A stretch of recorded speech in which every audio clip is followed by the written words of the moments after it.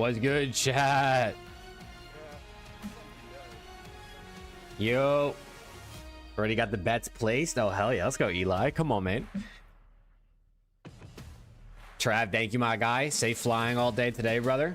Hope you have a good day. What's good, chat? How we doing, man? How are we doing today, everybody? You guys got to let me know how the audio levels are. Is my voice good? I mean, the game's not on yet, so I guess we can wait to see with that, but they got some badass fucking intro music going on now. Look at this shit.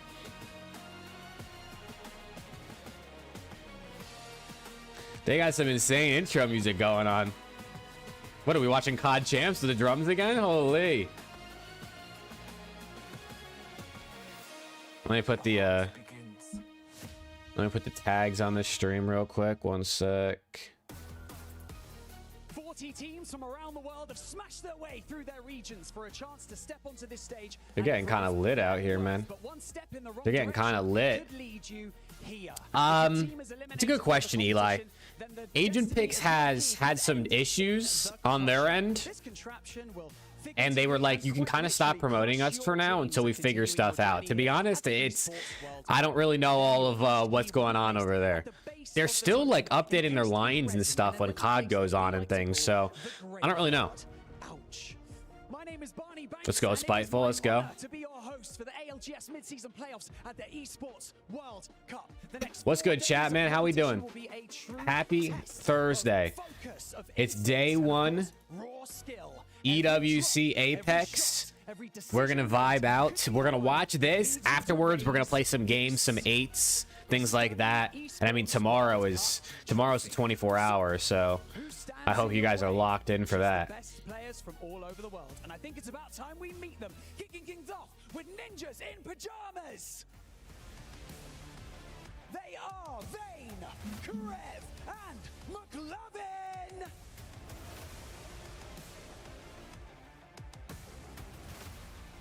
Team Nemesis. They are Kaishiha. Let me tweet that I'm live. Bang, there we go. You'll need a good night's rest. I know, dude. It's gonna be fun though. The 24-hour last year was a lot of fun.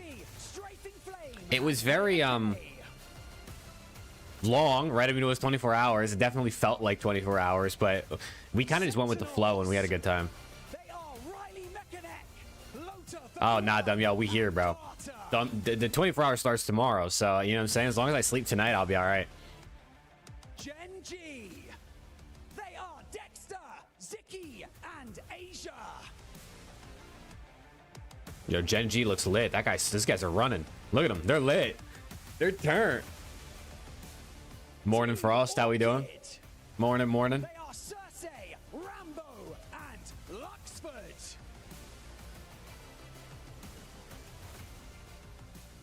Noah's Fox. They are Satsuki. 100T's in Group B. They are, yeah. 100T doesn't play till tomorrow. Dude, I don't know what happened, bro. Phony had to go into like emergency surgery yesterday.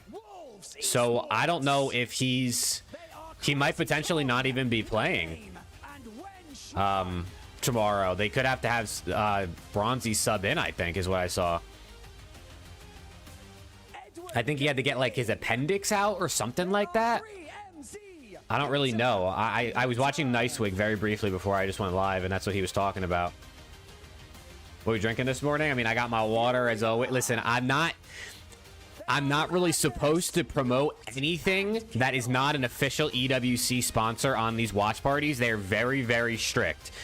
But what I will say is I'm drinking a Peachy Mango Puff Juvie. You can do with that information what you want. You know, I think I'm still small enough streamer that they probably wouldn't really care too much about what I say, but I'm not trying to get on their bad side. All Gamers Global. They are Dropped, Zap, and Skittle Cakes. So it's shout out to EWC, man, for letting me watch party. I mean, to be honest, I don't know. You know what I mean? We'll see what happens. Maybe they'll come strike me down. I filled out the form now, so hopefully I should be good. They had a co-streaming form. I filled that shit out weeks ago. No, they're really strict. Honestly, I probably shouldn't even have this up, but we're just going to pretend it's not there for now. You know what I'm saying? 100T's in Group B, Robbie, so they don't play till tomorrow.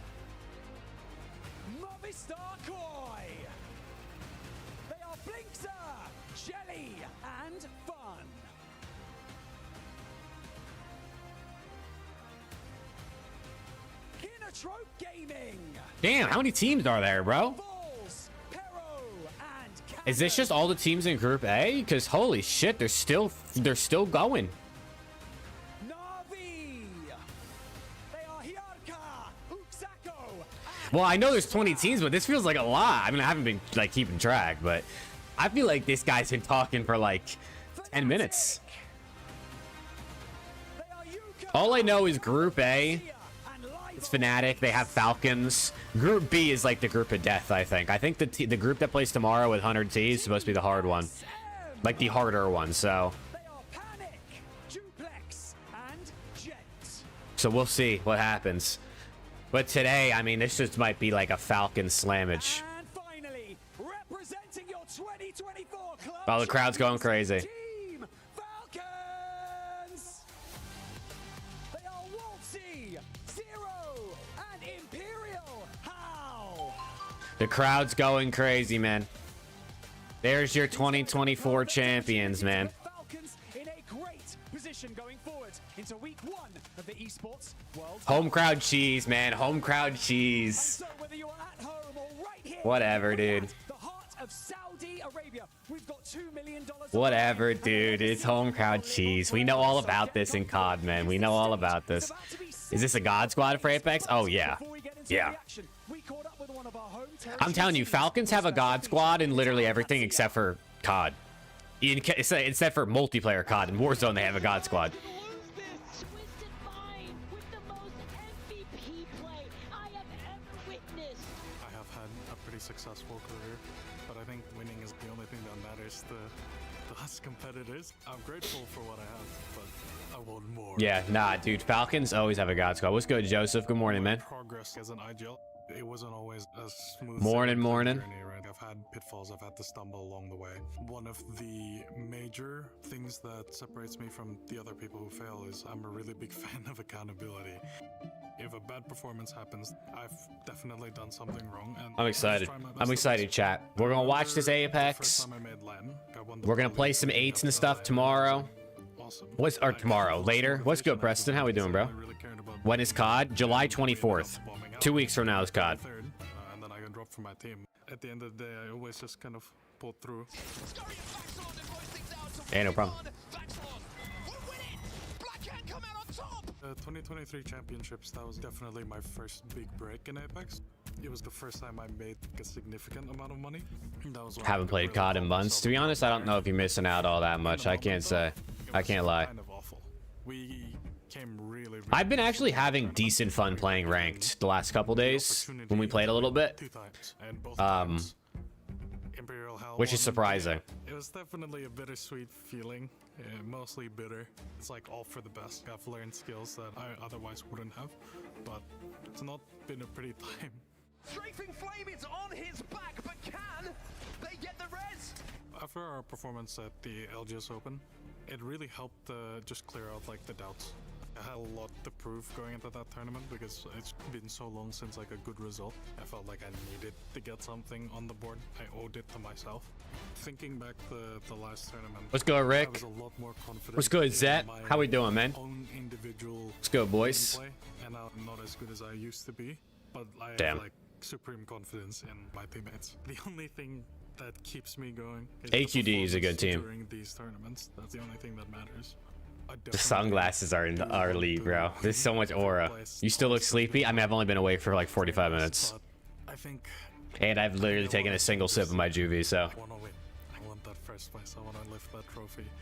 we're locking in. And that would kind of Is mean that a lot tree to me. new? Yeah, well, it's not new. I've always had it. It just was on the other. It was like in front of me. Well, it is our But job I to moved it welcome you here just to to our change up the stage background a in little Rio. bit. It is the mid-season playoffs, and it's going to be myself on set. When I got the new Justin PC, I to talk you through this rearranged my first setup a little game. bit We are in and hung Group some A stuff up on the wall in front of me. So Dan, we have got 20 I figured I'd teams move that joining us back right now there. here on Add a little the spice, you know what I'm These saying? groups are stacked, as you'd It's expect in a fake. It's not tournament real. of this prestige. And really, there's that nervous nature about all the Yeah, teams chat, dude, walking I'm onto the excited stage. for the 24-hour tomorrow, bro. We're going to be starting when Apex starts tomorrow morning, so I think it's like Yeah, we're gonna have 9:30, 10 a.m. Eastern, so it's a little bit later than today. I don't know why EWC, for some reason, starts like earlier on the first day, like on Thursday for like COD, Apex, for whatever reason, and then it starts later the other days.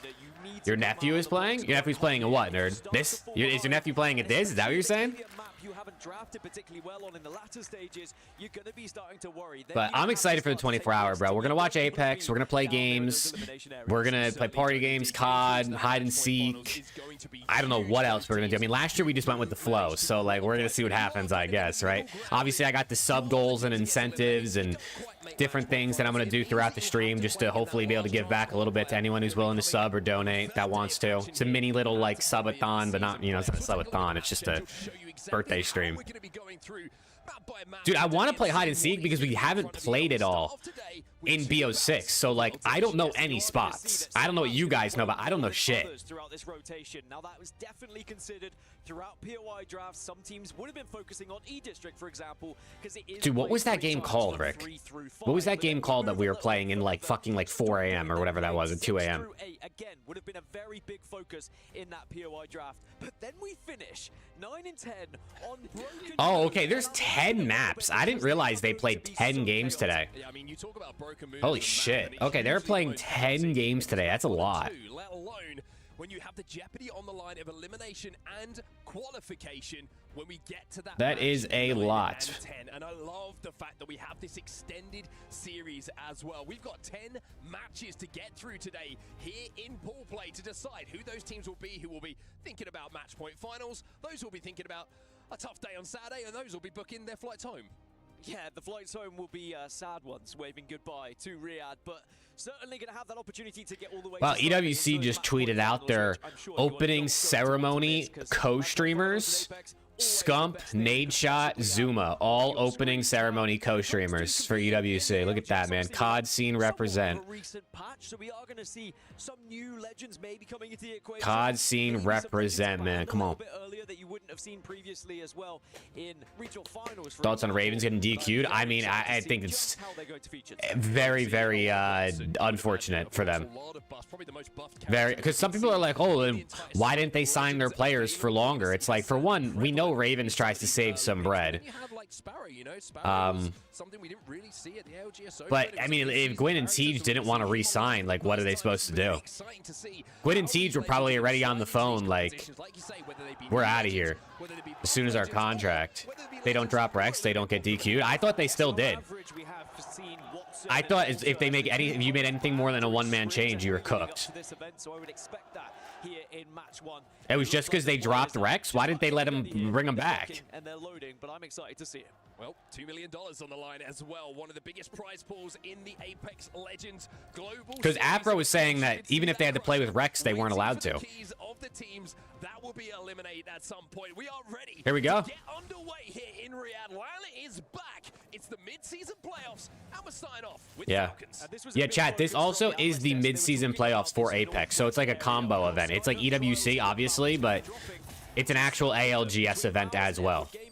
Is there going to be a little bit of a ruckus for No, that's what Afro said in his tweet. He said that they would still play with Rex, but they still weren't allowed to play either way. More than happy and won't have to take a fight between them. So Miles and Edward Gaming should be absolutely. No, I think that's what people are so upset about, Rick, is that they made two moves that were out of their control, but EWC is like, no, like, you're not allowed to either way, even though there's nothing they could do about it.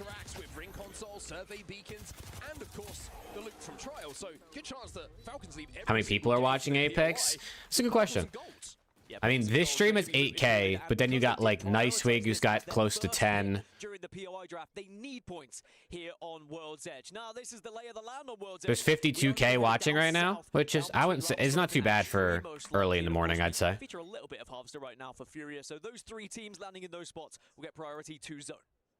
Looking at where that zone's going to be going. Truck is going to be maybe. Who do you have winning? Play for a lot of these teams, but the like this group today? I have no idea. Hold down that platform outside of Lava. Probably Falcons. Will play for a little bit later. Everybody's using the same lineup, bro. Look at the lineups. Everybody's using it. A little bit of fire as they move towards that end game, but there's a good chance actually here that this. I don't even know like who's in this group that I'm rooting for. The world thing? Oh, like the club championship? Definitely Falcons. a character that can control that. Falcons space. got like the best rosters and everything, Dropping over at the north or at least side. one of the They've got best. a long way to go. As now we go from the north towards where the teams are going to be trying to take a little bit of priority. Zero Tenacity being one of those teams. Yeah, Zero Tenacity, a very impressive team during scrims as well when they were playing on. Oh, Apex? One of Falcons. the best, actually. Probably Falcons. Top 3 out of all teams competing in this tournament, not just this lobby, in this tournament. So I'm expecting big things from them on World's Edge in particular. I'm trying to see We'll see who's whether they can live up to in those this group that I want to root for. We're already seeing. I don't really know. I don't really think there's any team in here that I like. I mean, 100T's in the other group, and NRG with Timmy's in the other group. Timmy's retiring after this event. That's kind of sad. Shout out to Timmy. He's hanging it up, the comp side of things after this. It's interesting to see a lot of teams, as always Let me, is the case, Dan, when we get to Let me move this down a bit. Try not to very rapidly, very quickly. A lot of teams early rotating here to zone. try not to block the kill feed at all. Like 4 teams left in ring 3. NIP, we're gonna root for Ninjas in Pajamas. So many teams dying early, but when money is on the line, this much money is on the line, yeah, suddenly those playstyles do change. And you mentioned it. A lot What's good, of Colin? Watsons, I believe from what I can see, Watson going to be banned going into match 2 with those legend bans as well, because there's just so much Watsons being selected. That's a lot of She Watson is fences an right there. Incredible legend now with all the changes that have come in, whether it's those fences, just making sure they can. Holy shit. Not allow anyone to enter. You touch a door that is electric. These guys are in hell. Oh my god. Dude getting naded, shot at from 18 different people. Isn't it night? No, it's 8 a.m. It's morning. It's going to be pretty easy to hold down for that long game, as long as they can avoid some Skynades. Just looking at the composition here, you can see it's going to be Crypto, Watson, and Alter for them early on. So that interception pylon from Watson. Okay, Orchid's trying to get out. Skynades that do come their way, but they're actually playing down the low ground. Excuse me, it was TSM before I was mistaken, who are above them.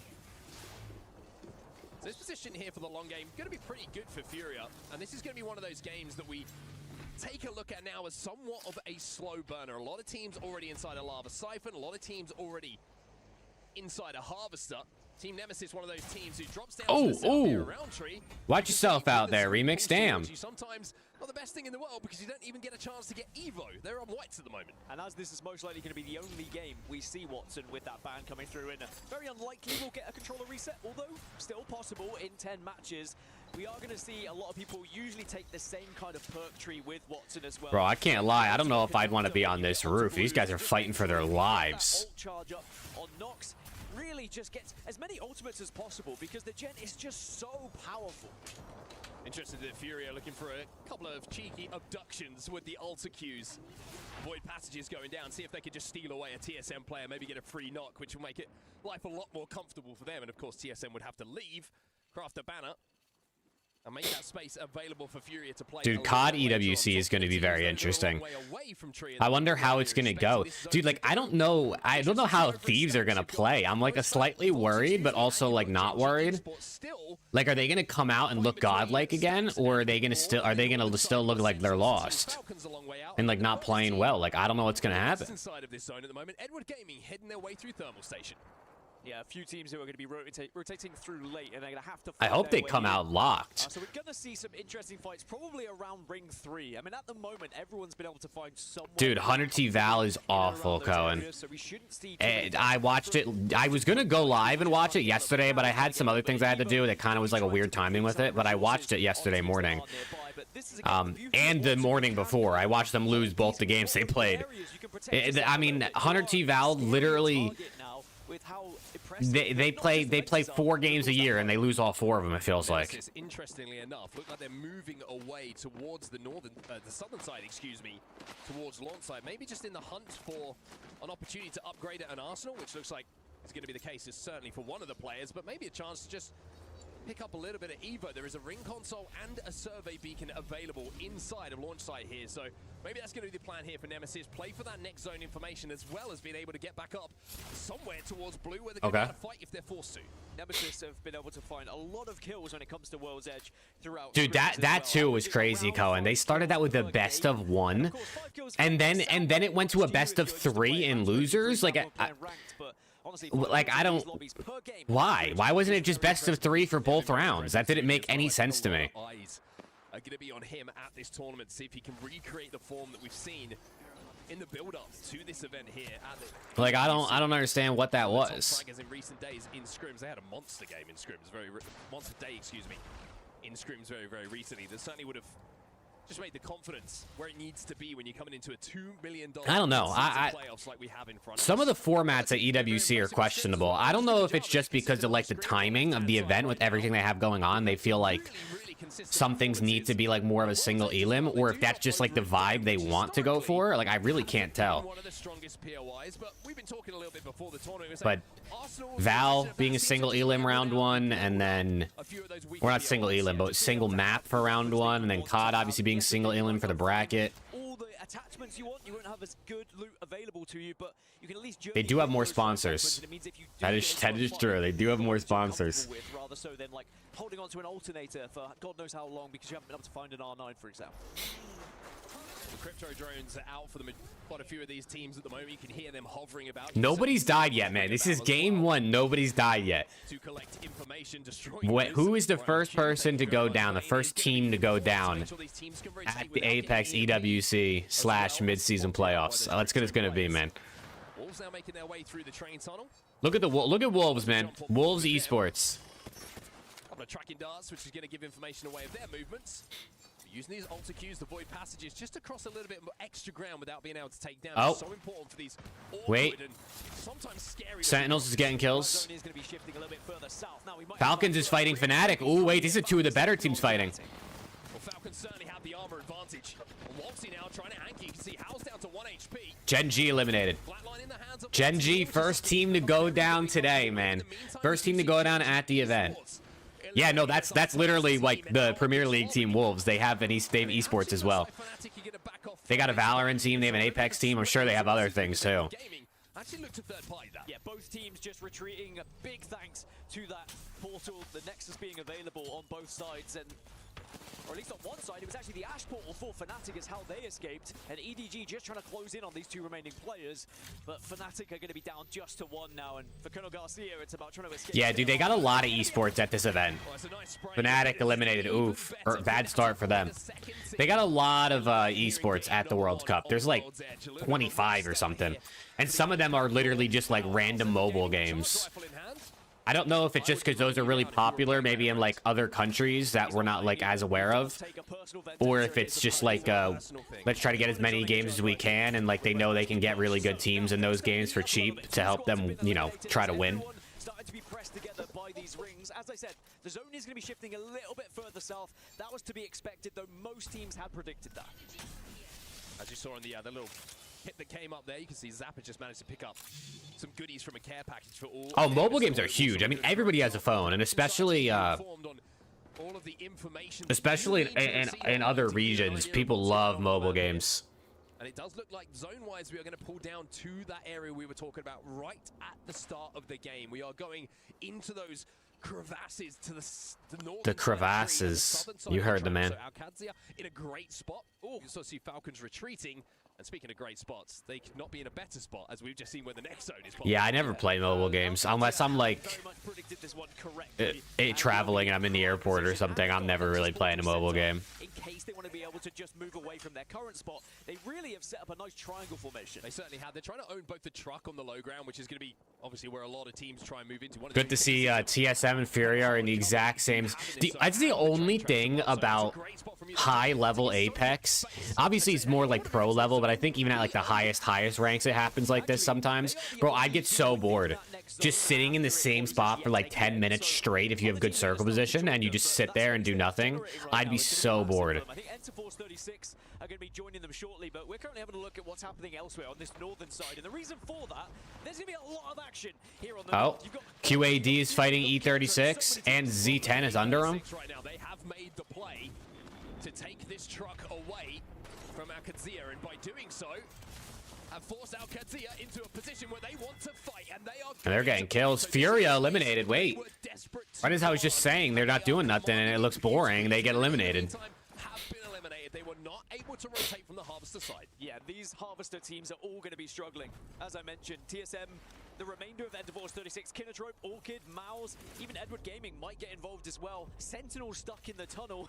It's going to be... Now they're really bored. Yeah, now they just got to spectate. Who have eyes Well, it's definitely fun when you get past this point where it's like end game circle and then there's a bunch of teams left and they all start fighting. Like that's why end circle Apex is like super fun because there's a lot of teams usually. But leading up to it, I feel like it's just like a little slow. As a player, I feel like I'd be bored. It's like if I was in this lobby right now, I'd just be like, dude, I want to just go chow somebody. Like I just want to go chow, bro. Can we fight? We saw them rotate so quickly to this position on the fence line as Orchid are trying to deal with the okay, E36 dead. 36, and that's exactly what they are going 4 to do. teams down already. Round 3 ring just finished closing. KP's going to be important. These points, every single one is going to be so... Dude, I feel like I don't hear about comp Fortnite at all anymore. What's good, Abby? Like, I feel like I don't hear about Fortnite comp, like, ever anymore. And I know it's still pretty popular. I mean, maybe it's just popular with, like, younger audience, right? I think I may be a little too unk for that at this point.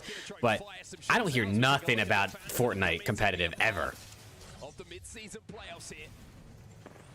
Dude, I gotta look into rematch silence. I've heard about rematch and I've heard it's fun.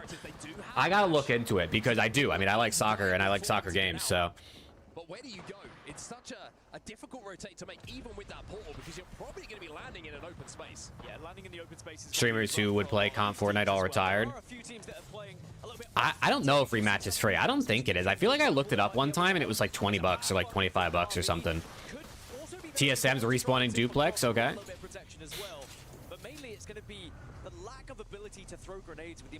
Yeah, I just remember, oh, on Game Pass it's free. Oh, W. I just remember like Fortnite comp like getting really popular, and I mean every like event, every tournament, like I always was seeing people talk about it. I haven't heard a thing, bro, in years. Oh, I definitely got to try it if it's on Game Pass then. So Na'Vi with a good fight here as now Team Orchid try and deal with TSM, who are trying to move to the outside of that building. But Orchid simply are saying no to this. Panic is last alive. He's trying to bounce in and out of this altar portal. But I think that might be the end of him very soon. Yeah, I guess a lot of the big streamers were also like pro players, so that definitely helped. Did trade reses. Dupe is going to be back up, so it's going to be a 2 versus 3 here. Unless no, it's a 3 versus 3. But do you get the reset in time? You can see the panic starting to set as well because everyone's. Oh man, these guys are cooked. TSM's got to be. There's no way. Yeah, we're gonna see. We'll be seeing you, TSM. Keen Trope out. As Kinatrope will be the next team to be eliminated. Feud, by the way, in the meantime, has become the kill leader in this lobby for Z10. 4 kills to his name. Koi eliminated. Toronto Ultra, we'll see you later. Now starting to fall. Movie Star will get taken down. 12 squads now remain. Na'Vi, by the way, I mean, they looked excellent in scrims, not just leading into it, but as we saw live scrims happening in this building. Yeah, Benji Fishy went to Val too. Zero Tenacity out. Yeah, confidence is a big thing, I think, for this Na'Vi roster, and they certainly do have a chip on their shoulder as Zero Tenacity. We were talking about a kill leader. Well, unfortunately, now they're going to have to... An IP out? Oh, man. Ninjas in pajamas will be next as we dude, TSM is still alive. What the fuck? How did they get out of that? If they win this match, that would be huge. Yeah, look at the crowd underneath me. Do you see the camera right there with the crowd? They're going nuts. Yeah, the Thieves Valorant team got slammed, bro. The Thieves Valorant team got cooked. But to be honest, that's unfortunately what happens every time they play, it feels like. So. Wolves have taken a lot of damage here as well. No one is safe. No one is in a good position right now, by the way. Everyone kind of has to move in at the same time. The Wolves have a guy on their team named Donut. I think that's my favorite player in this lobby. I think Wolves Donut is my guy. Look like there's one available, 44% until that generator is going to be available. That interception pylon for Crazy Kong to stop any nades coming their way. I think they're just hoping that all gamers don't have any nades, but now you're going to see him go in, and you're also going to see the America's kill leader from the Pro League. That move in to pick up a few more for him. No, Donut! Can he make it 3? Down goes Wolves, down goes Na'Vi. In the meantime, Na'Vi also go as well. Dude, that guy he's deep in the CS cases, bro. Nade is deep in the CS cases. On this northern bridge, but they still have to move That big opening they're doing on Friday, him, Tim, Oni Pixel, and Arrow, like 200 and whatever it is, $60,000 worth of cases. We'll keep tabs on that on Friday while we watch on tomorrow when we watch this. AQD out. Nah, Thieves play tomorrow. They're in Group B, so they don't play till tomorrow. This is Group A.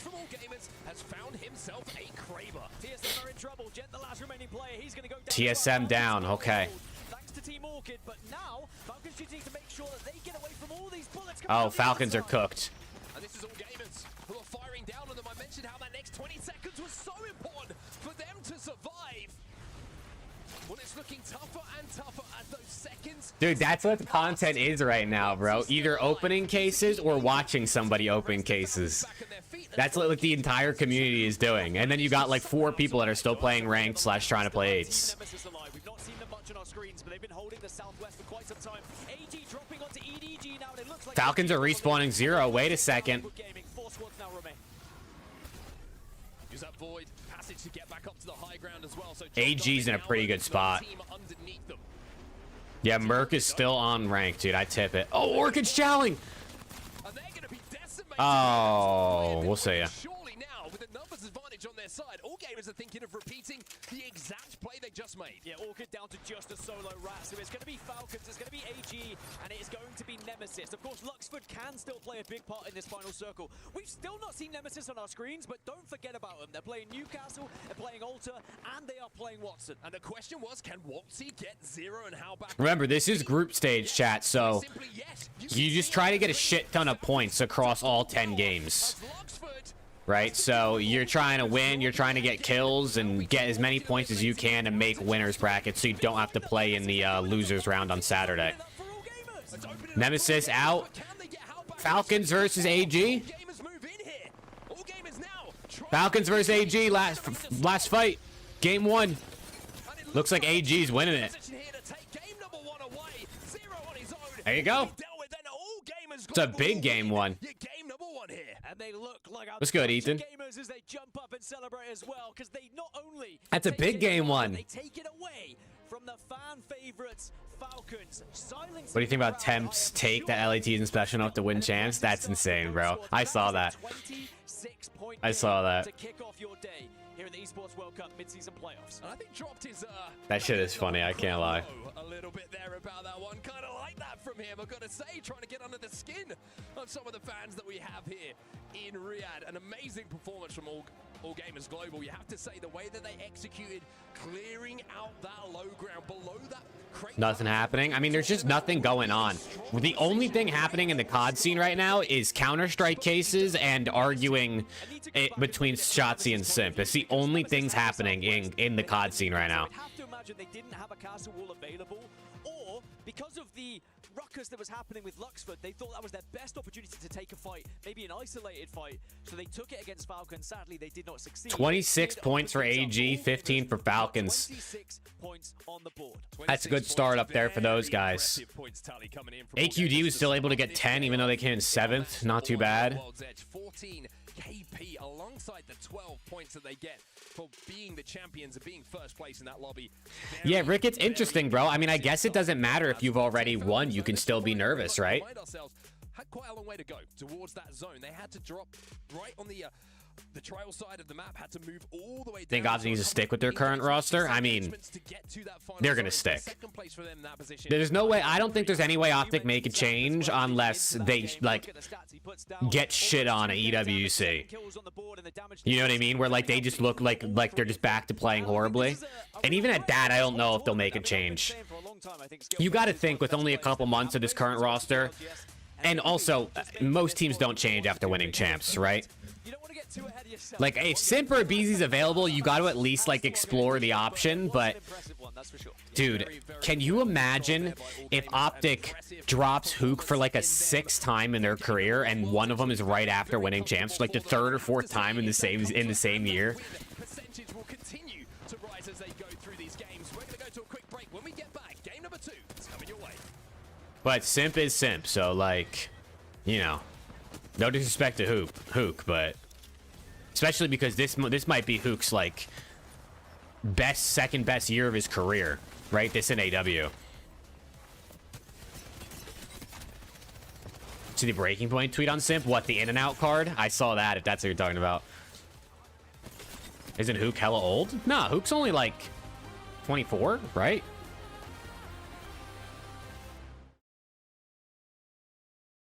Hook is he's 25. He'll be actually Hook will be 26 in October. So I guess for a COD player he's old because he's going to be 26 October 21st, right? Is that math right? 1999? Yeah, he'll be 26. Hook has been playing for a long time, so he might seem older. Because I mean, Hook was playing before there was restrictions, obviously, when he was before 18.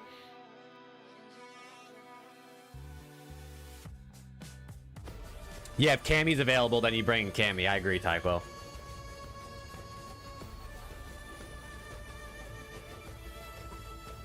All right.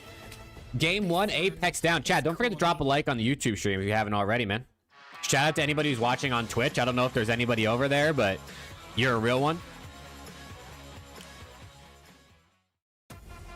Dear Papa, my studies have been very rewarding.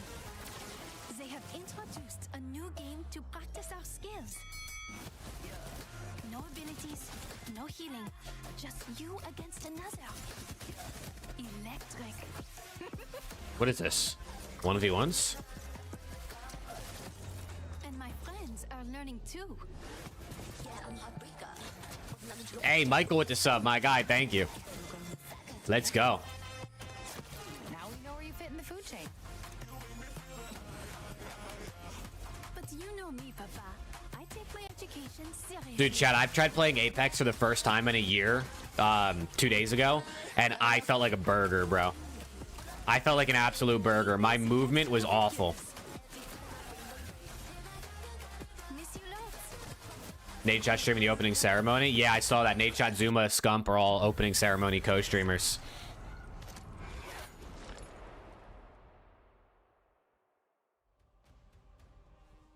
Hey, that's good work out of YouTube, though, Michael. That's good. You know YouTube's doing a good job when people don't realize they're not subbed because you just always pop up on the homepage anyway. I'll take that because like sub numbers are arbitrary. You know what I mean? Like the more subs you have, I guess like the more legit you look. But at the end of the day, it's really about like how many viewers you get on your stuff, more than less your subs. You know what I mean? You can have 100,000 subs but only get 1,000 viewers, and it's like, okay, you know, what matters is who actually watches, not necessarily who's subbed. And not only confident in your fights, but the confidence this now brings going into the following games.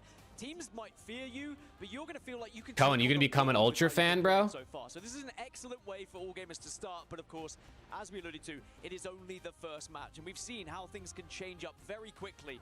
Winning one is great, but can you win two? Because I think when I look at kind of 10 matches, if you can get 2 big wins, you should probably be fine not to be eliminated from the competition because you shouldn't be in the bottom 3. But I wonder what teams are going to do this offseason, bro. Like, I wonder what's going to happen. I wonder what Toronto does. I wonder what FaZe does if they do make changes. Like, who are they going to get? Like, if FaZe drops Draza, if FaZe, you know, if a BZ goes to Falcons or something, like, who are they going to sign? Like, I don't even know. Like, I actually have no idea who you signed. Damn, their audio is terrible.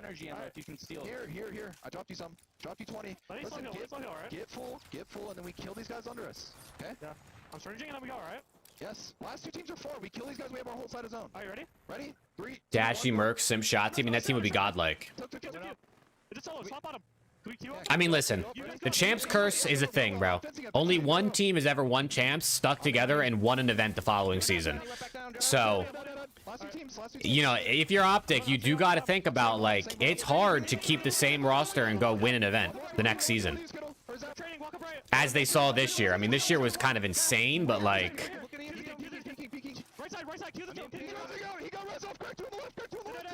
Dude, this audio is going to make me tweak. 30 HP.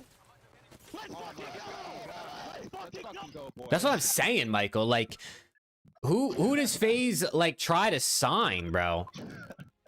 Let's fucking Like, I go, guess you boys. just try to sign like those next up guys. Like, if you can somehow get like a Joe D, a Nep. I mean, Kleenex has been around for a minute, so I wouldn't say he's like next up, but he's like that next tier.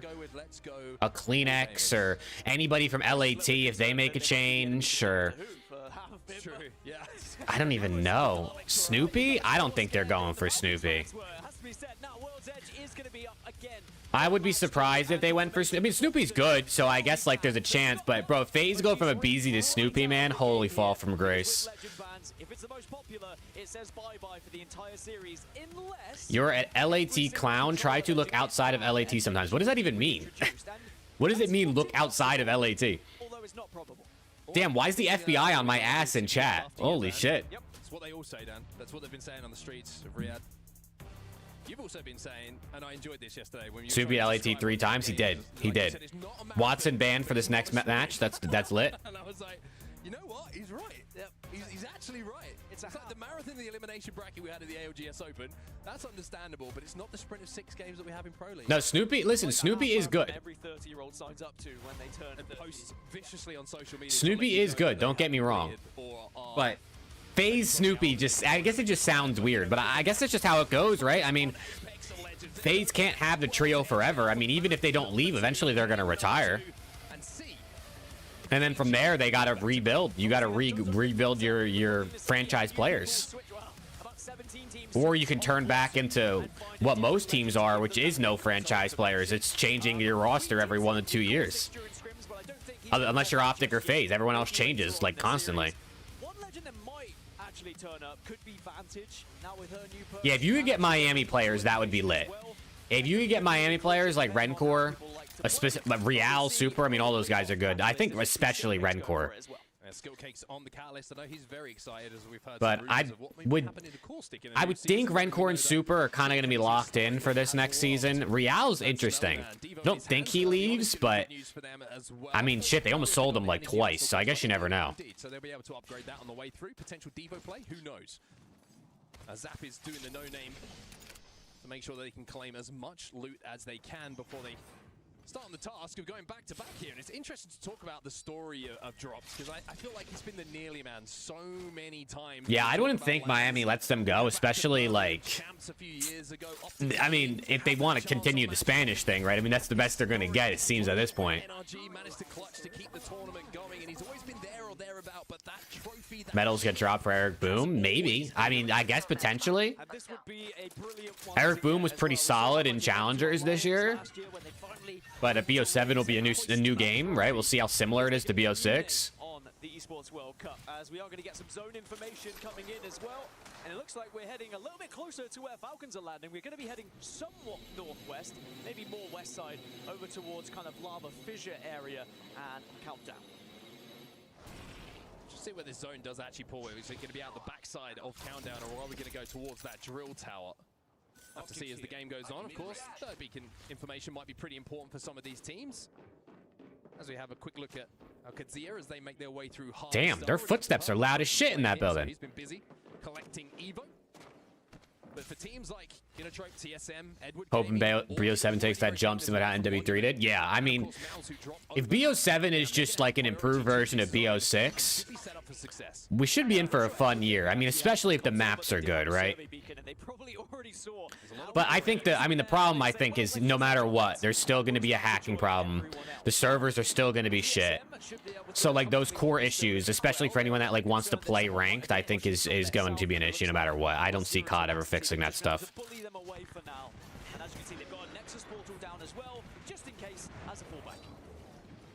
Yeah, it's a good point, Rick. That's a good point. In all aspects of the world. Simp can't overtake you all time if you team with him. Duplex, interestingly, as we saw from the interview from Lace a little bit earlier on with Jen. Unless they don't win any more rings, but then Simp wins like all the MVPs, and then people are like, okay, Simp's winning all the MVPs with Shotzzy. Maybe he is better, even though he has one less ring. Then it gets interesting. I want to mention as well, we are seeing a few players running that flat line as well. You saw it. People are losing their heads over the Simp versus Shotzzy debate, though. I can't lie.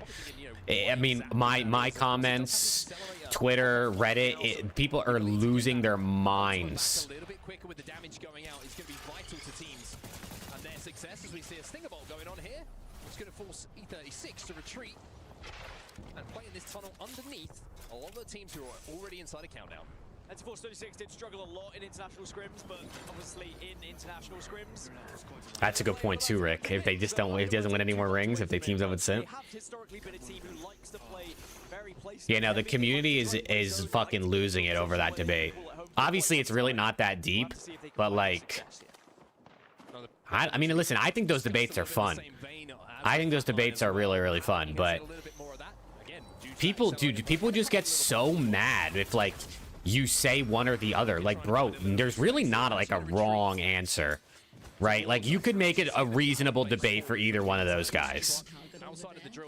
I mean, you know where I lean because we did our top list for the CDL era. If we're talking CDL era, which is what most people are at this point. But like, holy shit. My favorite thing is when you make a list and you have one guy number 1 and one guy number 2, and they're like, you're faded. It's like, bro, it's a singular spot difference. It's not like the guy that you have 1, I have 5. Like, that's maybe faded. But the difference between 1 and 2 is not faded, bro. Everyone else is either inside of countdown or working their way outside of it from landslide. As much as people try to replicate a tournament setting, Dude, I wish we had 10 to 12 tourneys a year, man. Even if we had like 8 tourneys, 9 tourneys a year, right? Like 1 a month for like 9 months of the year, and then there's like a little bit of an off season, and then the new game comes out. Like, that would be lit. Okay, yeah, Preston having Frosty 23rd was insane. I'll give you that. That was crazy. And Mercules 15, that's insane. I mean, he had Merc over Crim. The only thing Merc has done is won champs and champs MVP. Crim also won champs and champs MVP and like 4 other events in the CDL, but he still had Merc over him. That didn't really make any sense to me. But hey, everyone's allowed their own subjectivity, right? You have the catalyst as well, which is going to reinforce those doors, but the windows always make it a little bit scary. Genji's getting knocked again, bro. Genji went out first last game. Hope he's not listening. He probably isn't. I mean, he was in my Twitch chat earlier, but it's been like 30 minutes, I think, so he might not be here. But even if he is, I mean, it's okay. I have thought of a catalyst buff though. Reinforced windows. There we go. That's how suddenly her pick rate will skyrocket. Reinforced POI. Just reinforced. Sumo's getting sick of Aches. He was talking about rotating him out for attach, JCap, enable. Dude, I think that's not a bad idea for the flank. Because there's so many people that, like, I feel like people want to see on the flank. And they're obviously not going to have, like, 18 hosts. That'd be insane. If they did have a slot where, like, every episode they rotated out 1 or 2 people, that would be kind of cool, I think. I don't know if they'll do it, but it would be cool. It's interesting to see how Falcons are actually playing this game as well. Like, have, like, Aches and Ben on, and then the next week you have, like, JCap and Attach, and the week after that you have, like, Ben and Enable, and then after that you have, like, Aches and JCap, and you kind of, like, do, like, a little swap all over the place. Then they're going to hit that console and see where that third zone is going to be going. You pretty much just bring on Aches whenever Optic plays really, really good or really, really shit. The rest of the year, like, you can have someone else on. It looks, from my point of view, on the info that we have, we could be either going drill tower or a little bit further towards landside. So everyone who's gone into countdown is going to have to leave at some point. He won't rotate out Sam or Defarte. Damn. I mean, makes sense. I think Octane, even though he doesn't talk a ton on the flank, obviously has good bounce takes, and I think Parasite does usually too. Sometimes people are on his ass about certain things he'll say, but I think he does too. Falcons have just spotted, I think, all gamers on the northeast trying to scout round and see if Skyhook was available, and it could have been another battle here, but instead of yeah, it doesn't help that Aches doesn't watch the matches really. And this is something you're going to see from Falcons a lot, by the way, here on World. Because I understand his optic gimmick, like everybody knows that's what it's going to be, but you gotta at least watch so you can talk about some other things and not just only be there for like that one part, and that's the only thing you really say much about. This rotate through the tunnel is usually a little bit treacherous. I want to know how much those guys get paid to be on the flank. What do you think they're paid to be on? Actually move through to where this zone is going. Not so clear though for AG. AG find Noah's Fox, and Falcons actually going to probably third party this, or at least take a look at it. So Noah's Fox need to be careful. So they get paid per episode? Yeah, I mean, it makes sense. I just wonder what they get paid. Getting paid to talk about COD, bro, is just insane to me. I mean, I guess I kind of get paid to talk about COD. I mean, you guys pay me, right? I'm not getting paid from another creator, but... And I'm also not making nearly as much money, but it's insane, dude. Where they're trying not to put themselves in a pinch. Orchid will retreat, or at least one of them is going to, so Falcons were able to hold off just a single player that was trying to step up, hearing all that commotion. Falcons might have to burn a few ultimates here, though, just to stay alive, and maybe get aggressive. Yeah, I think they're pretty good in this situation, but... Just as you think that, there's a team coming through that tunnel. Oh, they're gunning. He has to get that first knock and manages to do so beautifully. That Havoc controlled... Not as much as Preston. Absolutely expertly in that situation. Yeah, Preston's loaded, bro. And Falcons can now get healthy. Yeah, it was like an almost ambush attempt from Orchid just to leave one or two... Yeah, Rain leaked that they had like a 30K payment or something like that, but I think, I mean, listen, Zuma could just be trying to, like, you know, cover up a little bit, but I think that was for like something else. He was saying it wasn't like their regular monthly bill. Like that wasn't what they spend on a monthly basis. That was like a one-off month where I think they had like an event or something that they went to or were going to. But they've got to worry about Wolves esports positions up on that drill tower. However, they make this cross, we're in a great position to pepper them with damage. So Falcons have got some choices to make here, how they play. They don't have to do anything for this zone. And it looks like for now the plan... Oh, Rick, I didn't even see that. Once we've done that, once we've cleared the likes of... Wait, what'd you say? Who have moved to get the respawn in Skyhook. They have perks now in the game? Oh, on Apex? Yeah, when you level up your armor, you get like a choice between two different... If that's what you're talking about, you get a choice between two different perks. For blue and purple shields, I think.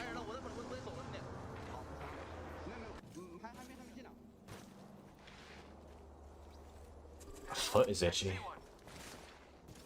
Well, we'll get Falcons on our audio in your ears as soon as we possibly can, but for now, let me see this. The POV, and you can see that at the moment they're just keeping their head on a swivel. They want to make sure that nobody is rotating. Oh, you're on the part-timer's ass. Just turn their attentions forward. Hey, let's go, Rick. Let's go gas, bro. Let's go gas. He's going to shift a little bit further towards Falcons as well. It's going to be on this eastern side. Hey, we're out here doing our thing, man. We're doing our thing. Realize it. Of course, they're not going to have any information right now. AG will also probably be pretty happy about that one. This move is it like very good or is it whatever? Some of them are good. Some of them aren't as good. Koi out first this map. We see a team deleted, and maybe another one here as Edward Gaming will be under fire. They're taken down by Sentinels. Some of the perks, yeah, some of the perks are like obviously better and more useful than others. I don't even know all the perks because that was a newer thing they added like maybe a year and a half ago. And I have not played a lot over the last that amount of time. Going up against here, and it looks like Na'Vi could not be long for. Hey, Rick, we're doing our thing, man. You know what I'm saying? Na'Vi out. We're just here to vibe, have a good time. We'll see what happens next COD season. If anyone wants to sponsor the watch party for the next COD season, let me know, man. Viewership is, you know, better than last year, so hopefully next year it'll be better than this year. We're on the rise. Gambling like CS cases, dude. If BO7 genuinely, I don't have a problem with like supply drops in COD as long as it's not pay to win. Like in AW, the fact that you could get like the speakeasy is stupid. Like you should not be allowed to literally get a gun that does more damage because you spent money. If it's just cosmetic, I got nothing wrong with it. I mean, it is technically gambling, so it's like, you know, not a great thing to promote, but the game is also supposed to be 18 plus. So like, I don't know, you got to be an adult at some point. Zero Tenacity have just moved in as well. They were all the teams that kind of the late stragglers here. I don't know if any of them are actually going to force a fight. We might get a position where 16 squads are still left going into this next zone. Maybe one fight might occur on the south. Gen G potentially against Algancia and Team Nemesis. We get to the point of view. Falcons knocking AG. Hold on. Because he was in the funniest position with that Sheila behind one of those walls, just up on behind. Yeah, that is true, Cohen. I mean, I'm sure they could figure out how to, you know, work around that. AG eliminated 16th after getting first to first game. NIP also out. Oof.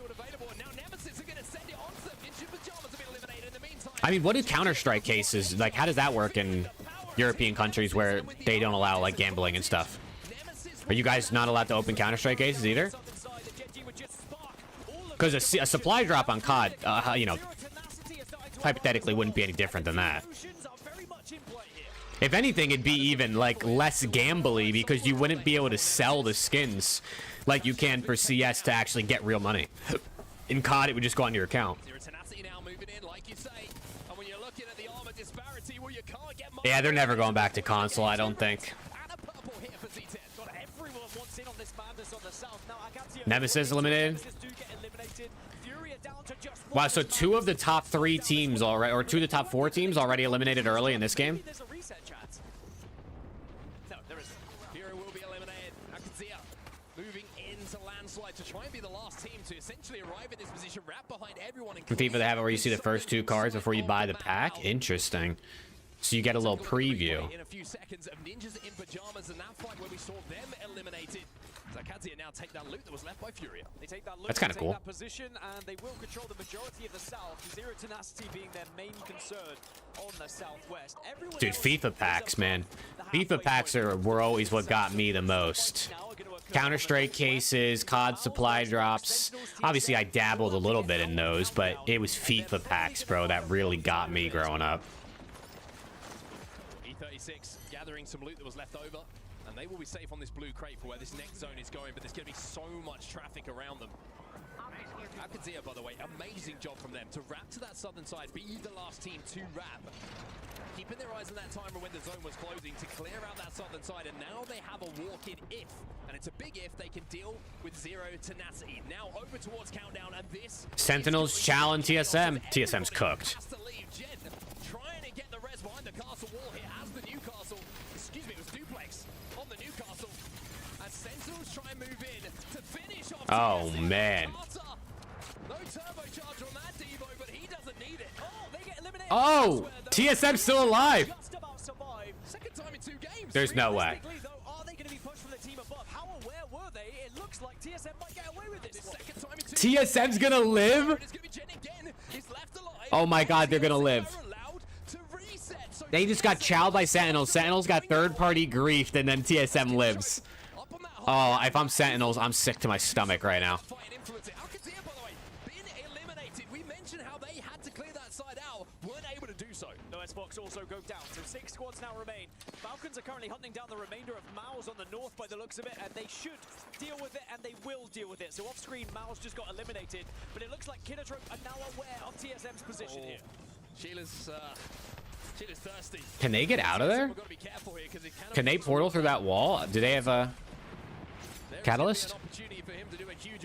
Or not catalyst, I can't remember what her name is called, bro. She came out right when I stopped playing the game. No attachments, maybe even res. Yeah, Kinatrope did res.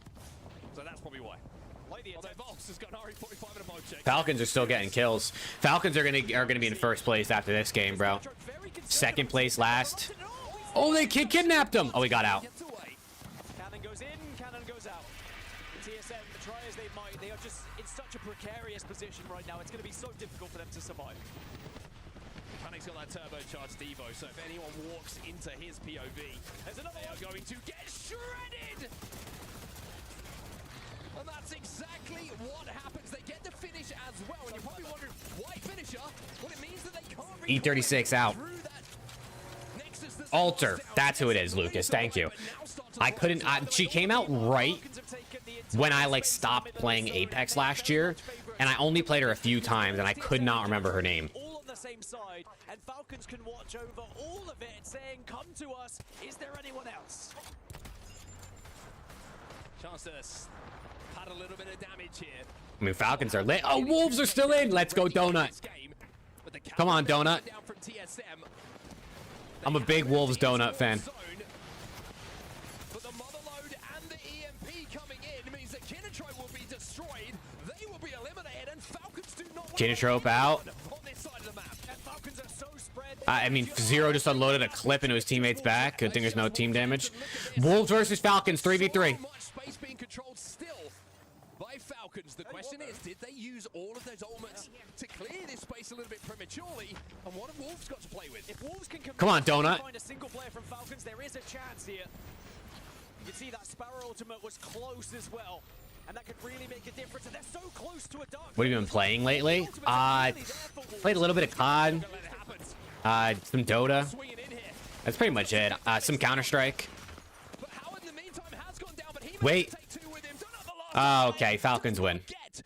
The crowd's going insane. Look at them. They're jumping up and down back there. Game number 2 here at World's Edge. It's a second player Dude, that's bro, the SBMM in Apex is insane. I haven't played the game since August of last year, and my SBMM is still literally like the highest it possibly can be. Is that not dumb? Like, you can't drop my skill base a little bit? Bro, look at this shit. Look, I'll show you guys. And if you guys didn't see my tweet. First of all, I didn't even know that they added this into Apex. This is pretty cool that you can even like see this. This is the rank distribution in my game I played. Bro, it's literally almost all the way to the end. There's that little sliver at the end, which I guess is like the highest peak players. What? Bro, this is my first game in a year, and I'm still playing against fucking gods. I'm over here burger movement. I don't know what the fuck. I can't do nothing. And I'm playing against literal gods. Like, holy shit, can't you drop it a little bit? Can you at least put me against some more average players for my first game back? Oh my god, man. I guess I am just him, bro. Like, holy. Well, my team was the line. Here, look, I'll show it again. So this is the skill distribution, right? This is obviously where most players are, and this is, you know, the farthest ends. The gray box is the lobby. The red line is my team. So we were below average in the lobby in terms of skill, like me and my two teammates. So however they average that out. But there were people that were all the way up here in terms of skill, and some people that were back here in terms of skill. And we were here. Bro, this is insane for your first game back. It's actually insane for your first game back. Well, match number 3 is going to be coming up very soon indeed. We're going to go for a quick break in the meantime, but the mid-season playoffs will continue at the Esports World Cup. I mean, I don't actually know for sure, Rick, because that's the first time I've seen it. They must have added that within the last year since I last played. But that's how I thought it was. Does 100T have an Apex team? They do, Pasquale. They play tomorrow, though. They're in Group B, which is tomorrow's matches.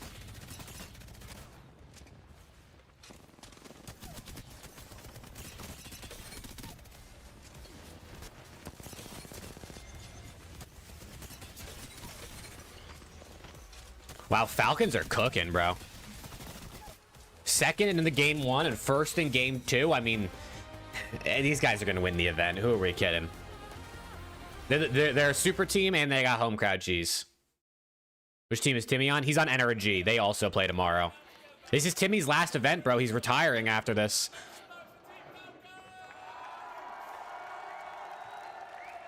So it would be cool to see them, you know, do something crazy and for his last event, but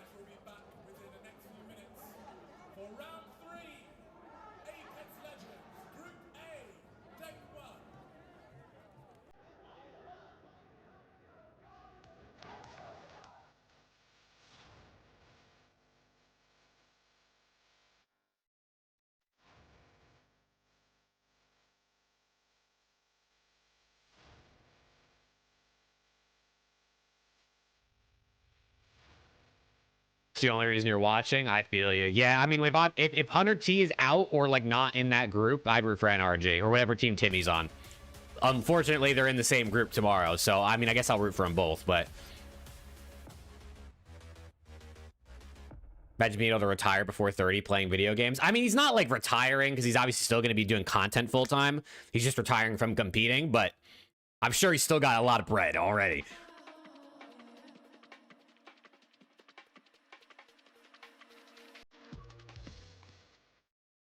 How do you think Kenny feels right now watching Shotzi win a ring while his system didn't even make champs? I mean, Shotzi said it himself. He said 99% of the time Kenny plays COD the right way, so.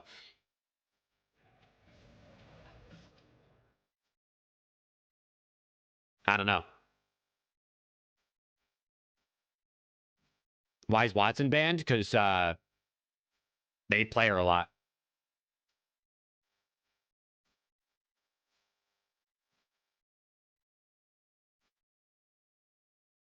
Alter just got banned after game 2. And Watson banned after game 1. I mean, they just get rid of the good. I like the legend bans, bro. It makes it more interesting. And I feel like it really helps you see, like, you know, what teams are capable of with different comps. I don't know if Kenny really cares. I mean, maybe he does. Sorry, Kenny's gonna go play for some Saudi org probably and get back. You bought an Apple Watch for running? Hell yeah. I've never had an Apple Watch.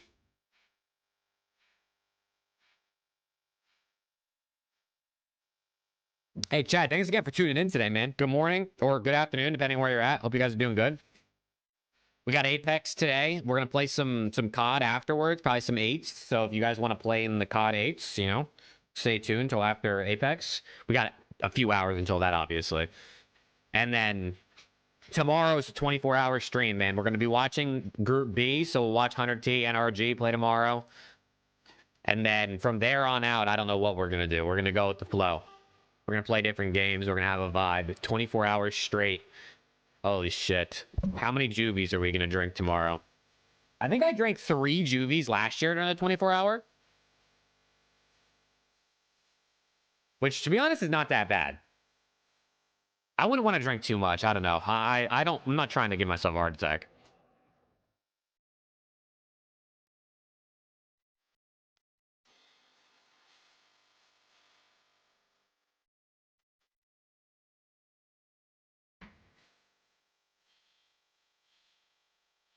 So are there any fans at this event for other Saudi orgs? Everyone looks like they're Falcons fans. And I know, like, I don't know, the Falcons kind of like host the event and all that stuff. But what about the other Saudi orgs? Like, is there no fans there for those teams? Are they dropping anybody from FaZe? Who knows? Who knows? They got to see how they do with EWC. I mean, the rumors are... Apparently, the rumors are Draws is going to go to Ultra, and BZ's going to go to Falcons.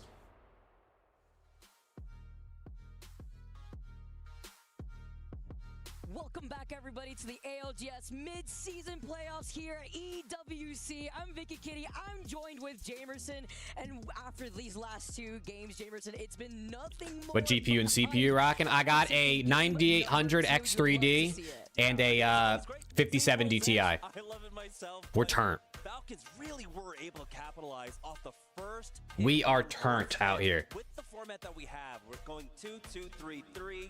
A lot of teams put the emphasis on those 3 map sets, but Falcons first picking it. One of the few teams to do that here on World's Edge did capitalize with the second place. Dude, the new PC's lit, bro. It's so good, Rick. It's been great. I mean, the fact that I was able to stream COD yesterday and get like 250 frames when previously when I stream COD, I'd get like 100 on like a good moment is insane. The EWC 2025. One of those games being I don't think her lips are adding up with the words right now. Spot, earning a crucial 200 points for their club championship. They are actually now just one of the Falcons jerseys are nice. I do like the jerseys those guys are wearing. Dude, I like the Thieves jersey they released for this event. I'm just a little broke right now. I don't think I can like, you know what I'm saying? I can't justify spending like $100 or a little over $100 on a jersey right now. This wedding is coming up quicker than you realize, and holy shit, and I just bought this fucking PC, bro. This year, along with NRG, who actually had 0 points, so they are now in the race to get themselves into that club championships. However, it's not always good news for some of our teams. We did see some unexpected teams face early. I need the COD season to come back, man. Esports, despite their strong presence. FaZe released New Jersey? I have no idea. Did they? Lost their opening match against Carmine Corp, and I mean, it looks like most teams like released a New Jersey for EWC, at least from what I was seeing. I don't know if FaZe did. Sentinels. They found themselves in an elimination match against XL. I know, dude. I need the new COD season to come back, bro. That's where all my viewership is, and viewership obviously equals money. I'm trying to get like a job or something for the off season at least that I can do to make some guaranteed cash that's not just reliant on like viewership and like people being generous enough to sub or donate. But dude, there's so many people looking for jobs out there. FaZe with 04? That's what Zuma was saying. He thinks 04 to FaZe. Nah, I don't have a car. I can't afford a car. actually have the opportunity to capitalize. My student on loans are too Team much. Falcons. And honestly, Team Falcons secured 100 points, which is still an improvement from their unseeded expectations of 0. But, you know, it's been an absolute whirlwind here in the first couple of days of EWC 2025, and this is just the beginning. The race is still just getting started. Thank you so much, Lace. You don't want to see yourself going through the crusher, Jamerson. We, of course, being able to focus on our team. Get a decent car for cheaper than you paid for your PC. True. Going for our day one here within the LGS. Especially with the format that we have right now. Here in pool play, 3 teams from each pool will be eliminated. For the teams that already got a top finish, they feel more than comfortable, of course, moving on. But it's about security. All right. Game 3, we go to E District. Miss a whole day of play and just kind of scout out the squad, scout out the rest of the lobby. We are on board with Team Falcons, our winners from game number 2. Of course, our top 7 teams here in this lobby will be able to move on to that final lobby, so they'll be able to sit pretty. Falcons in first place to nobody's surprise. They do 10 maps. 10 maps, so I mean it's still a lot to go. It's been a little over an hour, and we're going into map 3, so we're gonna be here for a few more hours. Take a look at Team Falcons, our winners of game number 2, and we were looking at E District. Now moving on to E District with Alter not being allowed to be played because we saw Alter picked the most for game number 2. I think that makes things interesting here, Jamerson, because on E District we know Circle's gonna pull towards Sentinels, Nemesis, TSM. Are gone, but we still have some very strong legends that are available here. We are seeing some smatterings of it. The Catalyst being picked up, of course, by a lot of teams, but also the Newcastle. We saw him really start falling out of favor a bit towards the end of the split, but now, because of some of these earlier defensive picks getting taken out so early on, we are now seeing a little bit of a resurgence of it. We saw a lot of it, right, when we were back at Champs, when we were at Open, but now we're Earls needs to lock in tomorrow. I know, dude. I need them all to lock in. I don't know what's gonna happen with Phony, bro. I don't know if he's gonna play. Coming into this event. And if he doesn't play, I think they're cooked. There's so many times that we've watched them where Phony's the last one alive and he stays alive and he gets a res off and like revives everybody. It's TSM sharing this building with Team Nemesis, though. They've taken a good amount of pressure already. TSM are going to be able to share this building, and this is something else about E District that I really like. A lot of space to coexist for a lot of these teams. So you can expect a lot of these final zones, especially teams that like to prioritize their positioning into that final zone, to be sharing a lot more of that real estate. Yeah, and of course, everyone that was able to hit up, Holy shit, he had insane. Is that stick drift? Was that just his stick drifting up? That looked insane. Wig was popping off. What about the team? Coming out from Street Market there, but at this draft point circle, you don't really expect most of our teams to get too aggressive here. I think the timings on a lot of the rotations alone will stop a lot of early aggression, and I think the team. Yeah, they gotta lock in. I mean, they're like a top 10 team in the world. Probably you know a bit better, maybe closer to 5 or like 7, but they gotta. Dude, I'm telling you, every time I watch 100T Apex, they come in as like a favorite, and they always finish like 5, 6, 10, like somewhere in that range, and it's like, oh my god, bro, please. Teams now actually rotating over to that south side where Shipyard Arcade does have a ring console. Comes in clutch if you want to try to play objective, especially since you know so many other teams that want to play patiently into that next zone won't really have those Evo shields boosted. We've been seeing a lot of damage output with poke pressure from the G7, the 30-30 thus far. Not too surprised, we saw something very similar, you know, when it comes to script bugs. Yeah, we have a small engagement here as teams are making their way on in. Alcancia will utilize their. Hold on, man. Oh! Nemesis eliminated early. Not good for Nemesis. Number 3, TSM. Gonna get an eye on this one, but I don't think there are really any trades on the other side. I mean, look at this pile up. It's not only just TSM here, hearing a lot of this fighting going down right below them. A lot of fighting for so early. I guess everyone's just trying to get good rotate.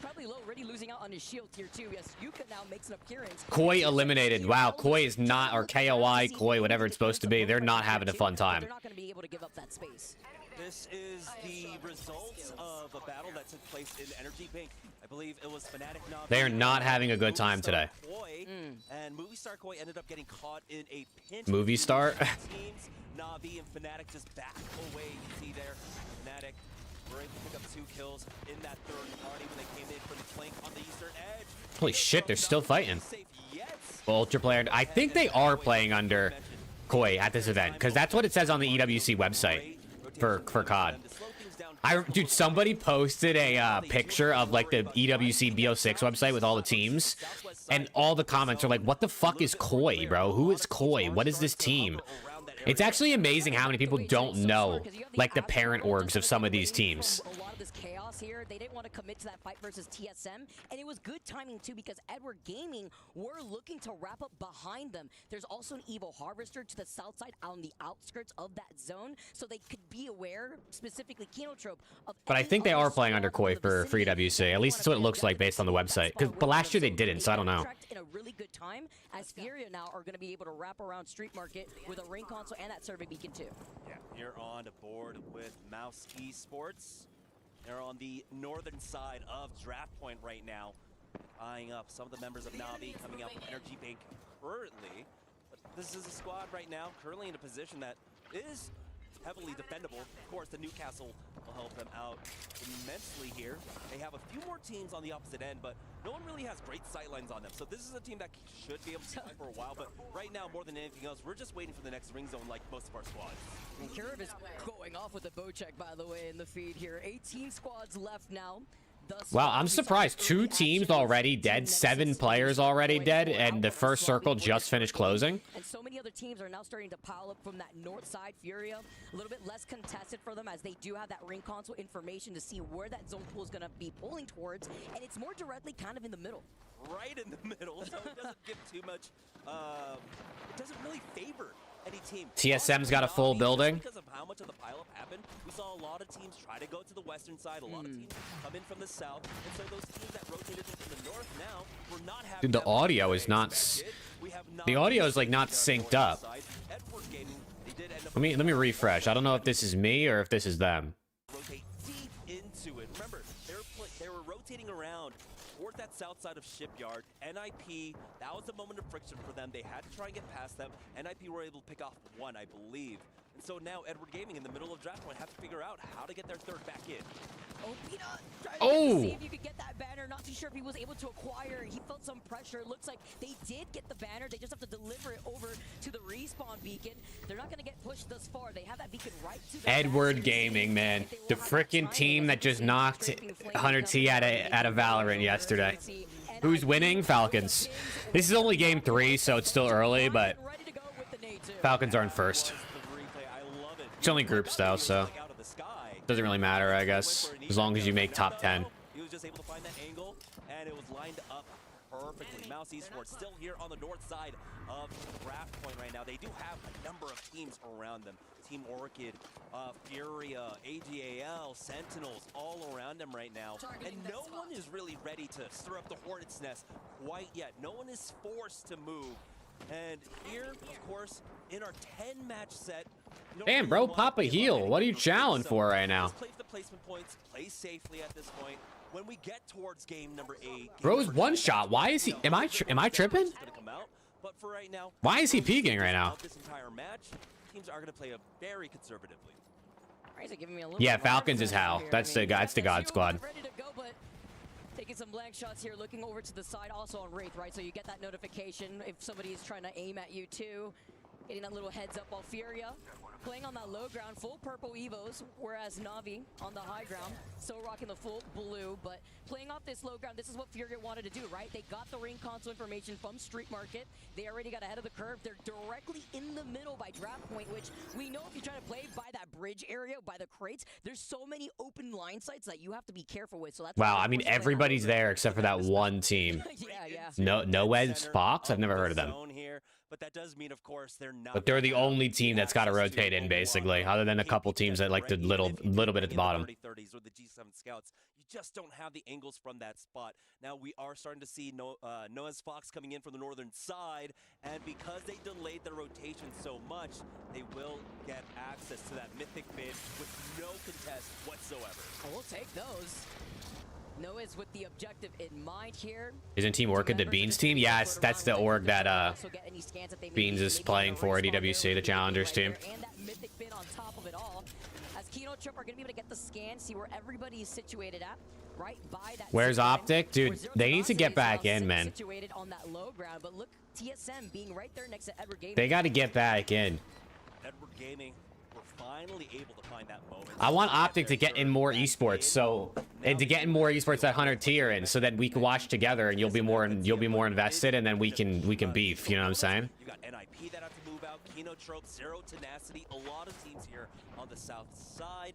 On the north, that's where a lot of that pressure was alleviated, and we have a major pull, but we have a big fight coming Big fight. But Zero Tenacity have already lost out on one. Oh!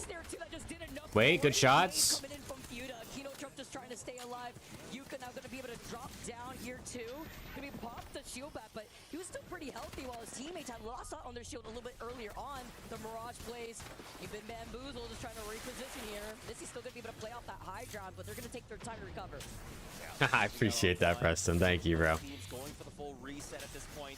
Dude, we need 100T and Optic to combine forces for a Counter-Strike team. Because CS is so expensive, which is why so many like orgs are just not in it. Because to get a competitive team, it literally costs so much money. They got to combine to do like a joint team. I think that would be lit. People play Mirage in comp. Yeah, Mirage is he's better now. By the way, all juiced up while we get the Mirage res on top of it all. Giving that green light though for other teams to now make their way into the vicinity. 0-10 still trying to recover while TSM I want a CS team to root for, bro. Yeah, for a lot of the teams that are still inside the zone, they don't know about. Because there's really not many good CS teams in NA other than like Complexity. I guess kind of is like the only good one. Or like the only one that's like consistently towards the top. But even at that, they're nowhere near good enough. Oh shit, that guy just got annihilated. FaZe is an NA though. FaZe is an EU team. Will have to be forced to really try and avoid a lot of that fighting with about 10 teams coming their way. Even better when Watson was FaZe has one NA player, so like I do like to, you know what I mean? But the FaZe isn't considered NA in CS. Making the rotate, trying to see if they can recover here while Edward Gaming stuck as a solo, only up to 3MC here. See ya. With these hipfire shots, you can't clutch it out. Their Tenacity still trying to stay alive after Edward Gaming get eliminated. Yeah, that brings us down to 7. Like FaZe's team lives in Europe. I mean, there's a reason all the good teams live in Europe. It's because that's where all the good teams are. I don't know, dude. Maybe they could make like 100 optics, Preston. You know what I mean? Optic Thieves. OG Hunted T. OGT. Nikki D with the sub. Let's go. Thank you, Nikki D. 我们卡后面，但我们得待这个墙，你知道吗？这边上面东西会来人了。打起来了。The whole team。对啊。这边上面这墙看这儿。对，上面没人，我们右边是不是有一队？对，我们只要卡后面，右边不管他，右边他有圈。对，后面卡了，把后面卡了。我操！来，给他分，给他 round 你了。空中可以拿，空中可以拿。小心，小心。 I think that might have been Kino Trope and TSM at the same time. But you know what? At least yeah, I was gonna say I don't think that's because some of that was TSM, but some of that was not TSM. Right? Like he transcends languages literally from both of these teams. As Furia find 2 knocks onto Mounts, they're the next to go. 15 squads left, by the way, and round 4 is about to close in the next 35 seconds. Nikki D was taken with the follow on Twitch. Let's go. Appreciate that. Would have been caught up in a huge scramble. We had maybe 7 teams in that northwest side of Draft Point, but Furia were able to Z10's cooked. They're still battling it out to try and make it in. TSM though are on the verge of knocking them out. See ya. Zero Tenacity are taken out, but they have to be worried about the third party. TSM looking pretty good here though. Quick recovery. Alcacia still playing right underneath them. TSM are going to be able to recover off of this, get right back onto high ground before they're going to have to eventually start moving. Let's see, man. How many teams are left? There's a handful of teams gone for sure. Oh! 2 of them down. Popping off Doom as he finds player K and Strafing Flame, and they're chasing after the straggler. Remember how just before the game you were like, Optic Legend Duplex? Yes, sir. You heard the caster. Dupe. I guess that's, you know what I mean? What, everyone who ever played for Optic just gets the same nickname? Dupe, Hook, Bruce. They all do the same shit. Their work is not done. They've got NIP up on Very, the very, very creative out of you guys. TSM need to move forward here with the rings to their back. Evo Gaming sounds like that could be a pretty hard name for Wolves, come on, Donut. The current composition that we keep seeing in this weapon meta is TSM stuck in the middle. Come on, Donut, show me something, man. Newcastle walk here, slamming it down, but they lose out in Jet. In the process, Wolves Esports on the other side of this catwalk. This is why we're seeing so Oh! Cat. The Akibo Oh, this guy's chowing. They find Jet, they find the finishing blow, but they don't find the clutch. How in the feed then get with the nade. Uh-oh. Dupe has been popping up with No, Donut's knocked. Genji out. Genji getting eliminated. Wolves Esports trying to survive just a little bit longer. NIP will not be able to deliver the crushing blow. TSM now surviving, I believe, with one. That is true, bro. That is true. It's okay. They just say like NA fans in general don't have good chance in anything. Esports, regular sports. We're not very creative, I guess. Wait. Wait. Wolves, no name. Down he goes. Dang it, man. Come on, my guy Donut. I need him to turn up. I know literally nothing about Donut other than that his name is fun.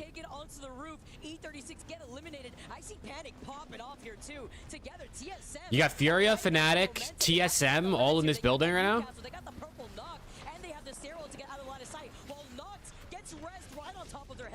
Oh my goodness. It's a bloodbath. Down to 9 squads here. TSM huddling in the corner here, trying their best to survive. Duplex down to Holy shit. as they drop down. The retreat covered by the Archers from Jets. And that might be enough to allow You got three teams? 4 teams, because NF is on their roof now. Wait, you got 4 teams at this building. AQD's getting a double res off. If TSM win, you can gift me 5. Who does this guy think he is, chat? Who does he think he is? Chat, I'm gonna have 35% off gifted subs on Twitch for the 24-hour, by the way. Just in case anyone felt like gifting. If you gift on Twitch, it'll be discounted compared to YouTube. Just throwing that out there now. A little heads up. NF eliminated on the roof.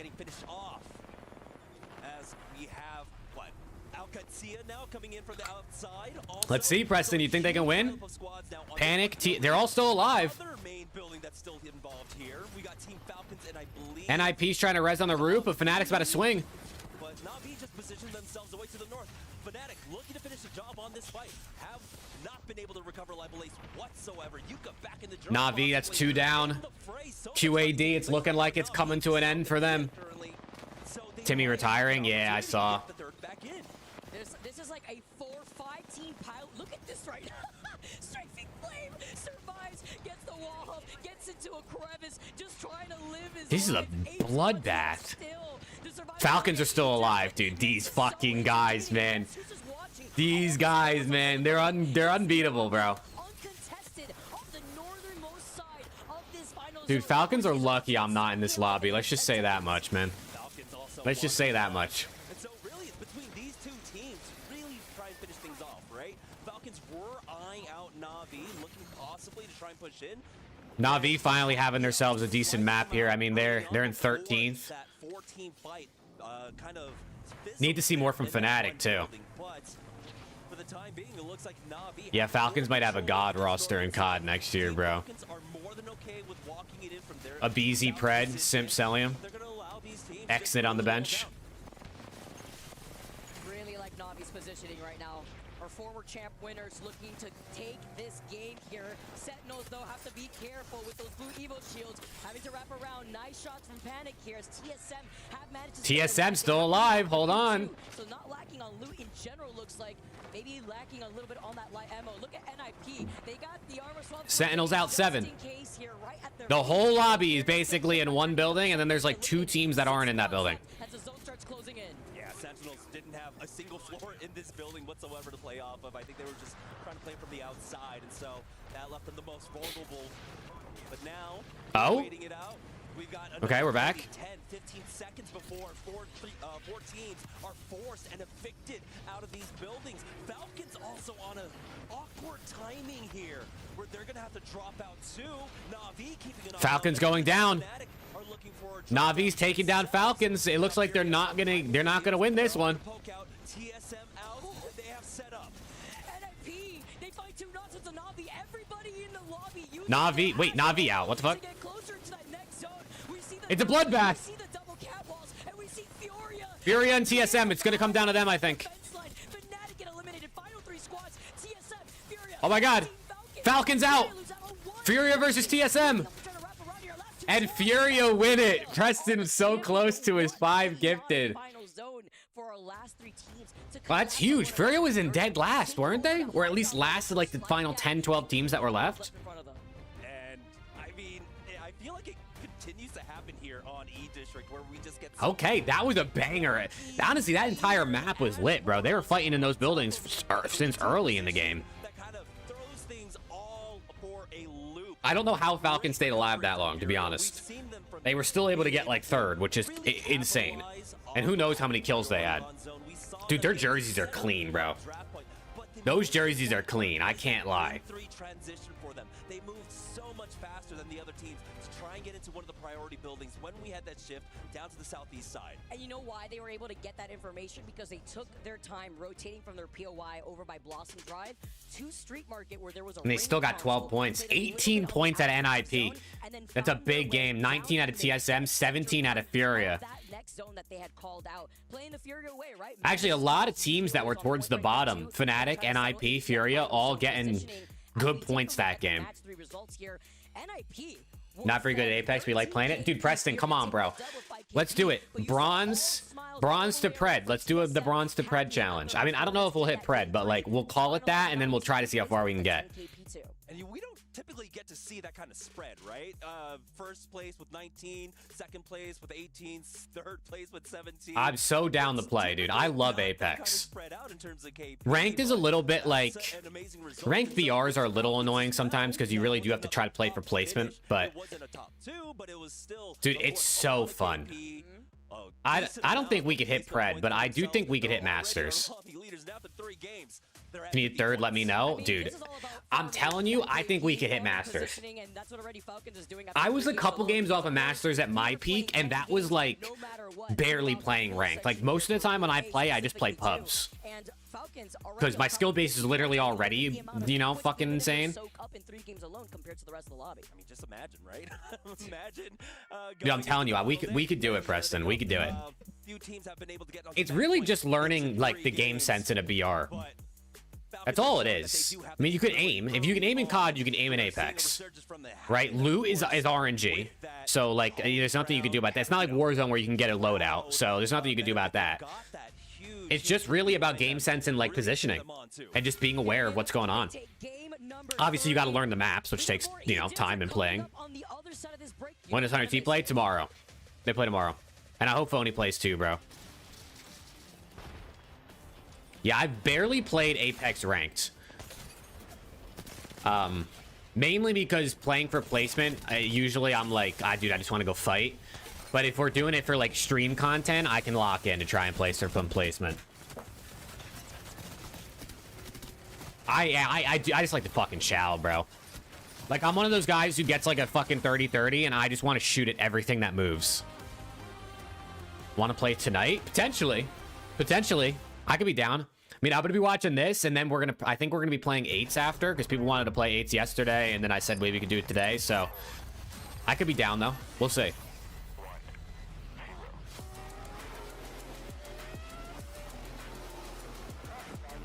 We'll see, just because I gotta wake up early tomorrow and start 24 hours, so it depends how I'm feeling later, because I do got to get to bed and, like, actually try to sleep.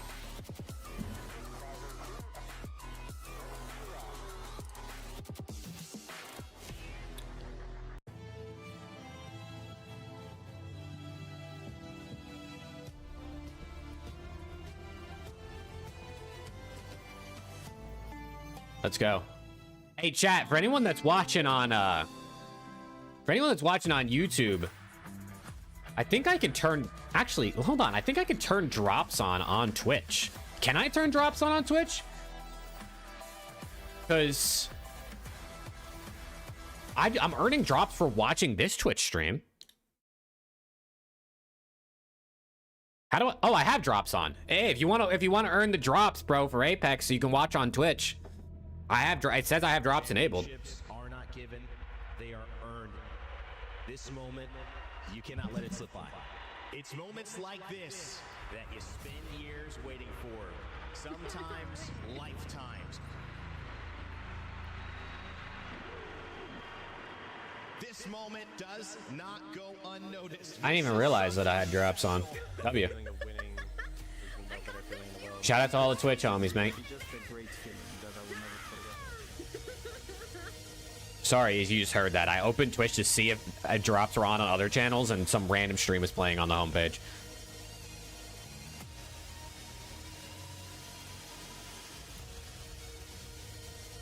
Do you see Speed streaming in EU again? Nah. I never watch, like, Speed. I see, like, clips and stuff and what he's doing on Twitter and TikTok all the time, but I've never actually tuned into one of his streams. Start playing Warzone and then transition over to Apex. Dude, Apex is so much better than Warzone, is it not? It's so much better than Warzone. I think a lot of people, especially COD players, don't like the high TTK that Apex has. I fucking love it, bro. Winning fights because you literally just have better aim and like can like hit more of your shots than somebody who hits you with like one sniper bullet to the fucking forehead and you just like insta die in Warzone, or like a couple bullets from a clip, and like it's so much more rewarding on Apex. I hate how fast you die in Warzone. Even with full plates, you just die and like you can't even cross the street. Like on Verdansk, people are just on the roofs, you try to cross the street, you're just instantly killed.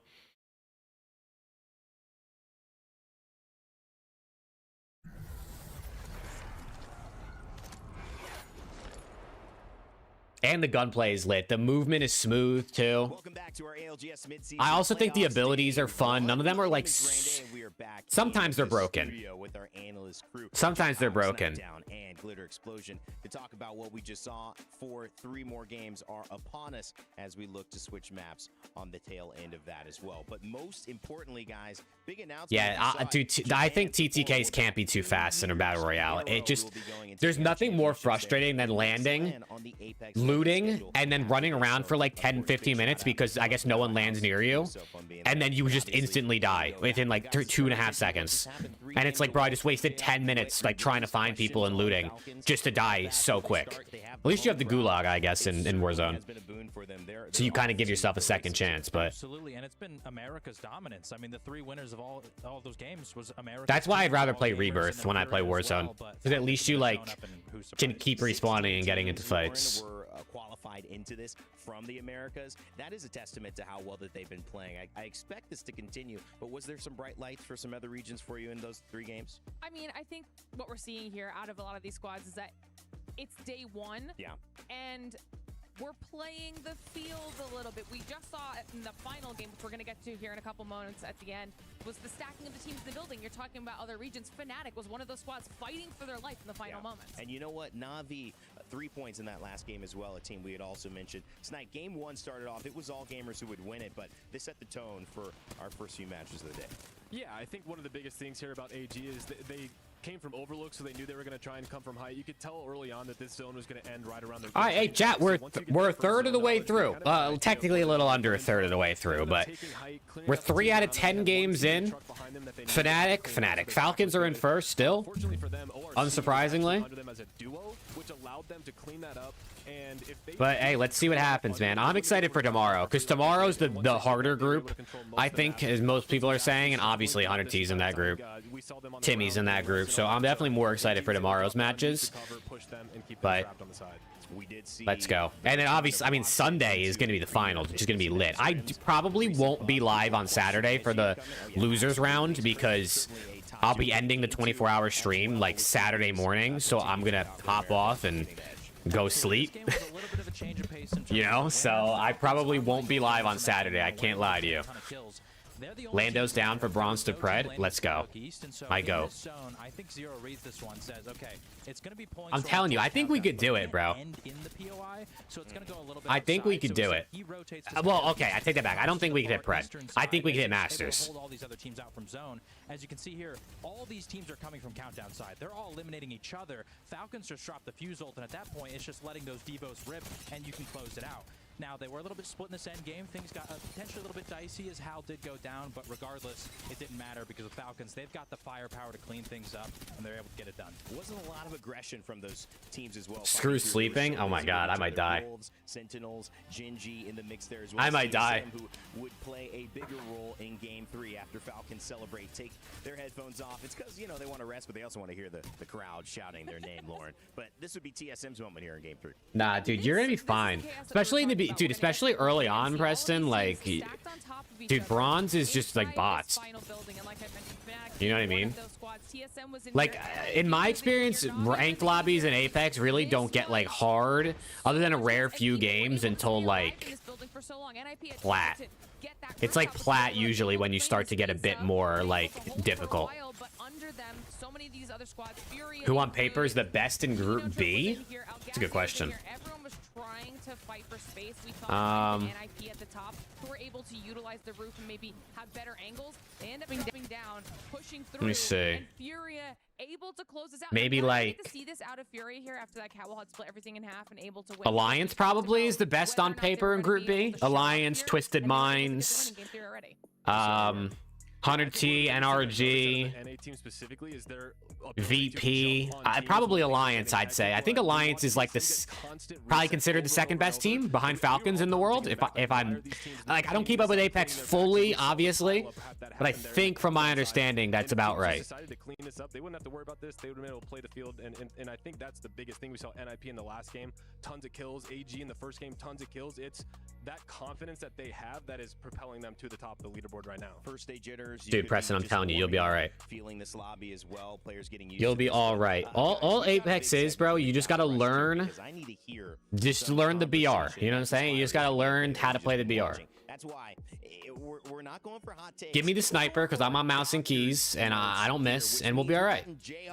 And Snipe Down involved. Twisted Minds is really good. I saw like a power ranking yesterday on Twitter. What have you prescribed for your doctor's notes? Of course, a segment. I wish I. Dr. Suleiman, I'll help you. Yeah, I don't know if I liked it or. Real quick, because I have a take, and I've had this take, I think, for almost a year at this point. I said it in Japan, and I don't think a lot of people have really caught on to this belief of. Oh yeah, here, this is it. I believe that Zainu is the Apex Legends World Rankings. This is 19 hours ago. This is from the Comp Apex Reddit, so I'd imagine this is probably relatively, you know, good place. Actually, Alliance is first ranked on their ranking. Falcons is third.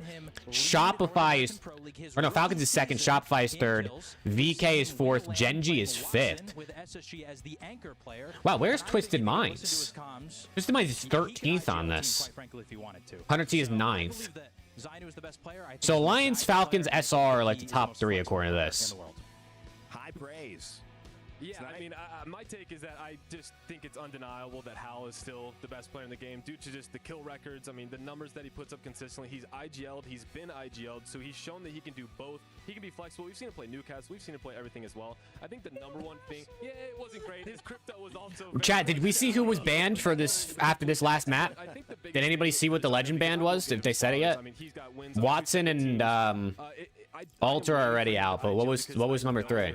I think that that's his next step because you can tell. I mean, even when he was playing with Phony, that there comes times where he loses confidence in his. Ash, oh bet. Take over and maybe Ash is fun. Like calm too much. Zero has said this when he played with him, and I think that he is so aware of how talented that he is that until he feels like, you know, when he starts to IGL, I think is when we see him at that top of the level because he's right there. But you gotta. They're gonna do 10 bans, yeah, after every game. And it's not the only way someone becomes unbanned is if their entire group becomes banned. So like if all the controllers or all the assault characters get banned, then I think it unbans the whole group. SR onliners, oh fuck.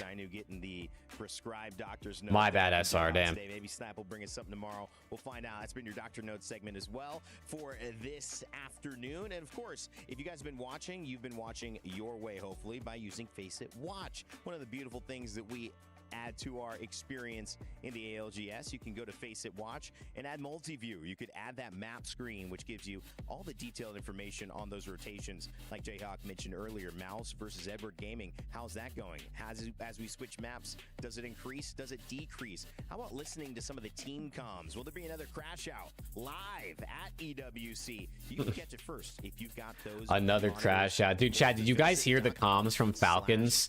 I think it was like maybe this past week or the week before of Waltzy and I think it was, I don't know if it was, I think it was Zero. Was it Zero crashing out on Waltzy or Waltzy crashing out on Zero? But Hal was just sitting there quiet, and when Hal is the quiet one, you know something's going on, bro. Thank you so much, Rain Day. We got everything going on, everything but Snipe Down's luggage. But it's okay. At least our legends are loaded into our 4th match here. And, you know, highlighting what we saw at the very end there, very chaotic. Furia having that slight high ground before sliding in, talking about how they even got there in the first place. Something that was important to mention, though, were the end game catwalls, too, that were specifically put up in that final zone just to split up a lot of that attention. And going into this next E-District game, Jamerson. All right. Game 4, E-District again. We'll see, because we still have the legend. Let's see, man. In play here. Match number 3, of course, it was the Ash that saw the X there, and that's 2 more. Koi has a single point in dead last. Holy shit.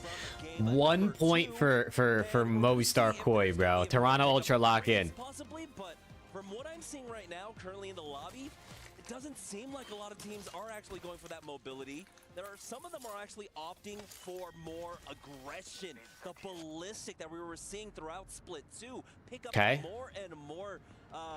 Pretty central, top central circle. Team picks, but it might be a mixture right there between Wraith and Ballistic. So a kind of parting in ways of what our squads want to do here in match number 4. Man, I hear those Devos in my nightmares. It's like a sleep paralysis demon, and then you add in the Ballistic. It's a cherry on top of just nightmares and crying. It's never ending. Yeah, a lot of ballistics on the map, a lot of Catalyst. I see some Sparrows, a couple Wraiths, a couple Cryptos, Mirage Fuse, Newcastles. Play Apex? I do, yeah. I have not, like I said, I have not played in like a year. I played for the first time in a year 2 days ago, and it was only for like 30 minutes. But I have played a lot of Apex in my time, yes. I probably have like 1,500, 2,000 hours on Apex across the different accounts I've played on between my Xbox and then my main Steam, and then I played on the Smurf on Steam for a minute when I was playing with my brother. That wasn't that long. They also had access to a ring console that's right there. Of course, a survey beacon being at every POI too, just scanning maybe a little bit later to see where everybody is going already ahead of time. Navi being one of those teams already positioned there, as you can see right here, but also rocking the crypto so they can get some information with that survey beacon remotely and then pinpoint where they want to sit.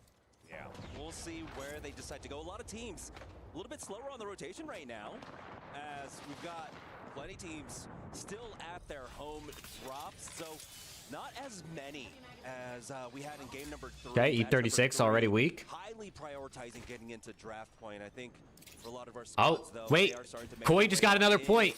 Actually, no, not yet. They knocked 2 of them though. There you go, that's 1. They've got a few teams around them. They've got. Hold on, Koi might have themselves a team wipe here. It looks like they're going to. Wow. Team wipe for Koi, man. That's some points on the board. They're up to 4 now. There too. You can see crypto drones flying overhead, just getting information to see if the fight was done, and indeed it is. Right in the distance, though, they're going to be able to reset. I'm wondering if that could have been Navi. That's to their north side.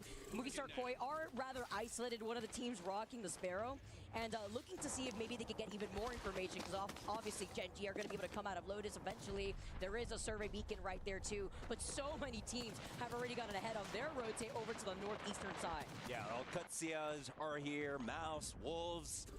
We had a small fight, Ender Force 36, I believe, got a few knocks on to Orchid, or at least 1 knock and a finish at the very least for Alcutsia. They're just going to be playing on the outside of the Sentinel RE45 is his kit right now. You like this battle royale style? I mean, I think BRs can be fun, yeah. Cleared for themselves and that Newcastle wall Team work it out. to give themselves that extra defensive. I think BRs can be fun. I mean, sometimes at the higher levels like this, where it's a bit slower in the beginning, can be a little bit boring, but I mean, end circle's always elite to watch, and I think they're usually fun to play. Depends on the day, honestly. How's the event? Seems good so far. They're not going to get pinched from behind with a team that could try to pepper them down from the high ground. Never had squads that don't play. Yeah, dude, soloing a BR is fucking abysmal.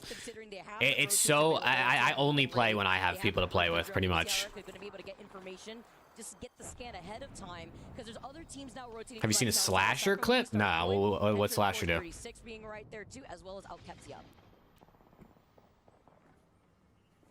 Now, we've also got Fnatic, who I believe do drop Electro Dam, playing very much on the edge of that zone.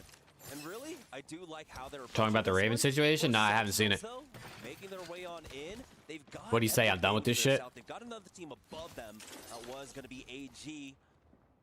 We'll see if they come to blows here, but I think all three teams are more than okay.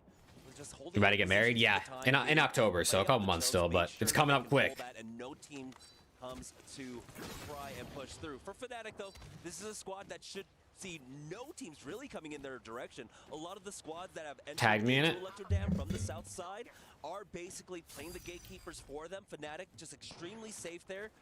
We'll see, though, if they can try. I'll have to watch this after this game ends. Oh, I'm ready, Joseph. I'm ready.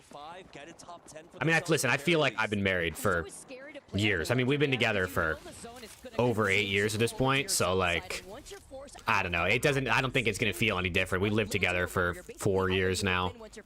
About 3 and a half, 4 years. So, like, I don't think anything's going to feel any different. I'm excited, though. QAD, we'll see ya. You're chilling here at work. Hashtag, dude, you're what a guy, Preston. What a guy.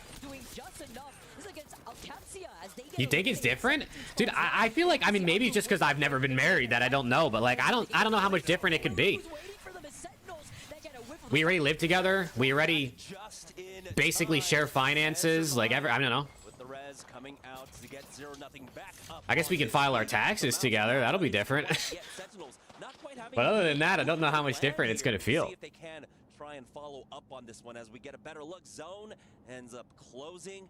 Will this end up continuing to pull up towards Electro Dam, maybe favor Galleria? And it's still that 50-50 split. Fnatic are still safe there. Wow, Furia is 15 miles away from the circle, but now a few teams are we'll see what they can do. blazing about on the outside of the zone. A few of them, Kinotrope Gaming there, about to get involved in who are they about to fight?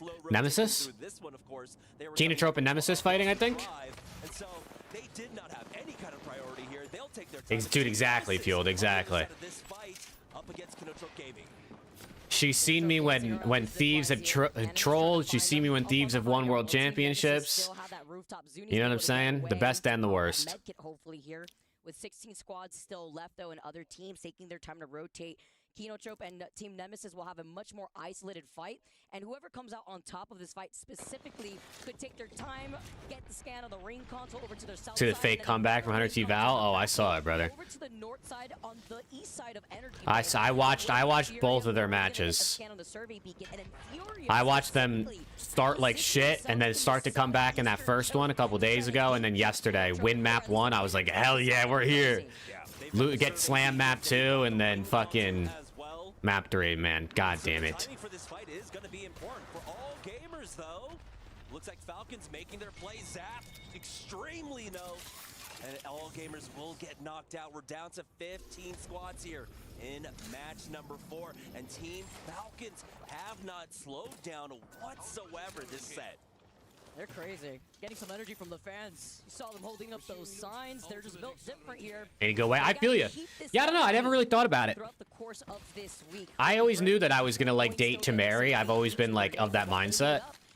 And I mean, ever since we've been together, I mean, I was like, yeah, this is my person. So I don't know. I've always felt just like I felt mentally married to Kayla for 8 years, right? So we'll see. I mean, maybe it will feel different, just like of making it like official.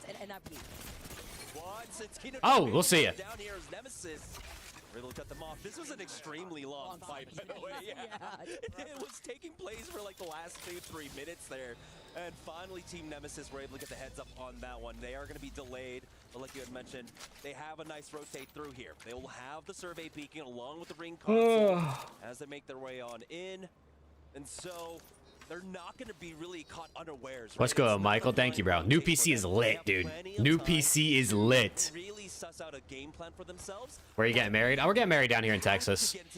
We thought about getting, like, we thought we were going to get married back home in Jersey, since that's like where all of our family and friends are. But planning a wedding where when you're not near the venue or near enough to the venue is so difficult. So we decided we're doing it down here, and hopefully people will fly down and come, and if they don't, I'd say less mouths to feed, I guess, right? As long as the important people are there, that's all I could care about. You see a huge congestion spot, but are trying to engage from afar here, having that. Dude, Cohen, phase 1 champs, bro, already. You guys won in Cold War. Some spacing here as Carter's forced to drop right down, calling the cat wall. Dude, upgrading to PC is definitely worth it, Michael. If you use your PC a lot. Right there by the other team over to their left side, just going to be able to get over to the slip and pop the shield back. But it's expensive. I mean, listen, my new PC was, this shit was $3,000. It was not cheap. You were still trying to play for the placement points. During this time, though, Team Falcons like playing off of Galleria. PCs and parts are not cheap. But if you use your PC a lot, I mean, especially in my case, where like, I mean, I play games most of the time and I stream, so it definitely was worth it. With full control over it, will be able to secure that for themselves. Have the extra loot, that's going to be strong for them. But with this ring closed, we do have a pull. It is going to be going over towards the A lot of long-range shots. TSM, Gen G fighting. TSM just peppering Gen G currently. And Fnatic managed to make their way down south from Electro Dam 2. That's important. While TSM looking at that portal, looking to reset. We had Gen right underneath them here. Seeing if they want to try to get involved in this fight for right now without giving up this space here before they eventually have to get closer here to try to take them out. But Gen G and Gen G needs some points, man. To the north side. And do you know who's going to wait for them here? Whoever comes out on top of this. Yeah, 100T Apex has Bronzy as their sub. So if Phony doesn't play, he'll sub in. Still sitting all the way in 20th place with only 5 points. That'd be really, really, really unfortunate if Phony can't play. Phony had to have like emergency surgery yesterday. I think I heard Wig say it was he had to get his appendix taken out. I don't remember if that was 100% what I heard him say. But Phony basically had surgery yesterday. Unexpectedly, I guess. So hopefully, I mean, I don't know if he'll be able to play, right? You know, he might feel like shit. And then from there, you get to see how you need to play. If you're on the other side of the coin where you first... It's really shit timing, like really shit timing, obviously. I mean, fucking, he's already out there, right? Like he's already out in Riyadh, and then you have to go to the hospital. So have a lot more flexibility in that regard. What I love about our expansive map pool that we have going on. You see the survey beacon that's scanned. Falcons on the other side of this choke. It's Dupe that's taken over to the high ground, and to the right side choke is Furia. You got Falcons, Furia, Nemesis, TSM all in the same area right now. Furia's chasing. Yeah, Team Nemesis tried to cut off Furia. They were both able to basically hit the scans around the same time and get their way on in. Nemesis resetting on the low at this point, though. Sentinels eliminated. Wolves getting kills. Let's go, Donut. We know that multiple teams are here fighting. Noah's Fox eliminated. Was a team inside Galleria beforehand, and instead they're going to opt to disengage from this fight and start working. Optic Legend Nox. Yeah, dude. Like we had mentioned, wait, Na'Vi and Koi. Na'Vi and Koi. Koi need these points. They get one. Navi's weak. Oh, Genji's starting.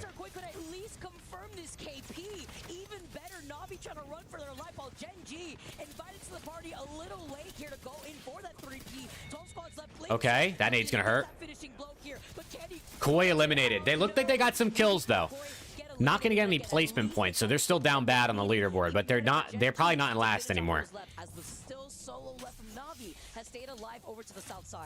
Furia eliminated.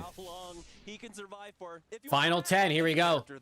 Navi's the only solo. Barely handy. We've seen, of course, in the history of Apex Legends, how well she can do it, but we don't also get to see that much ratting when cryptos are in play, right? The drone's gonna be flying around. We've also got the sparrows with the darts, so we'll see how long he can survive for. Now, though, Nemesis, round number 2. Zero's got a Kraber. This time, though, it's going to be Team Falcons coming in from that height. And it looks like Team Nemesis are trying their best to stay converge on each other, but it looks Walsey like takes down one. Team Falcons might just be too much. The Falcons are farming right now. Like they're literally playing with so much aggression. They know they don't have anything to lose at this point. They're just they're challenging. This time too. They had gotten that crack originally on the Sparrow. Yeah, I mean, they're in first place by 20 points. I know there's still a lot of games left to play, but I mean, they're going to be top 10 almost guaranteed, I would think. They're cooking right now, Fields. I mean, I expected nothing less from the Falcons, but they're moving. I mean, they got second game 1, first game 2, third game 3, I think. Oh, see ya. The solo rat picking up some KP and an extra placement. Dude, that was like the Spider-Man copycat meme. Like they both wanted to go in the same corner, just the reset, except one of them just tried to pop the shield back.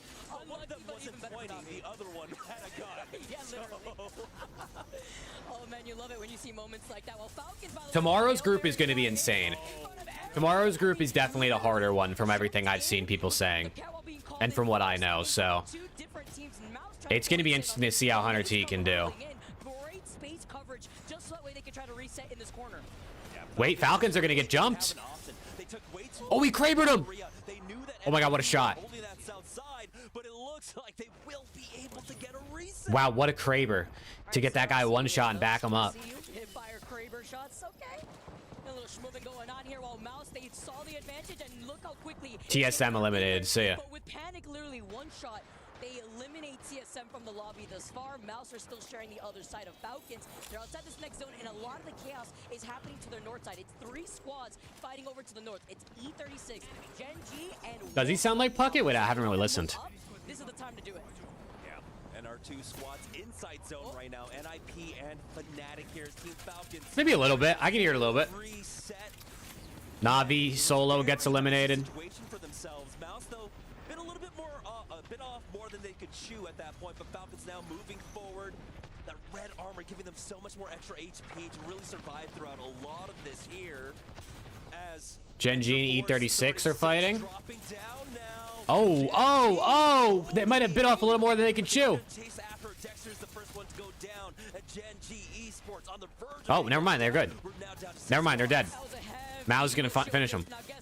Okay, both dead. Mao's probably gonna go down now. Here comes Wolves. Where's my guy Donut?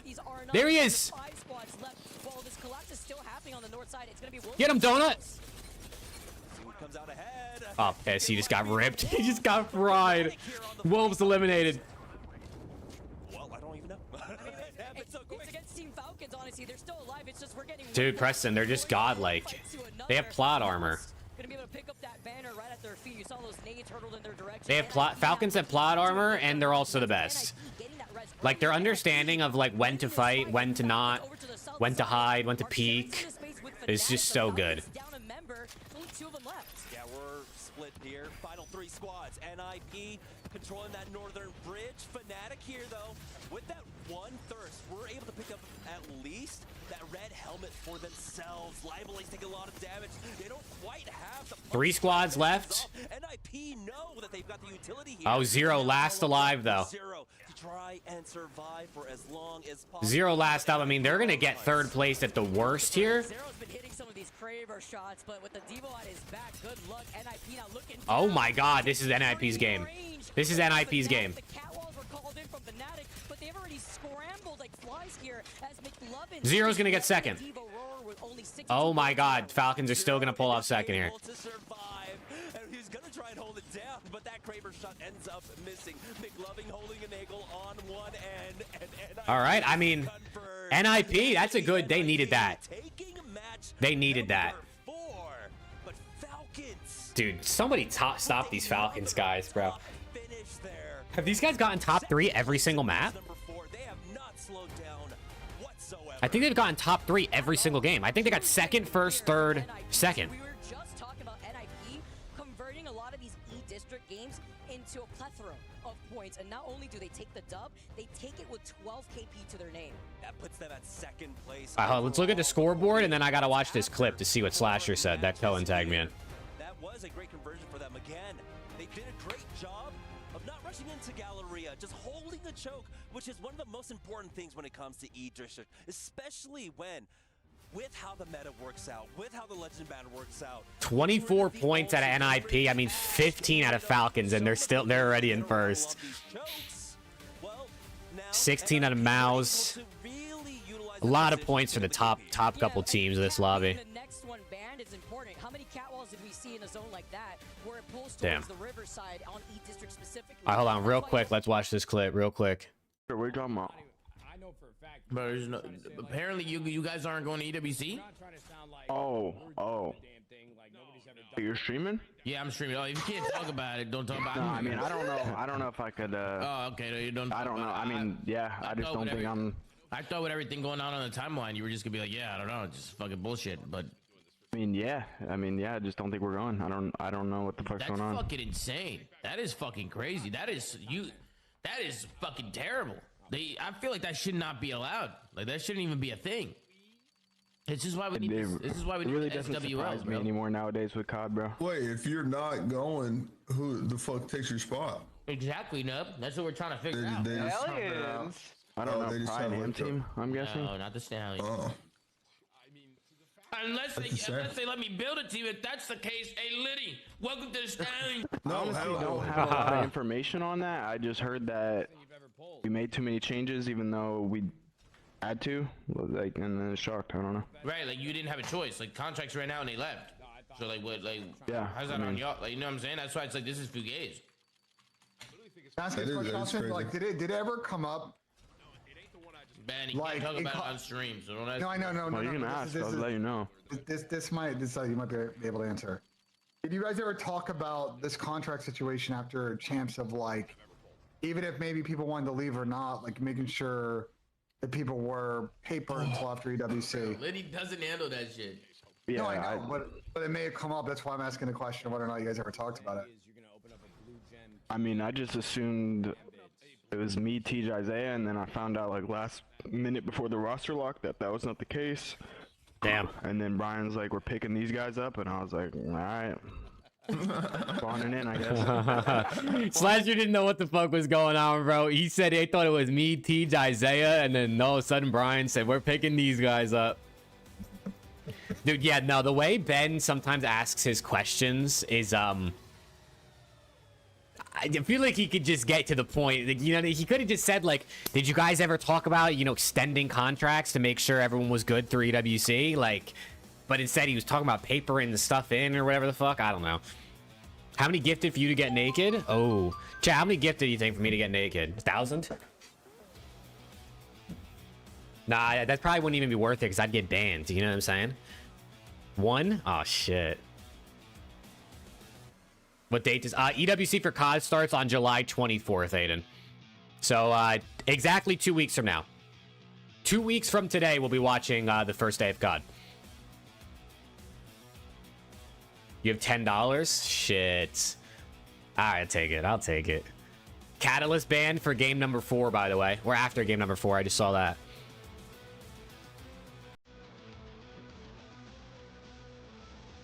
Yeah, I mean, it's sucks for the Ravens, I guess. Does suck for, well, I mean, sucks for Slasher, I guess. I don't know. The Ravens org, I have a hard time feeling bad for because those guys have kind of cucked people over many times. But I do feel bad for Slasher. I mean, that's an OG right there who could have potentially been playing at his last event and just got that stolen out from under him because his organization did not sign players to a longer contract. Yeah, I feel bad for also like Afro and F. Dot and Cobra if they're also now missing. I mean, to be fair, they could have qualified for EWC themselves. None of them qualified. Like, their teams just didn't do good enough to make it, but yeah, it's an unfortunate situation. Chat, I'm use the bathroom real quick. I'll be right back. And don't forget to like the stream on YouTube, man. And shout out my Twitch homies.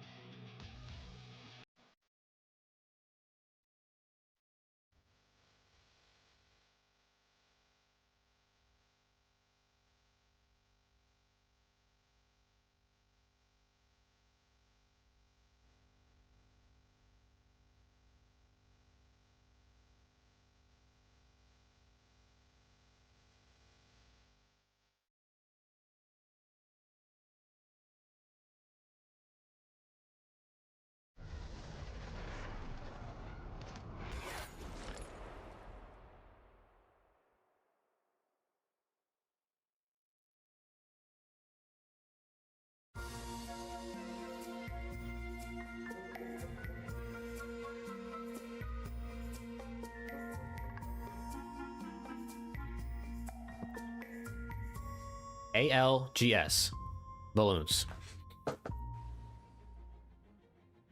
Well, shout out to the Genji boys for finally getting that in the right order. I was a little bit confused when they appeared on stage there and had the balloons in the wrong order, but they got me and they got it right. And one team who All right, man. got it right in the previous game is the team we're looking at right now. Ninjas in pajamas with their first win of the game in match number 4. Shout out, Dude, I can't believe this case opening they're doing tomorrow.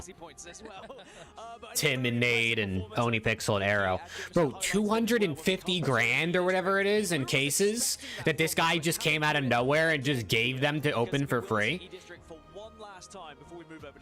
let's just remind everyone of the overall leaderboards and how Like, that's insane. as we approach the halfway point. Of course, you can see on your screen right now one more game of E-District and Catalyst will be banned. I can't, like, how much money do you have to have that you're willing to give away like $250,000 rather than like selling it and keeping the money or saving it? Because that 240 grand or whatever will probably be worth 300, 350, you know, 5-10 years from now. Like, the prices are only going to go up unless Counter-Strike like dies. But to be honest, I don't know if it will. Catalyst banned, so that is now 2 controllers gone. Again, that is another ring console legend removed from our pool. Dude, it's crazy, bro. I can't even like fathom that amount of money. Perks that can be used as well. Mr. Fuse himself is always going to be a valid option and has been used. Like, I can't even fathom that kind of money. The kind of money these guys are spending and making on a daily basis with cases, it's insane. We're going to get a match 9 and 10, and you saw in the international scrims in the build-up to this event that all of a sudden we're playing an elongated scrim block because teams need to work out what they're going to play in match 9, match 10. This isn't preparing for a normal LGS format tournament where the shorter series. This is one where in match point is usually the only time we're talking about games 10, 11, whatever it might be. But now that we have game 9 and 10 as a guarantee, you have to be comfortable on a composition when it gets those games. It's not only what you're playing, but what you might be playing against that comes into your consideration as well. I remember interviewing back during the regional finals, and Gibraltar made it to one of the later games, and they said, well, one of our big worries was against a Maggie and how that would affect us as well. And they had to play the game in a way that if Maggie drill arrived, would they be comfortable in avoiding it? Would they be able to hide behind a building, etc.? So all these different considerations have to come into it when you are. Let's go, man. Something to keep an eye on as well. We do have to remind you and remind ourselves and everybody who's watching around the globe right now that we will be eliminating some teams at the end of this day. The bottom 3 will be the ones that go home. And even though we have 6 games still to go on this. Wait, so the bottom 3 go home? So then how does that... Noise Fox and Movie Star Koi. How does that work? Bottom 3 go home. How many make the finals guaranteed off of this? Right now, it's 6 still to go. Interestingly, obviously, when we started the day, AG, they got a first place victory. They put 23 points on the board. Since then, only 4. So they are starting to slowly fall down that leaderboard, only to 4th right now. But the real question is, you know, if this consistency The top 7, okay. The top 7 go to Sunday. 7 positions, because whilst, yes, we will be eliminating 3, we'll also be sending 7 teams to those match point finals. So a reminder for everyone as we head. Well, there's a good timing. Yeah, so top 7 go to match point finals. 8 through 17, so 10 teams go to losers, and 3 teams get eliminated.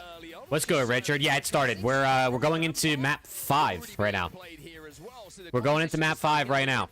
Falcons are in first place by a mile. People trying to maybe go for something that might last a few games rather than being banned straight away.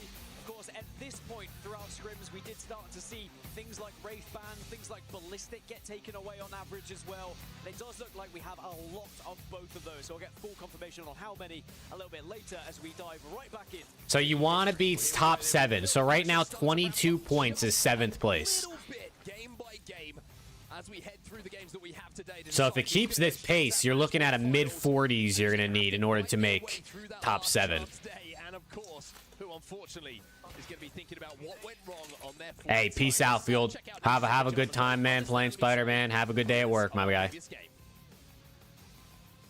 So just double checking, so it's going to be 10 Wraiths and 10 Cryptos. So tied on that legend pick rate, and as a 10 reminder, rates, the 10 tiebreaker cryptos. comes down to who wins. If you have that legend on your team and you win the game, that legend will then be removed. So Wraith or Crypto gets banned, depending on who wins. Or I guess just what hero makes it the furthest. Going into match number 6. All crypto players will be throwing this game to get out of jail. That's going to happen right now. Probably not. Let's see where we're going then. It looks like we are going down towards south, pretty similar to what we saw a couple of games ago, actually. Dude, if they get rid of Wraith, you'll have Ashe and Alter and Wraith eliminated. That's a lot of portal movement tech utility that would be banned if Wraith gets banned here. So, and this is only map 5, right? This is the we're halfway at this point, or technically after this game we're halfway. Might have a little scuffle if they are not careful, but all of them should be able to find somewhere to play. Wolves Esports and Movistar are going to be the two teams that will arrive thereafter. AG don't have too far to go either, and they do have a ring console to work with, providing they have a ring console character as well, which they do. They're playing the Caustic. We said, you know, One squad in the area. there after we've seen a few bans come in.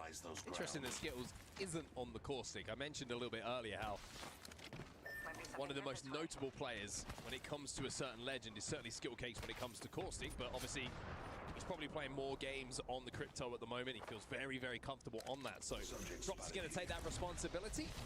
Uh-oh. Oh, good portal. Away just as Drops had a little peek. Perfect timing. He was about to rip him, I can't lie. Also going to be behind them. AG, that is, but I don't think there's going to be any clashes just yet, as everyone is still prioritizing their rotation and moving fast. All the teams at the bottom need to start turning up here, I don't want to harp on it, but very different to what we saw in scrims. or else you're putting yourself in a very, very scary spot. You not want bottom 3. See if they can repeat the dosage here. Tom with the charge rifle in his hands. Duplex is on. What team is Duplex on? TSM? We'll be able to hold this position with He's here. rampart walls down as well, and I tell you what, you don't want to hit that evac tower right now because a charge rifle behind a rampart wall can certainly do a huge amount of damage. 20th place at the moment for Movistar, and we were watching live scrims. Yeah, TSM's cooking today too. I think are they in second? But haven't really been able to find that same form. And as we mentioned, they are in very much the danger zone. Oh, Maus and Sentinels fighting. Down goes one. Too close to Sentinels.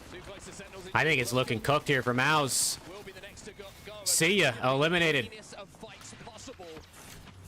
Maus will be not just eliminated, but I think decimated, I think destroyed, I think absolutely. Damn, he's on their ass. Not gonna say a bad word, but you know what I'm thinking. They got pooped on, let's be completely honest, and sadly that can happen when you just try and dive blindly in. Especially against the Sentinels roster that not only have the Caustic defensively, but they have the Ballistic available as well. You saw the Devos there. It was 1, 2, 3, easy as that. Now, Movistar. What's good, Heath? How we doing, bro? Time though to get into the building next to Sentinels and at least find somewhere safe.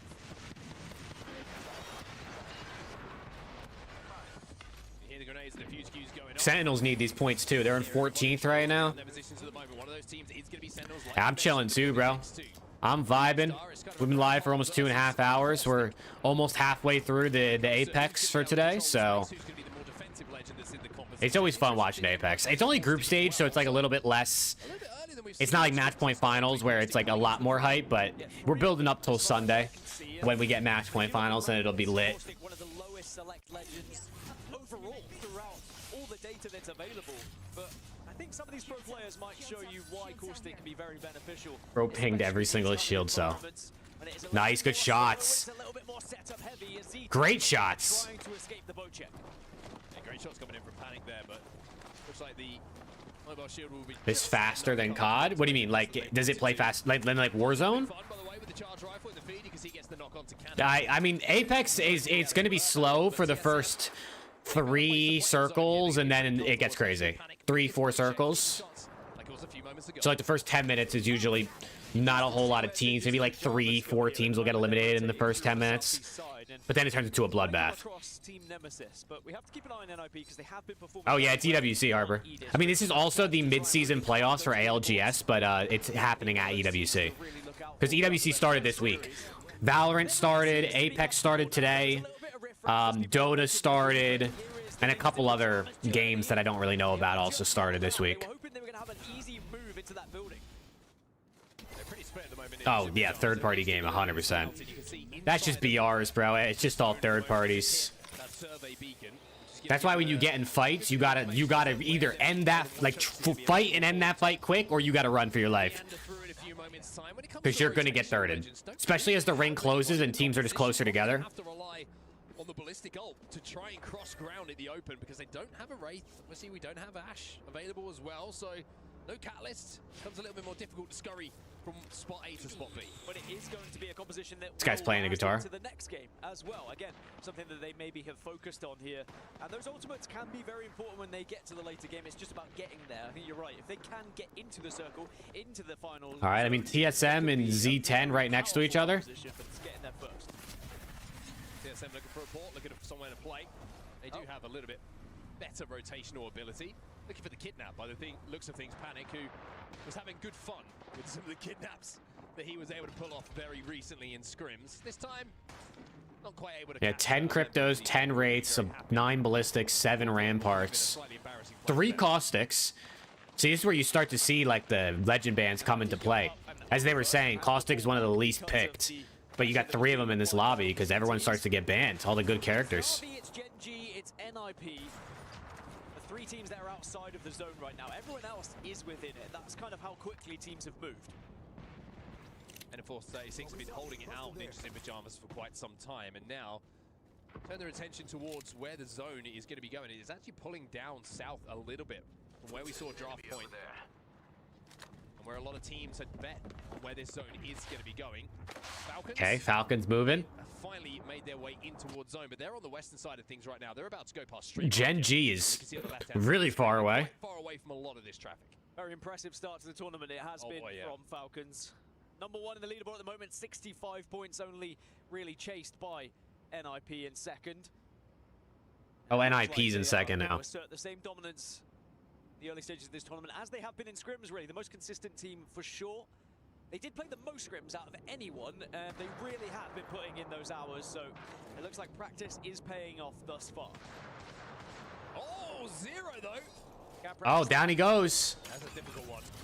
How trying to get the fuse ult down so you get a position. How does Comp Apex work? Yeah, so what we're watching right now is Group A. There's 2 groups at this event. Tomorrow will be Group B. 20 teams per group. You get points for kills and for placement. So every kill is 1 point, and you get points when you finish in the top 10. So like if you come in 10th, you get 1 point. 9th, you get 2 points, and then all the way up to first, which is like 12. So I think you get a little bonus, obviously, for getting first. And so at least today, so in the groups, you have to be top 7 to make finals. Bottom 3 get eliminated, and then the middle 10 go to losers, which plays Saturday. So yeah, you're trying to get kills, and you're trying to place as high as possible. And obviously, a mixture of both is going to net you the best points. Na'Vi taking a little bit of damage here. Furia full of confidence after that. As Ninjas in Pajamas are in the feed as well, taking down. Nah, it's a lot of fun.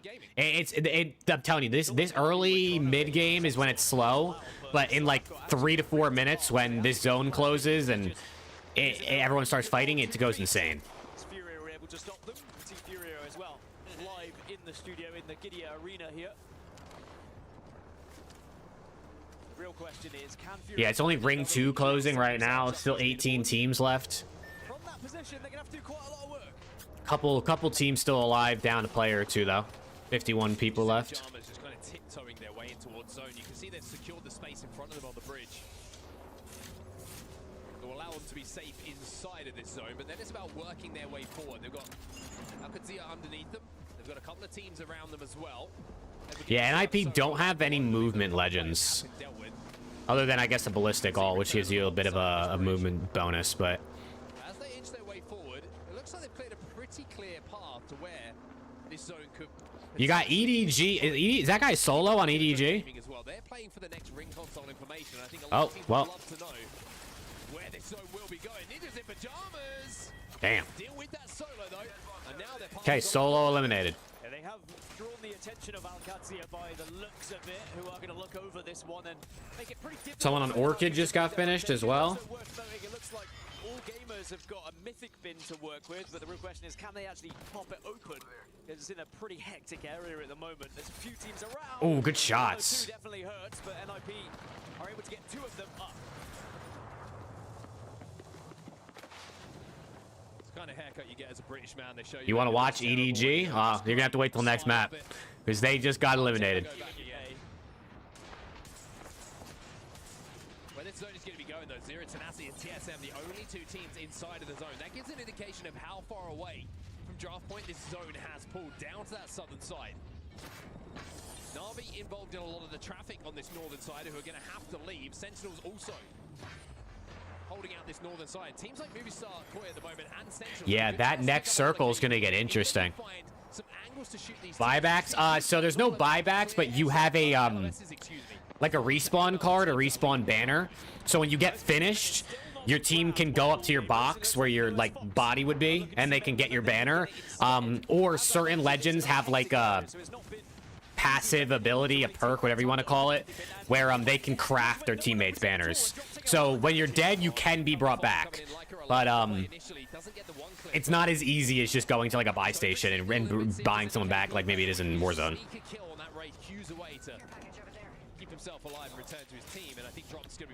So you got to get their banner, but that's either by going to their body and picking it up or crafting it, and then you have to go to a respawn beacon, or if you have a respawn beacon that you looted earlier on the map, you can put that down and res them there. But you can be revived, and you'll see a lot of revives, honestly, in pro play. It's got even more dastardly around these areas.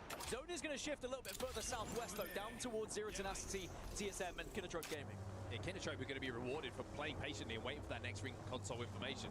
They're going to have a really, really good walk in, a lot of buildings and cover to play towards this end. Dude, look at how many teams are not in the next circle. Holy shit. What's good, Nate?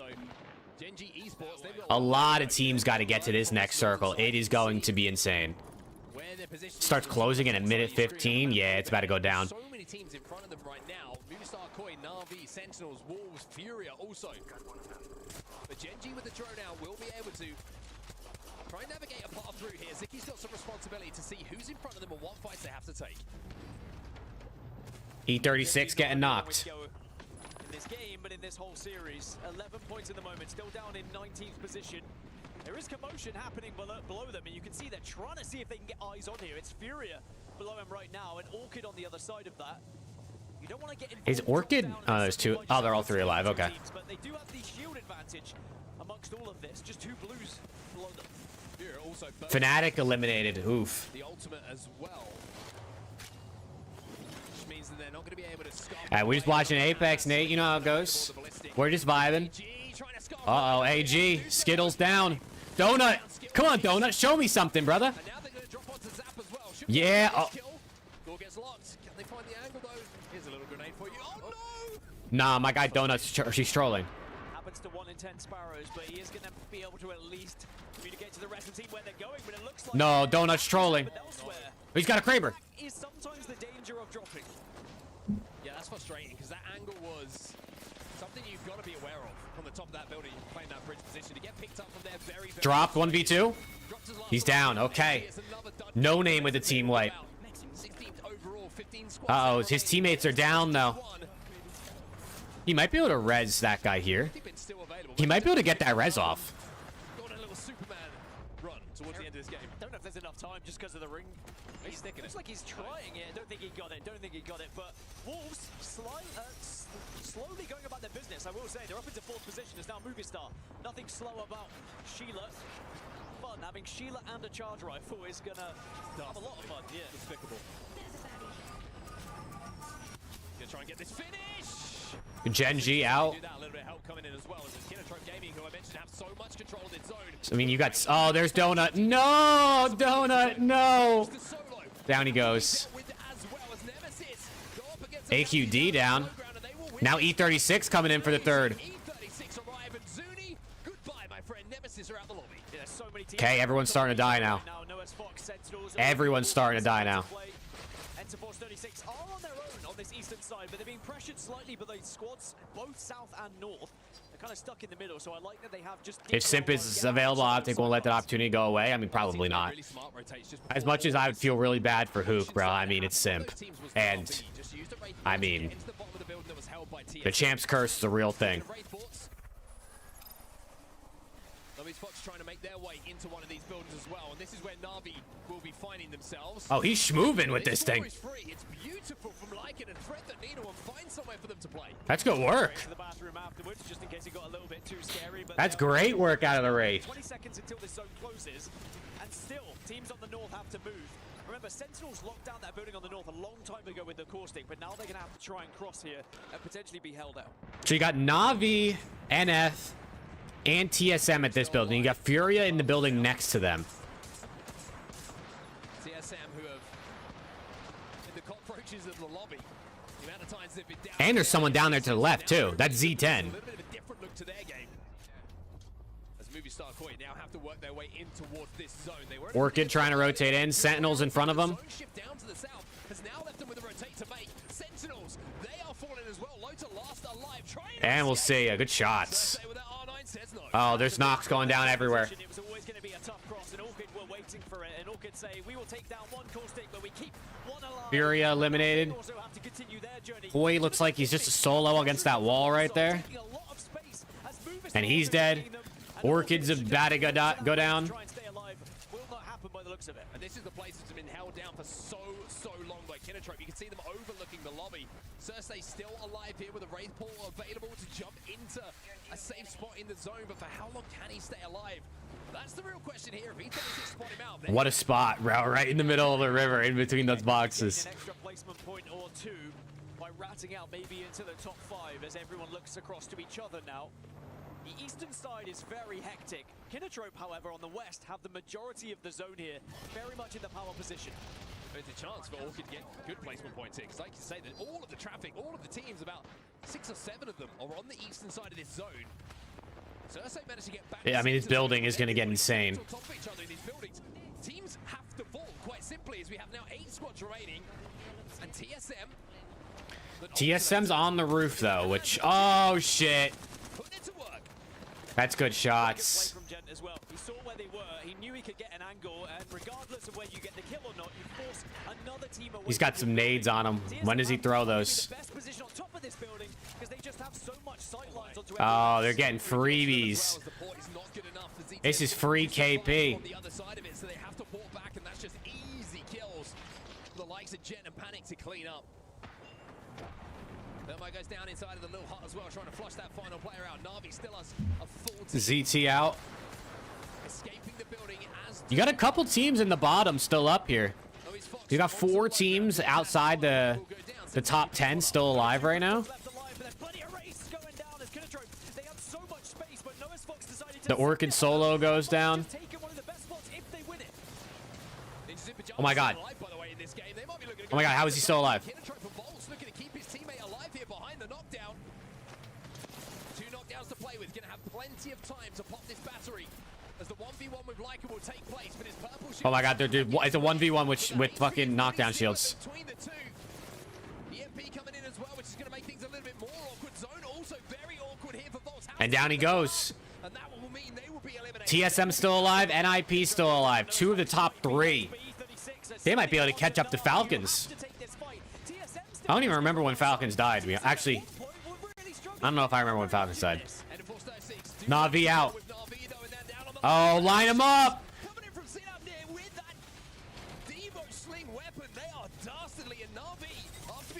Oh, wow, the Sheila.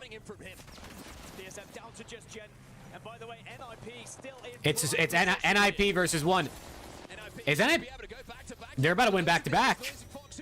Back-to-back wins for NIP, man. Okay. Turn up. What's good, Gabe? How we doing, bro? A little back-to-back. Who do they think they're Optic, man? Not only going back-to-back, but now taking the #1 spot in the lobby. 72 points overall. Over #1 spot, NIP. Big jump after just 2 games. in this lobby right now, and I think it's safe to say NIP and Falcons have already done enough to make sure they. There you go. Yeah, you finally get to watch NIP because you couldn't watch them in CS. I'm doing good, Gabe. I'm doing good. Impressive stuff indeed. A lot of questions Okay. coming in. Ninjas in pajamas, That's good work right there. scrims. Can that transfer to the live event? Can that transfer here to the Esports World Cup and the mid-season players? Well, you're seeing it for yourself in front of your very eyes indeed. 12 points for kills, 12 points for placements. It's 24 even across the board. Oh, Falcons went out 19th. I didn't even peep that. Especially when you just won the previous one as well. And NIP had no Wraith, they had no Crypto. Wraith will be banned. To second place, and Wraith was featuring in that one, so Wraith will be banned. Yeah, wow. That's a lot of movement characters banned, bro. That's a lot of, like, portal characters banned. So it goes to TSM, who had Wraith. I'm glad you keep an eye on these rules. It's too much for me. I'm a simple man, you know me. Steak and eggs. Just tell him a straight number and be happy. 100%. Tell me where to be. 1 out of 1 is about as good as it gets, but here's the series results, and this is how things are looking at the moment. You can see the band legends at the top right side of your screen. All right, so the top 7 moves up to 27 points. It's actually close, bro. You got 2 teams on 27, a team on 26, a team on 25, a team on 24. Phenomenal tally for them. But we're halfway, chat. We're halfway. In day 1, Group A of EWC Apex / ALGS mid-season playoffs. Because it's a little combo event. Maybe have done enough already. Still a little journey to go before they can really solidify their spot into those match point finals. But everyone else, it's still very much up for debate about who is going to be securing their spot and who would be instead relying on those last chance qualifiers on Saturday. And of course, who is going to have to either watch in the stands or will be ordering a little bit of plane.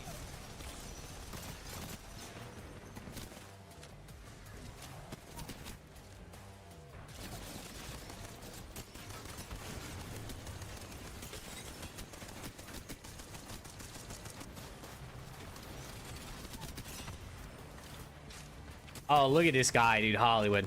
No 100 T in this? They play tomorrow. They're in Group B, so. Favorite Apex team? 100 Thieves. But, yeah, we'll watch them tomorrow. Tomorrow's the harder group, too, so it's gonna be nuts. Yep, we got 2 days of group stage, so you got 10 matches today, Group A, 10 matches tomorrow, Group B, and then it's losers, and then it's winners, or then it's the grand finals on Sunday.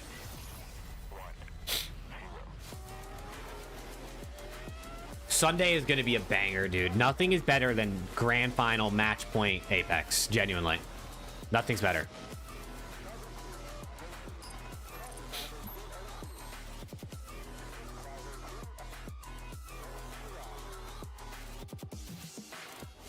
The 30-30 is the highest cumulative play time at 9 hours and 7 minutes.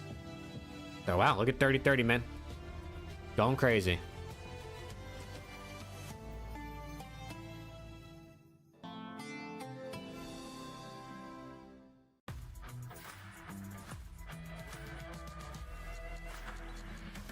Favorite 100T team after LAT? Probably the Apex team. Apex is definitely like my second most watched esport behind COD. So I like Counter-Strike too, but there's 100T's not in Counter-Strike, so. Championships are not given, they are earned.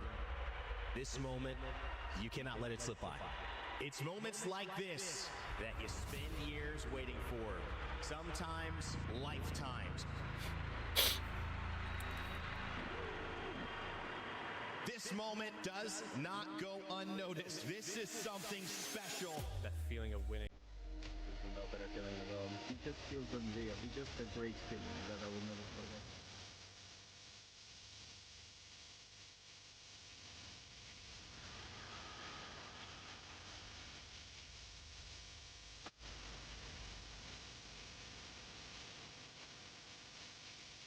Oh, yeah. Hey, that was 100T. The ALGS Champions is in Japan again this year? Or next year, technically? January?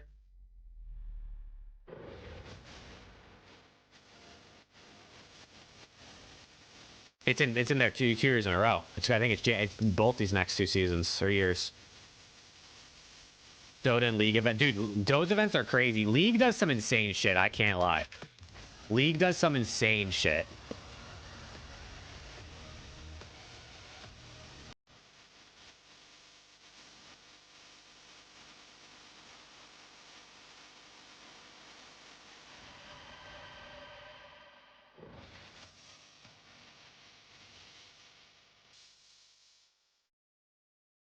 I mean, look at that. They're already promoting ALGS champs for January 2026 and January 2027. Meanwhile, COD doesn't promote COD champs a week before the event starts. And they're promoting champs in 2027 already. Welcome back, everyone, to the ALGS. There's levels to this shit, bro. And COD's at the base level. It's at the ground level. Our first matches here in Group A, but that means we have 5 more matches to decide who is going to be going to those match point finals, who is going to be going to the last chance qualifier, and who is going to be going home very early indeed. Who can spend a little bit of time on the esports boulevard that you can see in front of you. Lots to do, of course, for maybe your eliminated teams. Not what they would want to be doing, but certainly can keep themselves busy. Look at all the shit going on there, man. Turning our attention back to business, it's very important to highlight that Ninjas in Pajamas' performance has been amazing in these last 2 games. They got a full fucking... I mean, they built that whole thing out for this. At the top of the overall leaderboards, things are feeling good. Next COD chance is going to be in someone's basement. I mean, I would not be surprised. Looks like Disney World. I mean, that's like the point, I think, is they built it to be like a... I think they call it like a festival. Like, they built it to be like... I mean, esports arenas all over the place and like things to do and like all different... I don't know. It's supposed to be like a full-on thing. And we're going to be doing that for 3 matches as well before 2 on Broken Moon. So the real question is, can NIP continue their consistency over to a brand new map here after their back-to-back wins in 4 and 5? Well, this is what has gone down so far, as you can see. Ninjas in Pajamas, those 2 back-to-back All right. wins, and not just wins, by the way, 12 KP in each of those games, showing. So we go to 3 Storm points and then 2 Broken Moons to round out the second half. Next champs at my house. Let's do it, dude. I'm down. And it is worth noting, we are going to see Ninjas in Pajamas with their main pick here on Storm Point. Interesting. They had 4th pick. They went for Barometer. So maybe these points can keep on rolling, and there's confirmation. Ravens are attending EWC. They are not. Will be leaving, so that is another mobility legend. They are not. Explain Storm Point. It's just a map. It's just one of the maps. As that seems to be where we go once we start to lose them. But this is what Here's the map, and where everyone's dropping. They had 4th pick, but we also have to look at Genji. Remember, Genji struggling today. All drop spots. 3 matches on Storm Point. Lightning Rod where they're dropping. We'll see what the early fights, early rotations look like here. Yeah, there's a bunch of maps on Apex. How many maps are there on Apex now? 5? They don't play all of them. They like have like a rotation of maps in comp where like they'll have like 3 maps basically that they play, and then like they rotate it out every once in a while. But yeah, there's like 5 maps in Apex now, I think, or maybe 6. Kings Canyon, World's Edge, Storm Point, Broken Moon, E District. At 5? It might be 5.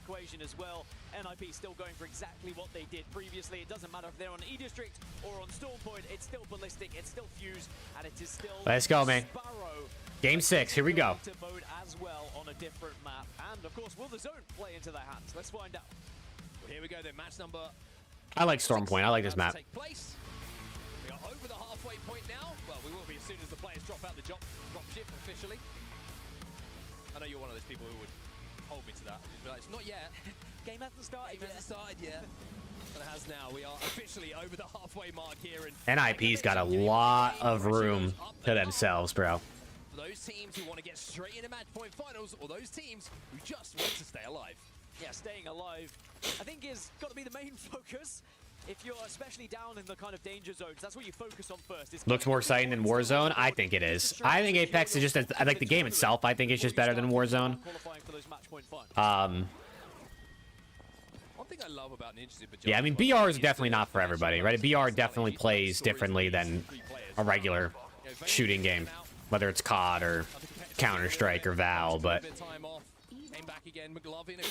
I like it better. I think the abilities are fun. I think the movement's better than Warzone. The time to kill is better than Warzone. Very impressive stuff from here, and then you have Kurev as well, who Different maps, which I think is fun.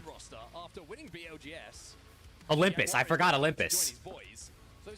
I forgot Olympus. That's good comms, Ambrose. That's good comms. Have very similar personalities with how they see the game, how they approach the game.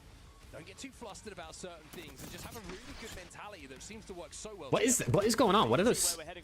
What are those sounds? Are people? Who's shooting?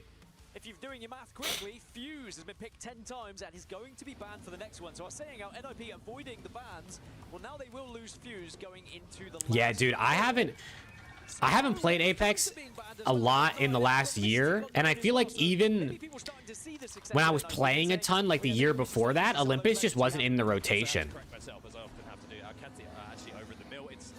It was a lot of Stormpoint, a lot of Broken Moon, a lot of World's Edge, I feel like, when I was really playing most recently. Kings Canyon, Olympus weren't in the rotation, and it was right before E-District. It was right when E-District came out, was like right when I stopped playing. So I haven't played E-District that much. We are pixel sniffing our way through this next game. Fnatic, 14th place overall at the moment. We'll be safe and we'll go into the last chance qualifier, but of course they want to get into the top 7. They want to be in that match point finals. They don't want to have to come back and play another day until Sunday comes around. Navi's already flying around. You can see a lot of people heading out. Fnatic's got their trident. Of Stormpoint right now.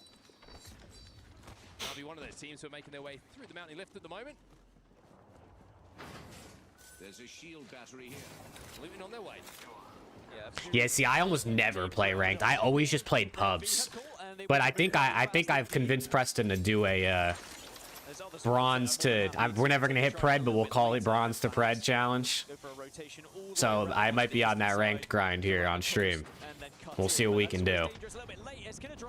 Looks like they're going to take on Edward Gaming here and have done very well. Yeah, return last alive. Gets the wall down, but Oh no, EDG. Oh, EDG eliminated. I think I got to refresh. Hold on, it looks like the audio is not synced up again. Dang, EDG eliminated already. Who was it that wanted to watch EDG? Lloyd. I'm sorry, Lloyd. You joined right as EDG died last game, and they just died first this game. Kindred didn't win a single match throughout script. They were only one of 4 teams throughout who didn't win one. I think their highest position was 6th, and now they find themselves in 6th in the overalls. Well, Falcon are making a really aggressive early play here for where they believe endgame is going to be going. You see a lot of teams moving down to the southern side. Oh, Al, stay down.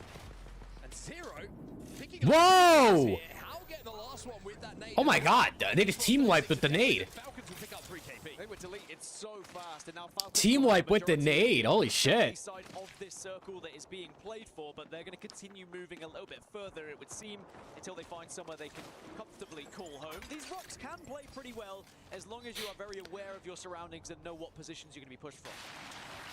Zero actually got one of those kills with the Whistler as well with the Q for Ballistic, which is always frustrating if you're on the Okay, Rencore. Dude, I still can't believe Rencore triple naded his team. Oh, that shit was insane, bro. All 3 of his teammates to 1 nade. How are you preparing for the 24-hour? I'm just gonna go to sleep tonight, hopefully get some good rest, and then we're gonna come out swinging tomorrow. I got the Juvie stocked. Access to both Ring Console and Survey Beacon. It's going to be different when we go into the next game, when we lose Fuse as well. A lot of these Ring Console characters are starting to disappear. And you might have to move for something. Dude, 24 hours are a different beast, though, man. The 24-hour last year was a ton of fun, but it felt like 24 hours. It did. It's the middle of the night hours that start to get you. When it's like 1 a.m., 2 a.m., 4 a.m., 5 a.m. Like, it's those hours that start to get to you. Because obviously, like, most people are asleep. Maybe some of the EU people start to wake up. I mean, there was a couple people that stayed up with me, like, all 24 hours last year, which was lit.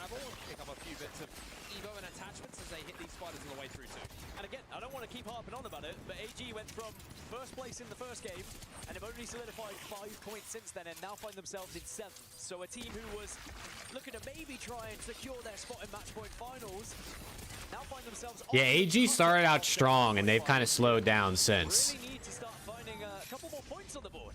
Certainly do indeed. One thing I always say in esports, never You'll stay all 24 hours? Let's go. Nah, it's gonna be fun. Between watching Apex, playing games, party games, COD, other things, the other sub incentives and chat and giveaways and stuff we got going on, it should be fun. The relief of game one can be an outburst of celebration. We'll go with the flow. Being heckled by the fans, as it seems like AG were. Level 3. But alas, they are still in 7th. They are still in one of those qualification spots, so it's not all doom and gloom just yet. And the position they find themselves in, they will be holding the northeast side of this next zone, so they could hold out the likes of NIP. Falcons got a pretty good spot up top, a lot of high grounds. The zone will continue to move east, closer to the likes of Na'Vi and Mouse. Has gone up north though, and it looks like it might be finishing around the end of the cannon, the kind of cannon launcher. So a lot of the teams who are down on the southern side, the likes of Zero Tenas. Is there a clear number one team in Apex? I don't know if there's a clear. Falcons and Alliance are the top two. Falcons is, I mean, they're actually on the screen right now. Good timing. And Alliance is in the group tomorrow. I'd say they're like the top two teams for sure. Falcons is like the God Squad. Like Falcons bought the best players in the world and, you know, built the God Squad. Was it last year? Yes. Never train carbs before you get a flight. And have won a lot, obviously, since signing them. Not just for me, advice for everyone from onset. He does lift the So the Falcons were definitely the favorite in this group, and Alliance is the favorite in tomorrow's group. Nemesis are going to be the first team that will have to move on that eastern side, and they could potentially, though, maybe stop Falcons from moving. You can see Nemesis in the position they find themselves in right now. They will be able to just like crawl up the east, but behind them. Sim to Falcons confirmed. I mean, listen, Falcons have literally splashed the cash on like the best possible roster for the most part they can build in every esport other than BO6. Right, but I don't think they have the possibility to use. Oh no, they have Pathfinder, so they are going to be able to use it as well. Yeah, EWC starts around this time for every game. So COD starts at. I have it on my calendar. Let me look at it. Good spot to hold for this end game, especially with COD starts at 8 a.m. Eastern on Thursday, and then it starts at 10 a.m. Eastern Friday, Saturday, Sunday. So it starts in the. Luckily, it's not like too early, unless you're Pacific. If you're like West Coast time, then it's definitely pretty early for you. But I honestly don't mind it, bro. I really don't mind, like, streaming in the morning and into the day, and then, you know, you can end stream, go eat dinner, hang out, and then go to bed. You know what I'm saying? Do it again the next day. Like, it feels like a normal schedule, which I really don't mind that. Especially during the week, if, like, people are already at work, right? If you're already waking up to go to work for, you know, 8, 9 in the morning, and by the time you get to work, you can just throw this on for something to do, something to watch during the day. Like, it works out perfectly.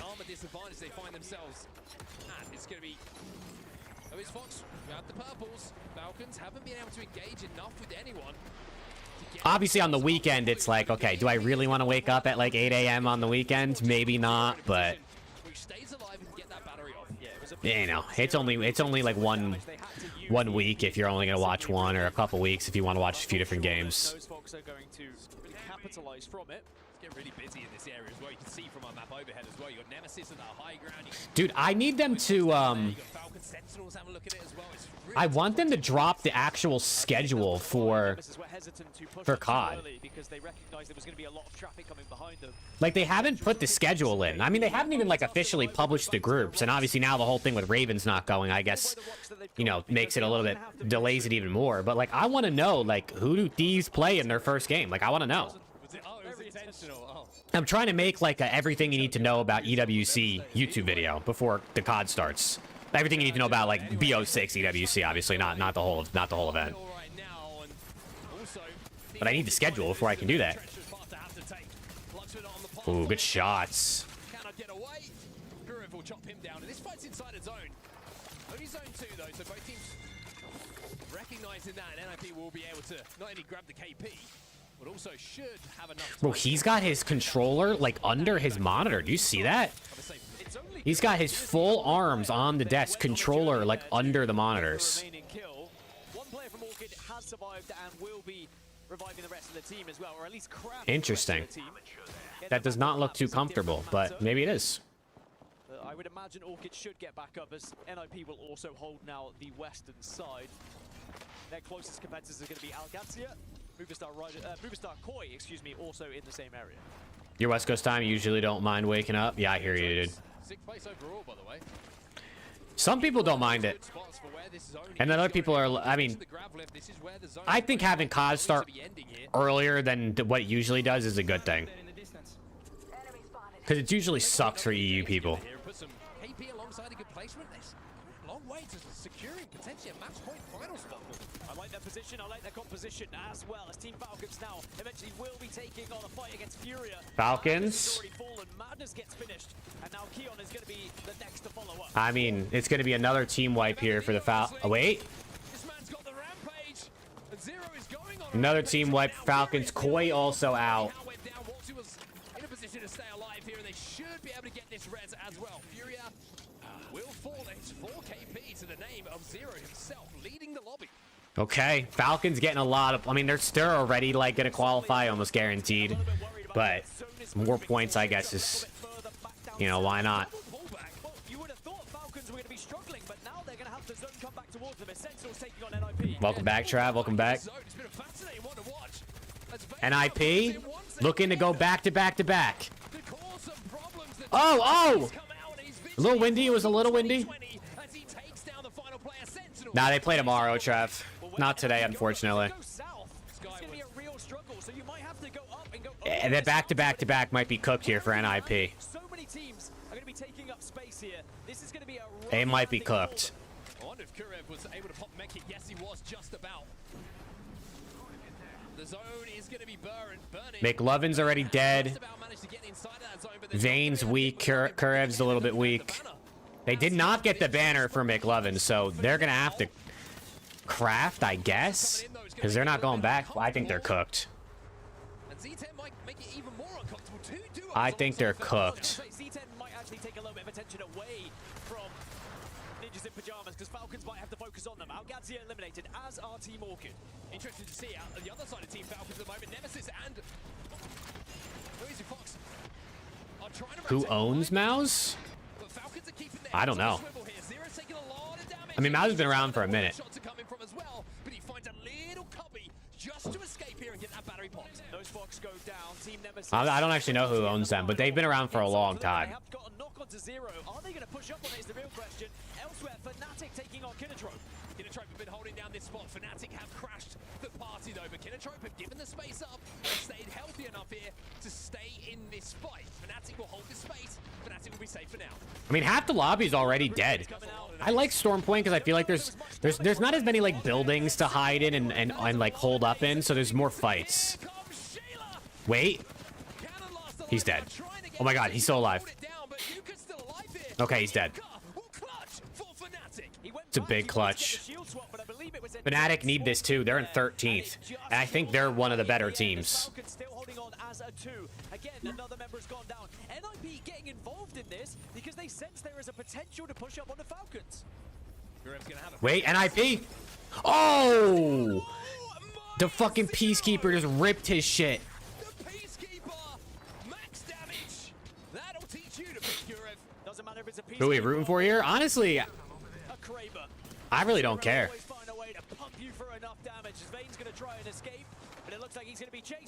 I guess just any underdogs. NIP out. Damn. I kind of like Wolves. Wolves got a guy named Donut on their team, so like, I don't know. I kind of fuck with that. I didn't know Octane played competitive Apex, bro. I just learned that today. Well, Nemesis will finish up the remaining pieces of Falcons that are still on the floor, but there's going to be commotion elsewhere. Na'Vi, TSM, Fnatic, all getting involved here. And again, TSM hold behind the Newcastle wall. TSM holding in a position where it looks like they should TSM still doing their thing. We'll be able to get the swap here, and he's looking to finish. Yeah, sorry to say him. I'm sure his entire, because I think he's watch partying this right now. I'm sure his entire chat has just been calling him Donut the entire time. Every time they show Wolves on the screen. Zero is still alive. Has now secured top 5 for Falcons as Genji out, Na'Vi out. You got Wolves on the east. You got Wolves, Fnatic, as well as Fnatic on the north, but Mouse Nemesis, Mouse, both them and Wolves are in very difficult and Falcons. Fnatic are picking up KP after You gotta think this is a Fnatic win, bro. They have the circle and they're top of the hill. There's almost no way Fnatic lose this. The only way they lose this is if they throw.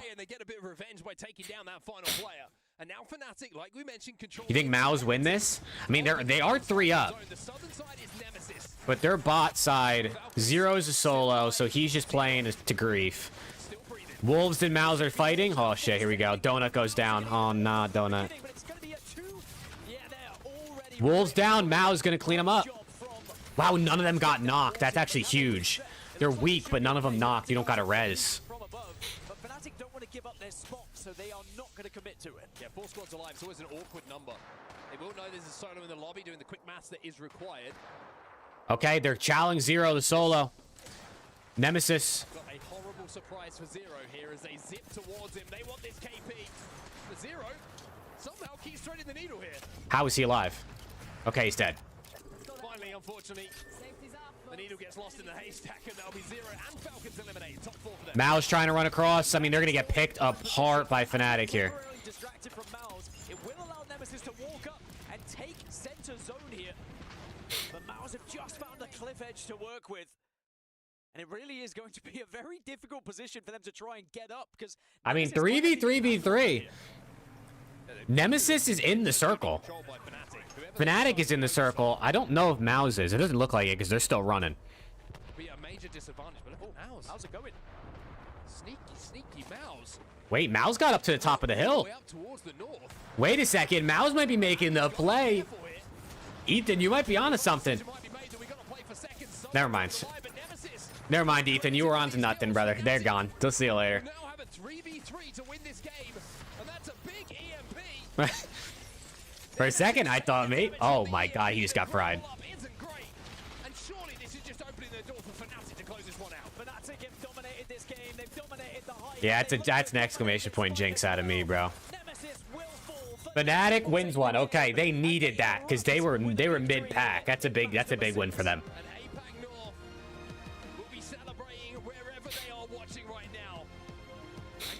Yeah, they just had such good positioning, and they would have been bad if they threw that. The big clutch from Yuka on the side of that cannon. In that 1v1 scenario, set them up for success. And once the opportunity arrived to win the game and clean up in the way they did. Okay, so who's gonna get legend banned after this one? Is it gonna be Crypto? I mean, obviously, they would have had no idea while it's happening. But Use legend banned. Okay, Crypto survives another day. 21 points for Fnatic, and what that does is put them in contention for match point finals. Good points for Fnatic, Nemesis, Mao's. I mean, Falcons just continues to get points. I mean, 12 kills. 9 points to the board again for Ninjas in Pajamas, though it's not the bombs we'd seen previously. Nemesis consistent once again for EMEA fans. And Mao's just behind them as well. Good game. Falcons take that first place right back. Fnatic gets themselves into the top 5. AG is not even in the top 7 anymore after winning the first game. That's not good. Edward Gaming's in dead last, dude. Oh, no. Dude, Edward Gaming's the team that knocked out Hunter T Valorant yesterday. When their Apex team is now in dead last. Why couldn't their Apex team be good and their Valorant team be shit? The team that holds that 7th spot, though, and that's the one we have to keep an eye on as these 4 matches result. Yeah, you probably noticed how close it is from 7th down as well. Just Let's go, Rick. How we doing, mate? When will Group B start? Tomorrow, Mighty. Tomorrow at 10. Tomorrow at 10 a.m. Eastern? 11 a.m. Eastern? But yeah, it's tomorrow.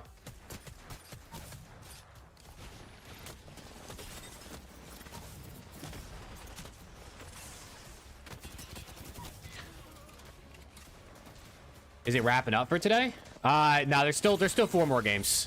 There's still probably another hour and a half, 2 hours maybe. Val EWC's already going? Yeah. Yeah, no, Val is this week.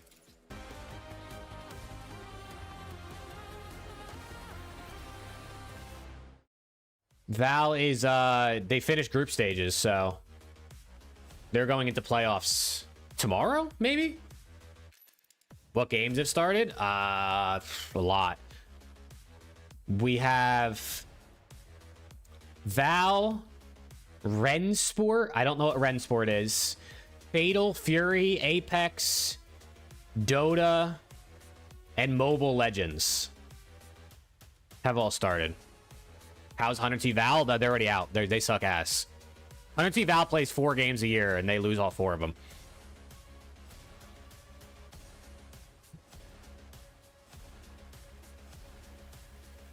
I can't even imagine what they spend on the Valorant team for them to literally just fucking get cooked like every time they show up.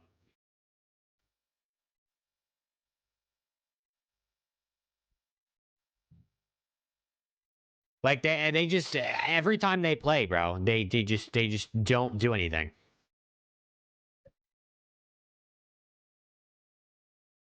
It's quite sad. I can't lie, it's quite sad.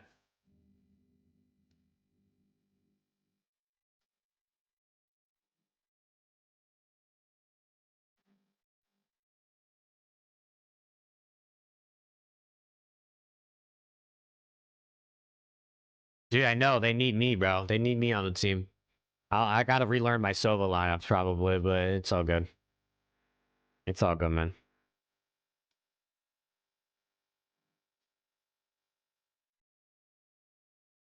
Oh god, dude. 24-hour stream tomorrow, man. Holy shit. It's gonna be a long day, but it's gonna be a fun day. Did another 100T team get eliminated yesterday? I don't think so. I don't think they had any other teams playing in anything else. Marvs, you guys want to play marbles? I was thinking we could do marbles on stream for the giveaways. Like, instead of doing the normal way I do my giveaways, where I just, like, use Nightbot to, like, randomize it, we could do marbles for the giveaways instead. Just to make it a little bit more fun. Plus, marbles is just fun in general. Like, even if there's nothing. Even if there's no prize.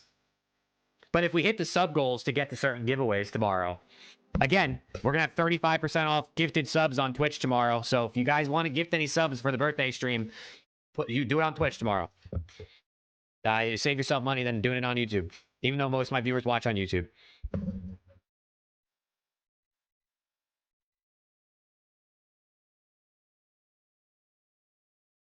Dude, that knife nade shot pull yesterday was insane. What was it? Like 7K? 8K? Something like that?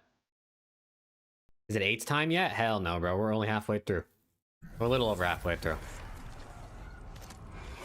Gonna be watching the CSK, so we're definitely gonna be tuning in. I mean, we're gonna be watching Ape. What time are they starting that case opening tomorrow? Because I think it's during Apex, so we're gonna have to like keep tabs on both. Playoffs here in Riyadh. My name is Rain Day, and we are joined by a very listen. We're gonna be ripping some cases on the 24-hour ourselves. We're gonna be ripping a little bit of cases ourselves on the 24-hour, depending on subs and donos we get. Let's just say that. I mean, the cute onesie for Alliance. We haven't got it on broadcast, but it's adorable. If I pull a gold, I show ass. The presence of It'll be 3 p.m. CST. Oh shit, then we can watch it. And it's just great to have you here and be able to pick your brain a little bit. How you doing? Great, thanks. It's actually my first time at EWC, and I'm really excited. You know, one of the things that, speaking of like first times, the opposite of that is Alliance's tenure in Apex Legends. You guys are really one of the oldest, if not the oldest, in terms of length of days that you have been in org and represented. Literally, Rick. Literally. Why it's been such a good fit for you. DM me your trade link. I'll send you some cases. Dead ass, Trev? You sure? You don't have to. I had some cases already that I just had because I've been playing Counter-Strike for over a decade. But I probably have to buy some too, because I have some cases that I'm just keeping. You know what I mean? Like I got a couple breakout cases that I'm just gonna keep and see how much money they end up being. Well, you talk about hockeys and you talk about the stability of this roster now with Unlucky and Effect, but it wasn't always that. I mean, you guys. How do I even find my trade link? You brought up Yuki. I mean, what a sensation he was when playing for Alliance. You guys have also found a way to find a synergistic team, Kelly, and that to me is harder. Where do you even find your trade link? I don't even know. By themselves, sure, but somehow when Unlucky and when Effect, these guys, they're stars on other teams, come together, they make it work. How does the org stabilize players like that, and how do you support your players to find that synergy and keep working together when many teams break up? Go to your profile, go to inventory. Alliance is quite a special organization. Most of our leadership are ex-pro players. So Open trade our offers. culture is really strong. We have a really Who can great send me performance trade team offers? working around our current team. Of course, one of the most important things for BR is like teamwork and synergy. Oh, here it is. It's easy to say it, but it's very hard Bang. to attain. That themselves, I also have to give players There we go. credit. They There you go. I put it in themselves, chat for they you. really buy into the culture. Not every one of our roster does, and those I are put not it so in chat for you, Trav. You really don't have to there's a send lot of anything. Please don't send me anything expensive. They sell those for you. But if you got any of the cases that are like 30 cents, you know, I don't mind opening those. it's put behind by like Dude, Tim and Nate are hilarious, Michael. You're not wrong. Watching them open cases is not even... Oh, yeah, I can DM it too. It's not even the cases that is entertaining. It's the conversations they have that are entertaining. For us to want to remove or make a roster change, it's the absolute last decision to make. Yeah, I just DM'd it to you, Trav. Thank you, bro. What a lot of the other teams don't have is that typically when you lose a tournament, you kind of want to make a swap. Yeah. We haven't exactly been having great results at LAN pre-EWC last year. Right. Often at times we have even been like double digits at LAN finals, you know? So there's a lot of analysts and there's a lot of like... Give him 1,000 cases or more. Can you imagine?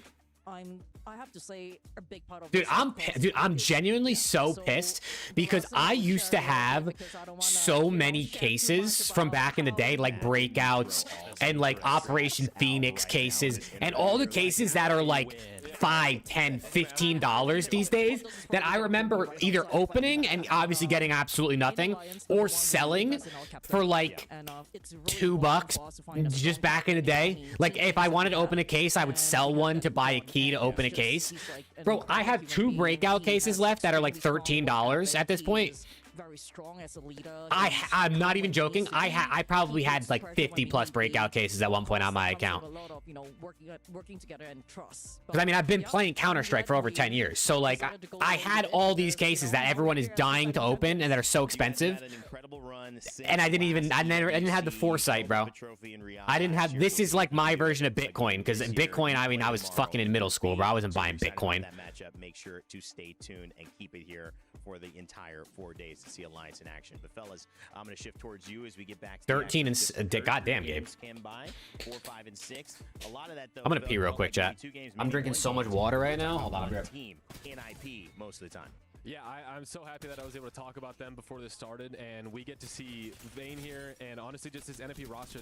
Okay, first off, we saw Falcons earlier on. They're just going to be playing as aggressive as they can. They're going to be going for kills, and this is the time where we talked about Vayne's confidence level, and them getting these back-to-back wins, especially on E-District, honestly, after their momentum in the game before, where they had, I think it was 12 kills and a 4th place, the game that Furia won, it just set the tone for them, especially on this map. When you start getting, you know, back-to-back-to-back maps, and you get that confidence, they're able to run through, and their kills is what's putting them ahead of this. And honestly, something that we noticed in the stats is that they are 1, 2, and 3 on the kill leaderboard in terms of overall kills for this tournament. Even though Falcons was at the top, they're still able to pull that off, and that's just only going to set the pace for the rest of this.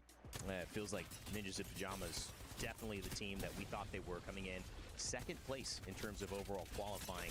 These groups are positioned, you might be wondering why these groups feel the way they do though, based on championship points. So obviously that 2nd place actually went to Shopify Rebellion based on those points. That's why they're in the other group. But going back to game 2, John, it was more the same. It's just NIP finding a group.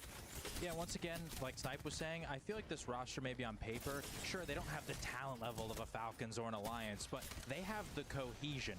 The top 3 players, like you said, all in terms of kills, is those 3 guys. Sure, maybe you wouldn't predict that any of those guys are going to be the kill leader, but when they're performing like this, you see the results, and it's not any individual player. All 3 of them are able to perform, and that goes back to what Snipe was saying at the top of the show, where, okay, Vayne can focus on the IGLing. He doesn't have to micro either of his players, because you know that McLovin's going to perform. You know that Kurev being your anchor, and also being able to, you know, get some mix in with those calls.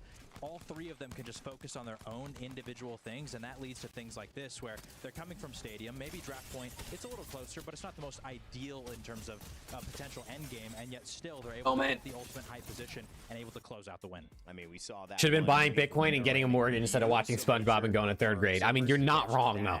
You're not wrong. Top down, it was Fnatic who would have the height here on this one and take the win. I mean, going back into your state, I mean, fuck. Playing with cohesion. This is something that Fnatic's always leaned on and done well. It was up to Yuka to find new teammates. The conversation was, here's a list that we think, and Yuka said, hey, I've got a list too. He handed that down, and guess what? I think they went with a lot of Yuka's list. And it started to work out well for them. A team that we expect to continue to be relevant in top fives. That's kind of where they make their bread and butter. Top fives in circles, top fives in tournaments. I mean, I literally was just trolling, bro. I was just trolling as a kid. Different way. It's been over a year since they've raised a trophy in the ALDS. Now trying to do it yet again. But the whole being great. I'm gonna stay on after Apex, and we're gonna play some 8s and stuff, Rick. I don't know for how long. We'll see, and we'll see if we even have enough people to play 8s. But I'm gonna stay on for a bit after. These teams do not need to be at complete. But I definitely am going to make sure I get in bed and pop some melatonin to make sure I get my sleep before the 24. Jay, just the fact that they got that win. Absolutely, and for Fnatic, it was definitely a project because Yuka said, I want to pick up 2 younger players, and that's sort of similar to what Ninjas of Pajamas did. Sure, maybe they're not young, but it's a project because McLovin, he's not necessarily a player that we know for having a lot of success on LAN previously like Vayne does, and so, like I said, on paper, this team doesn't quite make sense as one. Yeah, we'll see how many people we get for 8s, because I mean, it's going to be like, I mean, it's Thursday, and if we're playing 8s, let's say 2 hours from now, it'll be 1 a.m. for me, 1 a.m., 1 p.m., 2 p.m., you know, for most people. So, like, I don't know how many people we're going to have for 8s. But people are always fiending for 8s, bro. These people are fiends for this shit. They might have taken their foot off the pedal and a little bit of that speed, but they are still operating with an intense surgical-like style because they know how to get the job done. Joint kill leader, 0 with the NIP guys as well. Kelly, I want to thank you for hanging out with us. This was amazing, and good luck tomorrow. I know of you watching. Any particular place? You're going to be in the stands? Or you want to queue ranked? Holy shit. Dude, this new PC's got me shooting different, though. I can't lie. This new PC's got me shooting different. That's right.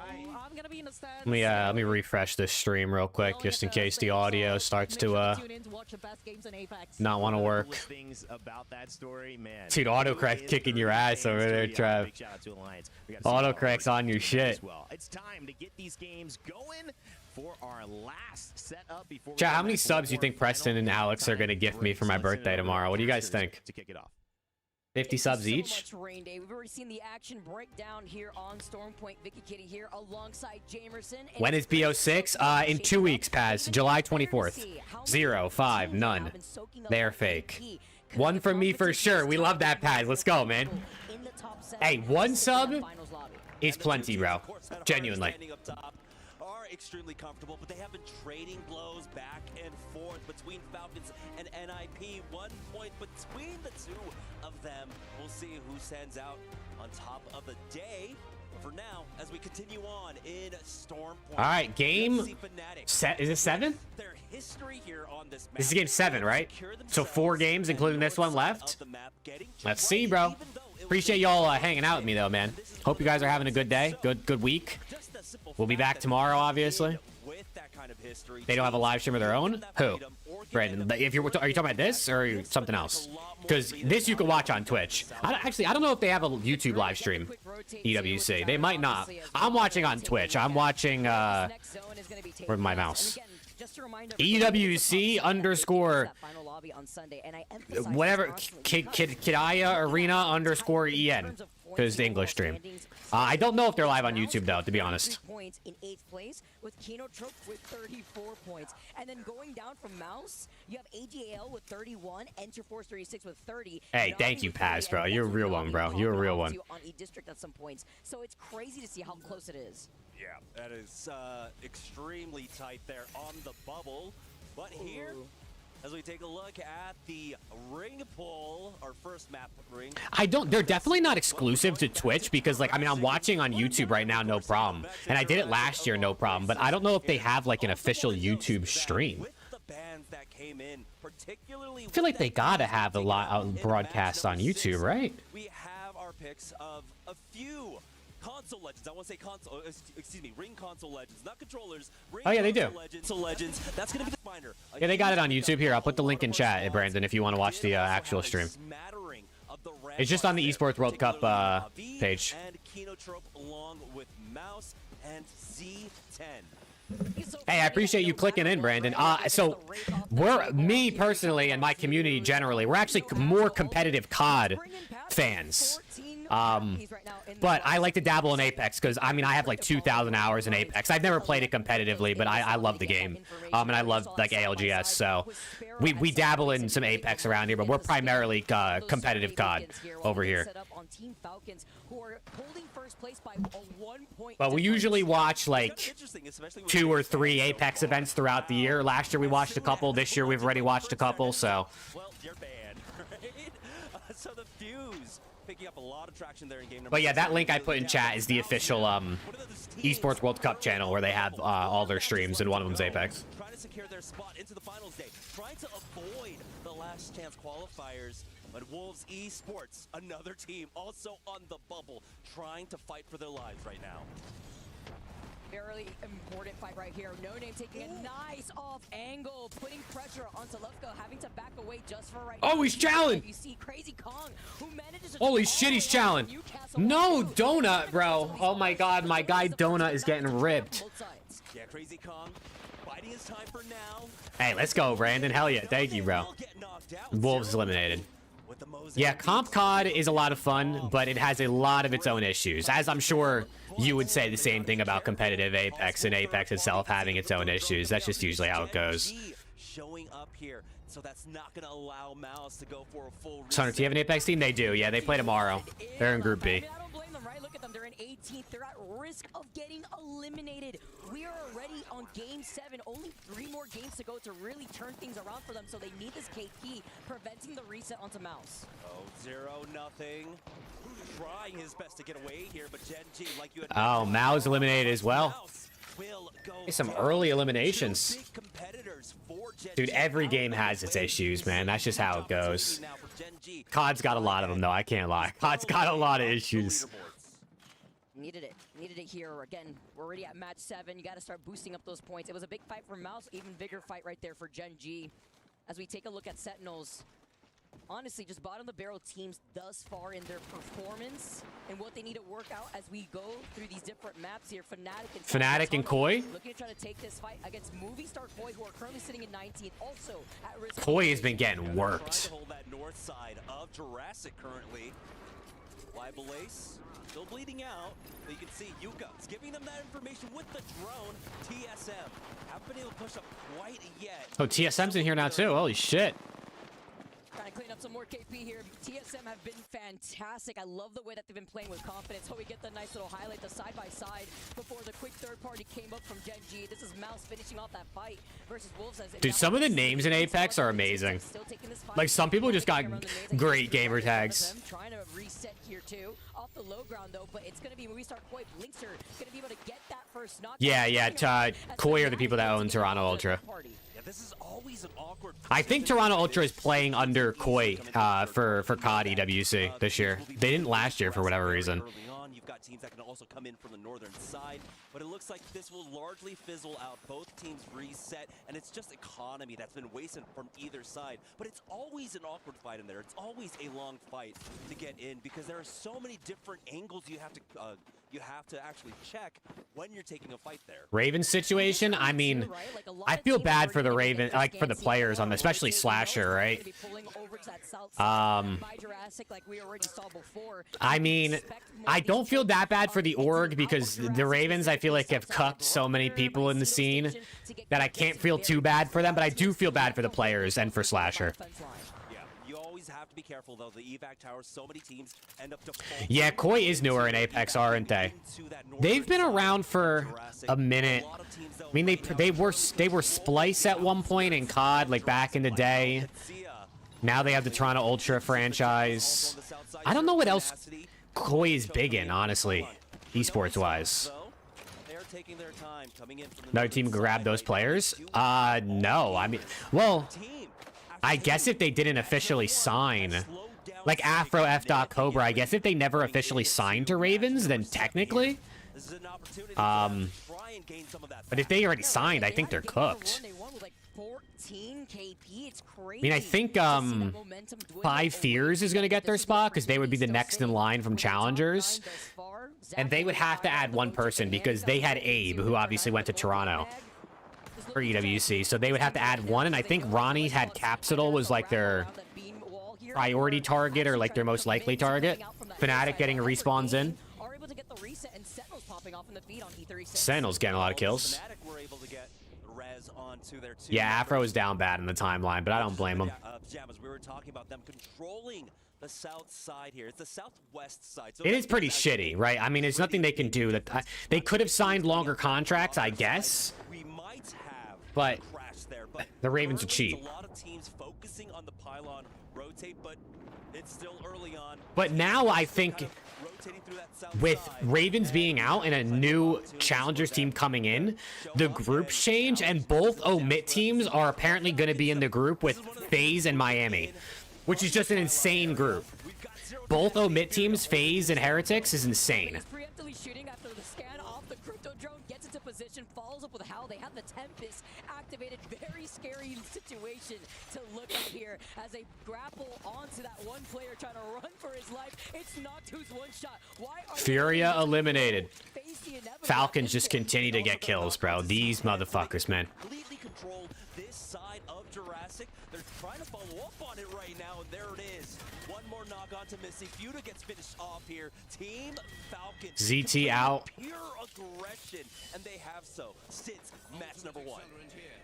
Looking great on clearing this side. Look at all that extra KP. The points here too, trying to build up that gap between themselves and NIP, which, by the way, NIP, a team that's holding that southern choke that we talk about over by. He won a 1v1 versus Koifel? Oh, shoot, Koifel's really good. In a zone pool like this, because if NIP clear their backs, it's really set. Koifel's really good, so that's nasty. Rotate on their 6. Yeah, it's our 2 top leaders there on the south side right now. Yeah, this Fnatic team is good. It's been Falcons who've been picking up these kills and maybe get more. Nemesis coming in from there, but Fnatic team is definitely good. I mean, to be honest, they were playing pretty mid up until last game when they won, obviously, and got a shit ton of points. Because a lot of teams have moved to the western side of the map. We do see ahead of them Movie Star Koi still inside that tunnel. But Orchid all purpled up. Dude, I'm pretty sure Raffi said that they were talking to this team that signed to or eventually signed to Orchid about being the Omid Apex team, and they ended up going with the other one. If they would have went with this team, they would have been at the EWC for Apex, which would have been sick. I would have had a team to like really root for in this group since 100 T's in the other group. So you talk about some cleaning up some KP when they're trying to gatekeep these teams. Falcons now looking at these two teams with hungry eyes, hearing them down below. Yeah, Fnatic were forced to go for that reset, right? And behind them, dude, I don't know, Trav. Nemesis were coming up behind. So now this is Falcons with another possible 6K. Probably me, Trav, if we're keeping it real, you know what I'm saying? Probably me. Nemesis and Fnatic have to be careful about how they approach. They're lucky I'm not a part of the team, man. Yeah, I saw Timmy said he's hanging it up after this event, which is sad, but I mean, he's gonna continue to make content and stream, and it's you know what I mean. Other than competing, he's still gonna be everywhere. So, but he loves competing, so I definitely know it's got to suck for him. Akatsuya were able to get that mythic bin too. Better position here. If anything, he'll just be more popular now that he's gonna be full-time content and doing more stuff. Once you're forced outside the choke of Cedo Station, where we know there's going to be a 3-team pileup eventually. All right, I mean, 4 teams gone already. Nemesis, Fnatic, not moving an inch from the edge of the Navi, Edward, in the next circle already. NIP and Sentinels too. That will be having to. It's gonna get interesting. Over on that southern side.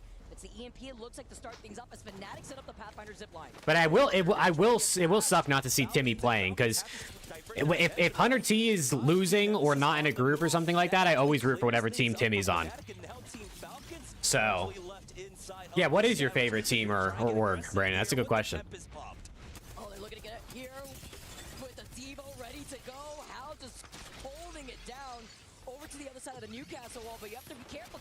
Dude, I wonder if Falcons win, they're not going to split, obviously. But I guess if they play bad, which they're not playing bad yet today, that's our only chance of them splitting. The God Squad. have to turtle up. We cannot go and just completely throw this game. Team Nemesis throughout all of this with the attention that Fnatic drew back from Falcons, found a moment to push forward onto that fence line. Now it's Team Falcons stuck here.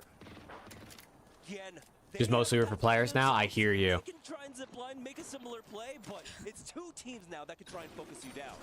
Dude, it's actually kind of it's kind of cool how many like people in esports root for players over teams. It's like different than regular sports where people tend to root for a team over a player. But I kind of like it. Makes sense because of how many team changes there are in esports. I did not watch Madrid versus PSG pass, but I know PSG pissed on them.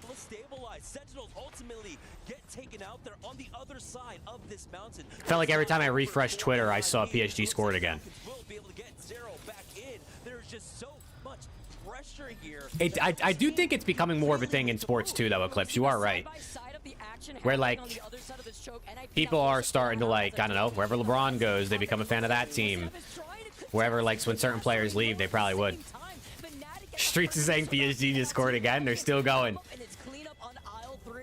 Look at these guys, bro. This is why you turtle. Fnatic were consistently posturing for a third party after third party, but it felt like, I guess, to Ender Force 36 that we have to. Dude, that's what I always say, Brandon, is like, I think in esports, the only way to really build like a legitimate loyal fan base, because of how often players leave and go to new teams and how much you change, is through like content creators that you keep on the team for a really long time and you really like get them integrated with the team. Like, I think with 100G having Nicewig, I think is huge, because if they can keep Nicewig with how popular he is in Apex Esports, they can keep fans around because he's a part of the organization, even though he's not a player. Like COD, obviously Optic having Scump, right? Like, I think that's how you keep fans in esports, because most of the time players are in and out of the team all over the place. But this is a much closer fight between the two squads. Neither of them taking too much damage on the way. I think every team should have a dedicated like watch party or content creator for the game for every game they have an esport team in. Oh, okay, Zap. Damn. Fnatic and TSM eliminated. EDG with a helping hand in that fight throughout all of this. Fnatic again move out of their spot. Dude, Eclipse, I wish Thieves did a little bit more content with the team. I feel like they have such an opportunity with that roster, and they just haven't done as much as I was hoping. Having a fantastic day thus far. And now you get to see AG not only take over that building, you saw the double Pathfinder zipline on the roof side of that. Oh, he's ready to square up. Had gone down, showcasing how many teams were trying to time these 3Ps, these 4Ps that we keep seeing on both the southern side of this choke as well as the eastern side of this choke. But this zone will be pulling over to the north side. Yeah, I mean, maybe this offseason LAT will be on their absolute grind for content, right? After EWC. 100T does more than most orgs for Apex, and they don't do much. Damn. Yeah, Apex Esports is definitely been in a weird spot, I feel like, with a couple orgs kind of like leaving and stuff. But dude, esports in general is just in like a rough spot. Unless you're like Counter-Strike, and even at that, I mean, Counter-Strike's expensive. From two players, they've lost out on one, but they're charging forward now. Harrow extremely low, and he goes down. Kino Trump are knocked out as we've got AG trying to continue forward here up against Falcons. A lot of teams going down. AG, Team Nemesis. Falcons still alive. Hey, Edward Gaming is still alive. Is Lloyd here, bro? He wanted to watch Edward. They're doing their thing now. A team sitting in 20th place, because as it stands right now, both Edward Gaming, Movie Star Koi, a team that's in 18th place, Edward Gaming that's in 20th place. Wow, the first place team and then 8 and then the bottom 3 basically are all still alive. End of this leaderboard is 22 for Gen.G, 21 three-way tie between Movie Stars, Zero Tenacity, and Sentinels. Luckily, there's still 3 games after this. But Oh, Falcons eliminated. Team Falcons ultimately will go down. I don't really have a favorite Dota team. I mean, in League, I support 100C, obviously. Even though, I mean, they're an NA team, right? NA in League doesn't really do a whole lot on the global stage. In Dota, I always liked Alliance, and I always liked OG in Dota, but I never really had like a favorite. Where they have really strong control over the late game, but they can't punish any knocks here. And so Edward Gaming should be able to get the res on this. We're down to our final four. Nowadays, when I watch Dota, I like to root for whatever team Quinn is on, because Quinn is like the only American that does anything in Dota. He's a mid laner. He's like the only one that is good as an American on Dota on the pro stage. So he's like the one player that I usually will root for whoever he plays for. And he's on. Who is he on now? Is he on? He's on GG, I think. And all four of our teams too. This is an important game, right? Because currently Na'Vi are the only ones sitting in a strong position, 8th overall with 40. Oh, for Genji, EDG, bro, he's just bouncing on it. All with about 20 points. They desperately need to win here, but EDG will not. Yeah, OG, bro. I think the first ever Dota tournament I watched was TI 2 or 3, and it was the One Alliance one, and I loved watching them at that tournament. So I always liked them early on. I got in that knock originally with that Sheila. Genji hiding behind the crates. They're going to have a stare down eventually against Na'Vi, but it's a worse position for Movie Star Koi to be in because they will be in the line of sight of the. Bro, I mean, the 15th and the 16th place teams are still alive right now, and obviously Na'Vi at 6. This is pretty good. Yeah, we do have to also mention the differences in terms of compositions as well. While we do have the Koi is cooked. Bro, they're just in a crevice right there. Well, we've got the Sparrow for Movie Star Koi, and of course, like you saw there, the Sheila for Na'Vi. So some extra firepower to finish things off for them. Dude, I swear, Rampart is my sleep paralysis demon. I get that Sheila, man. It's crazy. It feels like it's so extra personal, too. You're so close to getting into cover. You only have a blue knockdown, and then Sheila's just enough to be a nail in the coffin. But very smart move, too, because Na'Vi understand there could be a chance that Gen G try to take advantage and push before Wait. Movie Star Koi could even reset. Na'Vi's pushing Gen G. Is Koi gonna have a chance here? But Slab with his Devo, who has activated the Tempest originally here, too, is going to be able to actually try to control this fight. Huge timing push coming out from them. You like Gen G in Dota? Extremely well. Slab is in position at the right time. Well, Gen G just went out in Apex. Oh my god, the Devo, bro. And Na'Vi win it. Oh, he's going crazy. He's turned. Needed victory that propelled them from 8th place to 3rd now, and they Up to 3rd place. Okay, dude. Okay. Comfy, pretty, say hello to my little friend. You saw the pop-off right there, too. Na'Vi feeling themselves. We love to see that momentum right in. And, of course, I just feel like it's so gross. The Ballistic Tempest into the Sheila, too, on top of it. You're controlling so much space. The matching skins as well. Oh, yeah, pretty fresh. Na'Vi knew this was their game, and it certainly was, right? They ended up drafting. Yeah, Gen G's getting worked in Apex today, bro. The highest priorities for where this zone pulled. It pulled towards them out of Jurassic. 25 points is a big game. They had full control over that northern Dude, but I mean, Koi, Gen G, EG, all got some good points being teams towards the bottom. Pathfinder is going to be banned, too. Creating a huge pileup of Scrap on the squad. Oh, man. Jurassic Park. And importantly, our two teams at the top of Falcons and NIP. Of course, facing that traffic go down, they don't have an opportunity to try and go for that late game once again. Great job by Na'Vi, really executing upon their usual play style. And look how important this was. 15 points in favor for Movie Star. Okay. Like, look at the amount of KP they're able to secure. Match 7 in the books, man. 3 more. Points in total, but these are two teams that were on the bottom end of the overall scoreboard, and we're running out of time, Jamerson. Just glaze me in the green wall community? Oh, shit. I got to see it. Let me see the glaze. Falcon's still in first. The pressure is alleviated just a bit, but they are still not. Our first cousin is hilarious. Our first cousin. Shout out to Green Wall, man. currently there in the bottom 3 on the verge of getting knocked out. But they still have 3 chances left here. Exactly, and but it's so tight here, not only with the teams that are at risk of elimination, but even the teams that are looking to find their spot in the finals. Literally a point difference separates themselves or having to compete. That's funny, bro. Yeah, and again, importantly, with this 10-match set and with how much of the points have been kind of monopolized at the top by Falcons and by NIP, Na'Vi were able to jump 5 points throughout all that. But we got more. That's too funny, bro. Take a short break, and we'll be right back after this. Dude, 2.5k damage is wild. He's got more damage probably than like 6 teams combined, all the ones that got out first.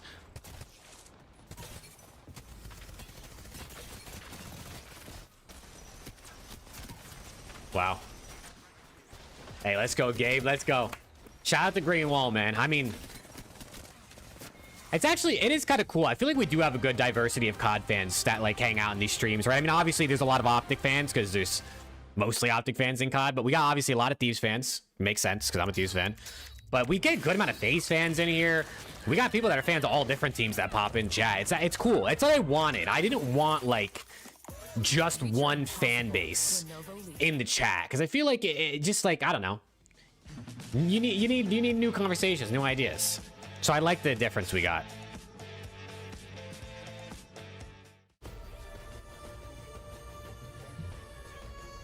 %100% chance they split if they don't get first. Oh shit. I like that though. Split up the God Squad. Is calling. Yeah, no, having different fan bases in the same community is fun. And most of the time people are pretty good. Most of the time people are pretty, you know, they're not actually beefing with each other. I mean, some people talk shit, but it's all in good fun. Oh, he was bouncing. Dude, did you see the guy got knocked? The guy on Koi got knocked, and he like bounced on he was bouncing on the ground because he went flying off the side. He was bouncing on that shit, you know what I'm saying? He was bouncing on it.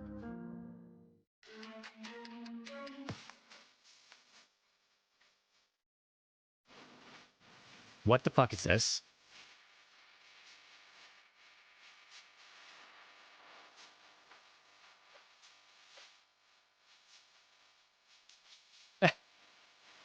What is this, bro?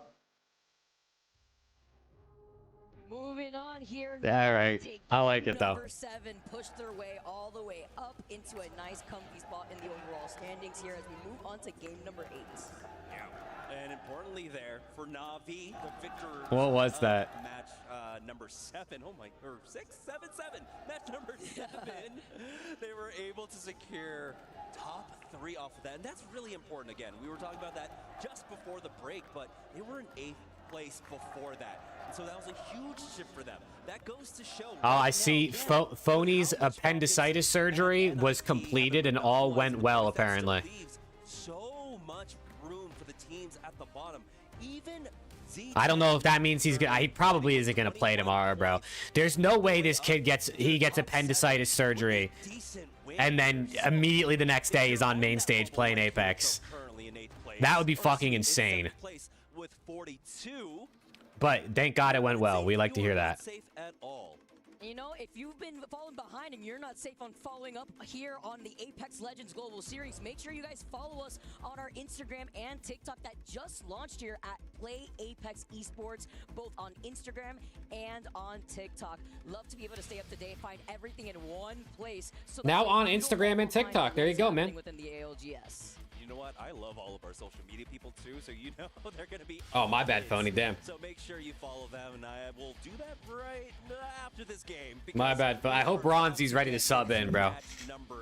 I hope he's ready to sub in. I mean, I saw the name change at 1.2, and I was like, all right, I'm watching. I got a tab over here, making sure that we don't miss out on those socials as we get a nice little pan of our audience here, trying to give their energy to their favorite teams. Falcons looking on top, but I really like how our teams are playing so aggressive in this lobby. I mean, you have to, and now at this point, we're entering game 8 territory out of 10.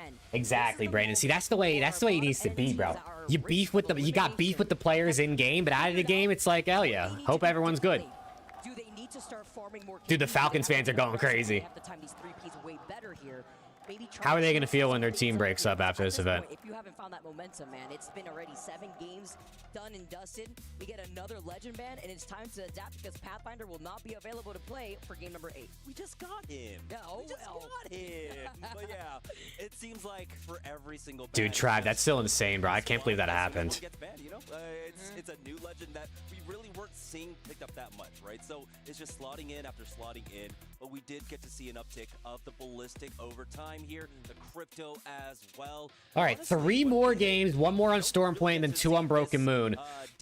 You got to be top 7 to guarantee that spot on Sunday. Bottom 3's eliminated, and the middle 10 in between those 2 play on Saturday. So these games are going to be really, really interesting to see where people pull out. Hey, appreciate you tuning in, Brandon. Appreciate you tuning in. We like to have a vibe around here. You know what I'm saying? We just like to have fun. Have fun. Enjoy good games. That's really all. That's the vibe here. On these legend bans, which has been my personal favorite thing that we've included within the ALGS, that there is not a single support legend that has been banned over the course of these last 7 games. And that's, Falcons is built. Shouldn't it say are built different?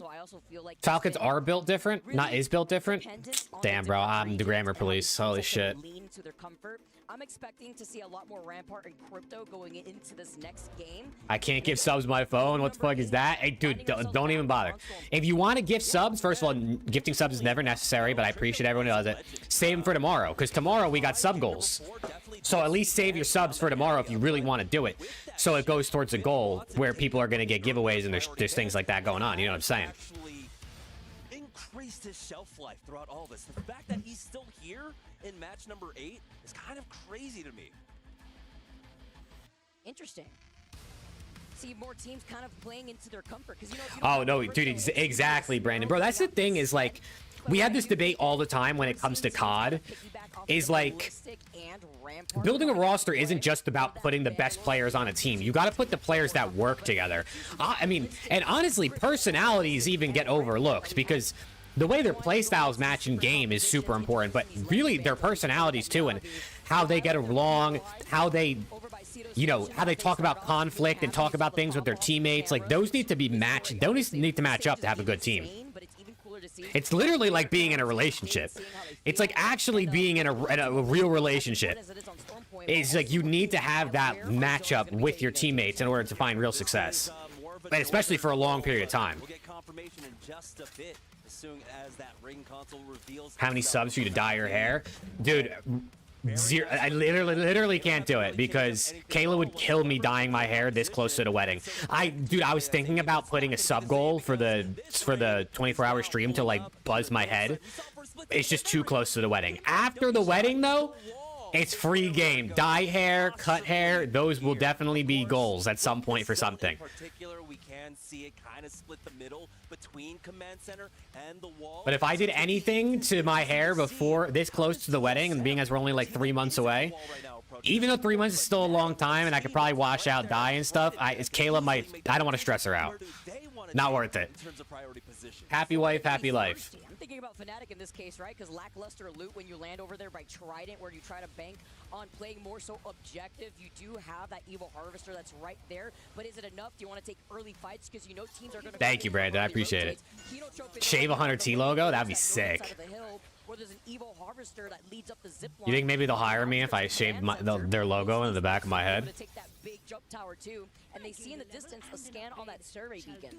Yeah, Wolves do not want the part of any early fight. In like 10 months? Hell yeah, dude. Congrats. We're kind of cresting the hills there to get up to Zeus. That's awesome. I mean, we were engaged for...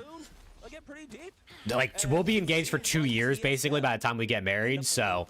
It's kind of nice to plan a wedding out. Like, we have some friends who got engaged after we got engaged, but they're getting married before us, and I'm like, bro, how are you planning this wedding that quick, bro?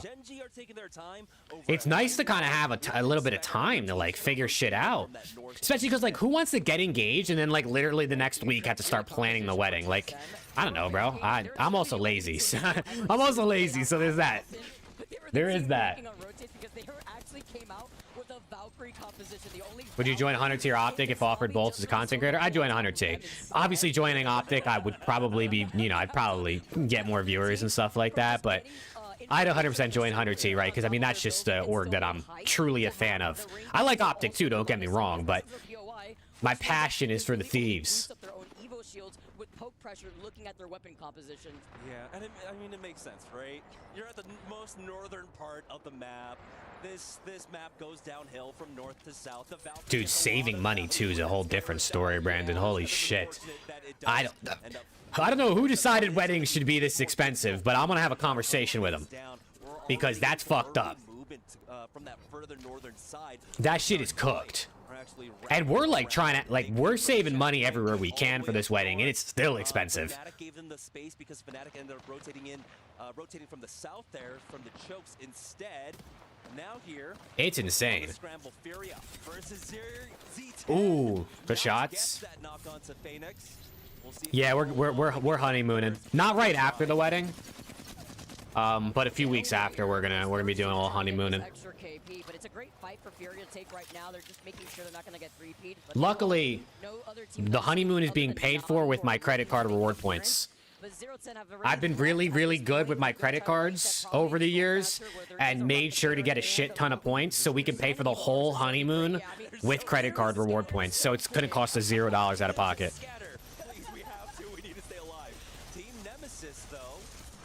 Your fiance's a big Hunter T fan? We love that. We love that.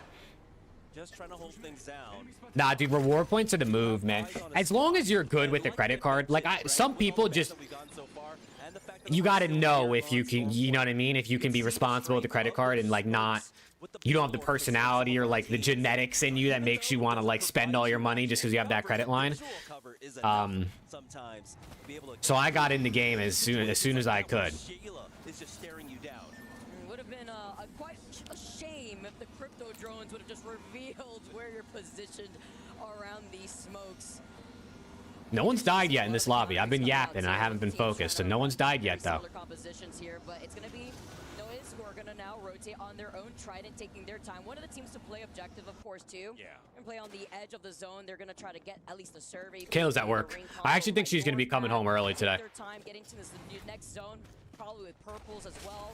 So you can see Team Orchid playing inside the bunkers this time around. Just have to make sure that their backs are cleared. Because really, if Noise wants to commit to this rotate and coming in from specifically the western side, they would probably either want to see if they could take a fight. But yeah, she's out there getting the bag, bro. She wears the pants in this relationship. We saw Fnatic take originally. I'm over here watching Apex. Here, though, again, it's just about surviving. They are on the bubble, right? Quote unquote. 17th place, 24 points. If it ended here, they would be moving on to the last chance qualifiers. But they have so many teams, or excuse me, like very little space for the teams behind them. So they cannot misstep. They cannot afford a 0-point game here whatsoever. Yeah, Stormpoint, E-District are good maps. On the bottom end of those leaderboards. 18th and 20th are axed already in this first day as hey, let's go, Trav. Safe flight, my guy. Have now cleaned up NIP. That was huge here. NIP out 20th. Ooh. This is also another opportunity now for Falcons to continue to grow their lead. Remember, yeah, second place team out. I mean, this gives a chance for some teams to catch up. Have a very comfortable lead to come when do they play Hacienda Control? And like you had mentioned, can you imagine, bro? Just out of nowhere, they're like, we're actually going to play Hacienda Control for map number 8. There's still a lot of room for movement. They could easily get into the top 17. Currently, it's Kino Trupp with 42 points. So an 18-point game here for Sentinels. I will say, as much as I'm going to be sad when, like, the COD season's officially over after EWC, I'm not going to miss watching Control, bro.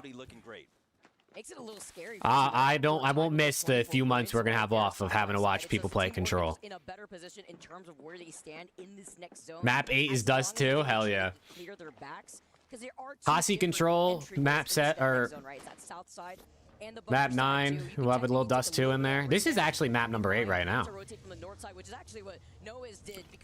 We're coming down to the wire here.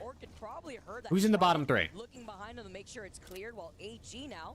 Orchid's got 24. They're one outside the bottom 3. Oh, it's close, dude. There's a lot of teams down there, only a handful of points away from each other. Gamers had rotating in behind the priority teams, right? TSM, Movistar, all of them were able to get that north. Had a 77 kill streak and got crushed by your own care package. That's got to be you might be the only person that's ever experienced that exact thing. A 77 kill streak and then get killed by your own care package. That might be a unique life experience. Holy shit, 77 kill streak's insane though. That lost so much momentum. Can get that back. Currently, they're sitting in 8th place with 40 points. Hey, peace out, Trav. A few points off from that 7th place position. Good spot to hold, at least for right now, but I wouldn't be surprised. It's probably going to keep pulling over by the wall side, where a lot of these buildings we saw get taken really early on, while E36 trying to put in some pressure onto Team Nemesis. E36. Good shots. They've been on the hunt. They've slowly. He's letting that thing sing. Goddamn. Really, again, with a pull like that, you can't really expect to get in deep into this zone. And so trying to find the fights on the edges is going to be extremely important for them. They will be able to try and cut off Team Nemesis. I mean, Team Nemesis... Oh, that's all COD is, Brandon, for the most part. COD is, at this point, it's like 2K or FIFA. It's like the same shit with a little bit of difference every year. But it is what it is, I guess, man. One day COD will be great again. Actually, probably not. Actually, I don't know. Maybe they won't be. New Battlefield? I never really played Battlefield, honestly. Like, I never really got into Battlefield. I played a bit of Battlefield 4, but I don't know. Those, like, bigger map games, like, I don't know. I never really got into that type of gameplay. But I'll probably give it a try, but I don't know. I just never... I always just played COD. Like, COD and Halo was what I played growing up when it came to shooter games. And then eventually, like, Counter-Strike, and then, you know, Apex when that came out, like, 6 years ago or whatever it was. Oh, fuck, Knock. We'll see ya.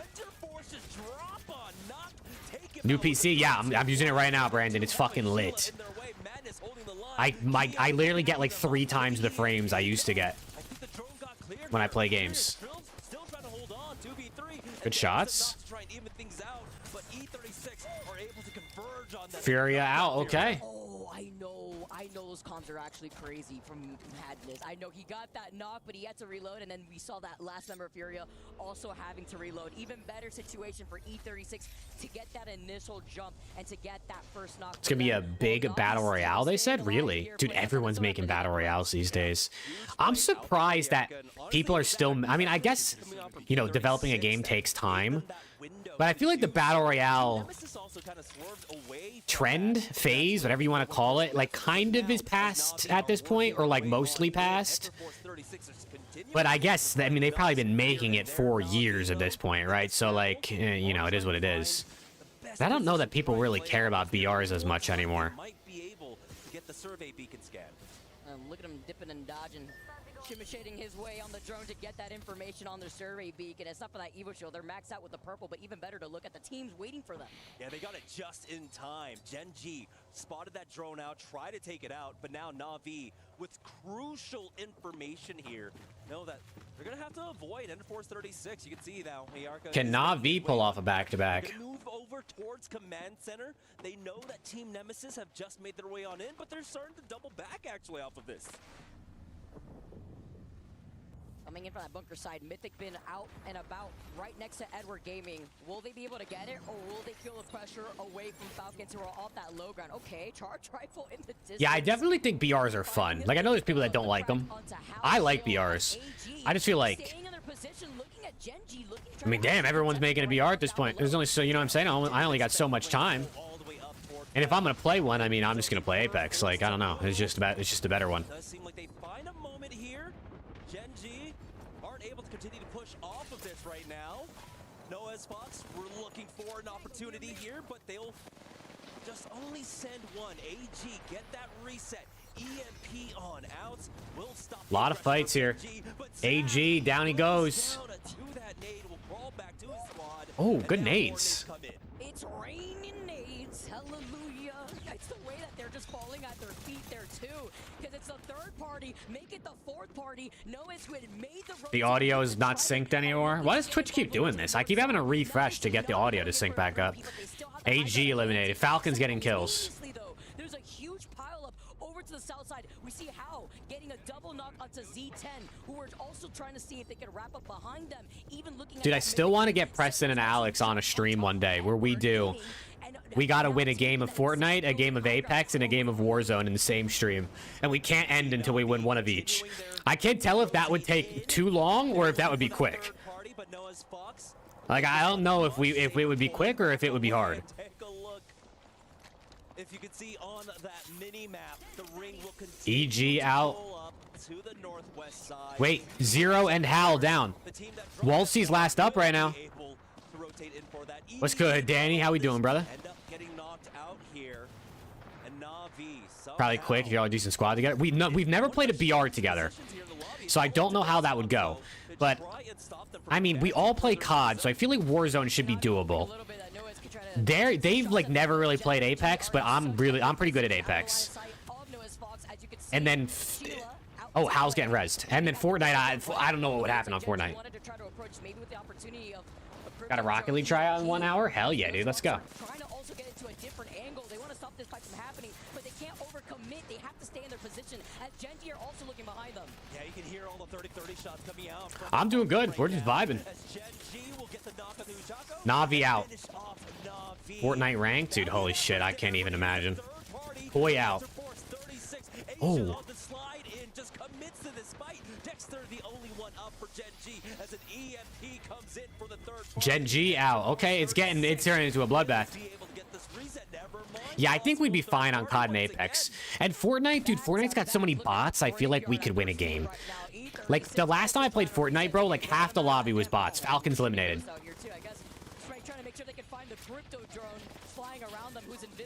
Dude, I really feel like Nemesis out. If we did that challenge, we could finish in under like 4 hours, 5 hours.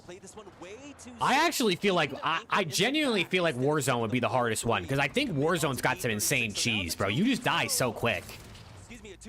Even though we all play COD, I think that would be the hardest one. Orchid eliminated.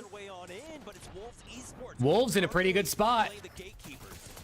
Looking down at Kino Trope with some help from Fnatic on the other side of the wall. They slide down. They get the damage done. Miss out some people. Wait, Kinotrope done. We got Fnatic still alive.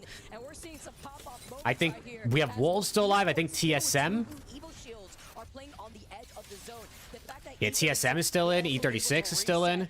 after the Mirage we saw go invisible to pop that medkit, to pop that bag. Wolves need these points. They're in 11th place right now. They want to be top 7. Play this out as a duo after they were here in that final zone from the beginning. Yeah, we'll see if they do have a mobile respawn beacon for themselves. The crypto drone is out right now to try and secure that death. NF is getting a res off. 36. Their only eyes are on Noah's Fox right now, and it does seem like they will be able. Dude, I haven't played Fortnite with build mode in God knows how long. Note that and try to advance on their position. Yeah, Panic is good. I'm not like super locked in Apex where like I know a ton about every player and every team, but I do know most of the like players and teams that are good. Oh. Wait. But it was too far out of the zone there. It did just enough damage, and now Mouse just walked up. Left gets the first knock here originally, but they're taking too much pressure here. Mao's out. NF is weak as shit too, down to a solo. Only one member left of Noah's as now Fnatic walk up. Doesn't it, dude? Every time I watch a game, it makes me want to play the game.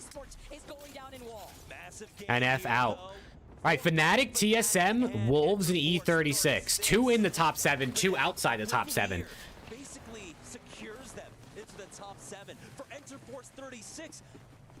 That puts them on the bubble right now at 45 points, though. As Fnatic push forward, Wolves will get eliminated. Down go Wolves, man. Come on, Donut. Now quickly get involved in this third party. They want an opportunity to take this game, especially while this fight is going for. Wait, E36 gonna go down. TSM versus Fnatic. One of the teams rocking the Mirage is Fnatic at the res. He's got the EMP. They just finished that fight versus Wolves, but it took so long, and now It's a 3v3. TSM versus Fnatic. Hold on, it's gonna be a banger. The Rampart and the Newcastle to cross in the space. Now Fnatic have the high ground. Full 3v3, and I was gonna Fnatic weak. Wait, Yuka. Wait, TSM get knocked though. Wait, Fnatic's gonna win. Fnatic with another win on the board. Okay. They're finding their footing here in the second half of this group stage. Are they just Stormpoint demons? Looks like it. It definitely looks like it. And great timing on when they had to rotate to 3P that fight. The unfortunate Wow, that 3v3 fight was kind of disappointing, bro.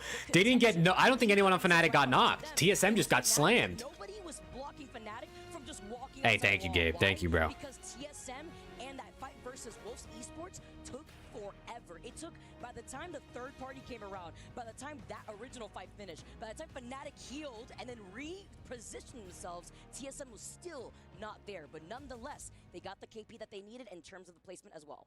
And also, just the comfort. Hey, Danny, I appreciate you, bro. You're a real one, man. Of the day, Fnatic with a You're a real one. You're one of the OGs. on Stormpoint, another plus 25 for them.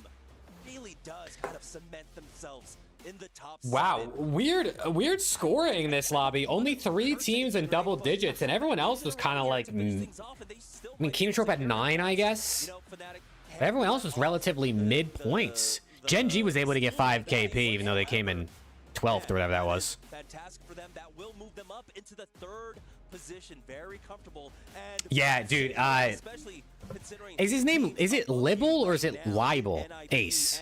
I'm just gonna call him Ace. He's good. He's good. Really starting to show their head. And Fnatic did pretty good on E-District 2. The only game that they kind of faltered on E-District was Game 5. So, you know, carrying that forward and Libel? seeing the most of that success on Stormpoint. Libel? Oh, fuck. I'm just gonna call him Ace, bro. I'm just gonna call him Ace. He's nice with it. He's nice with it. E36 are right under Tails with 47 points. And then even worse, though, NIP and Falcons have the same amount of kills, most kills in the lobby, 51 each. at 27 points. Tied that with Furia, by the way. Like, we are running out of time. There's only 2 more games left, and that was our Ballistic eliminated? Dude, I can't believe Crypto hasn't got eliminated yet. Yeah, so that's what Brandon was saying earlier, Gavin, when we were talking about him. So you can still consider 5th place on the bubble. That's how insane it is and how tight this is. Just to try and avoid that last chance qualifier, of course. Sparrow's definitely being played. I've definitely seen Sparrow being played a decent bit, but I guess not enough. Not enough to get banned. Prediction for COD EWC? Dude, honestly, I don't know. I could see like a FaZe or a Thieves just bounce back Slammage, but I could also see like Surge or like Miami maybe coming out and getting the win. Like one of those teams that didn't get a win this year, but was definitely pretty close a few times. How do bans work? The most played hero in that match gets banned afterwards.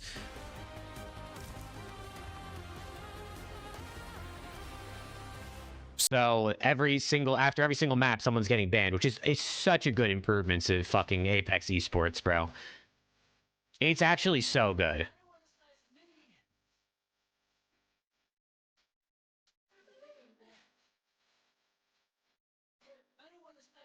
It's just so good because, dude, it's watching the same team comp for like 10 maps straight.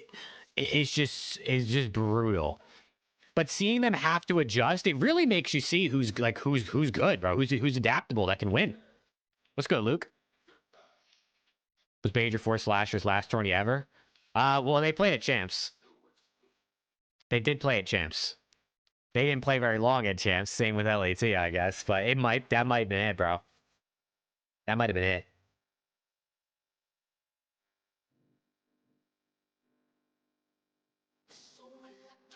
Dude, I actually can't believe Crypto is still in because like 3 games ago, Crypto and Wraith were both tied for the most played, but Wraith ended up getting banned because the team with Wraith placed 2nd and the teams with Crypto placed lower than that.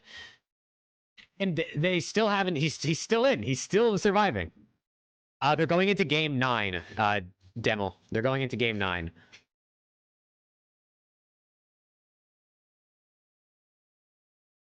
Yeah, Crypto's so good, bro. With the ability to like get the banners and res with his drone, ping beacons with the drone.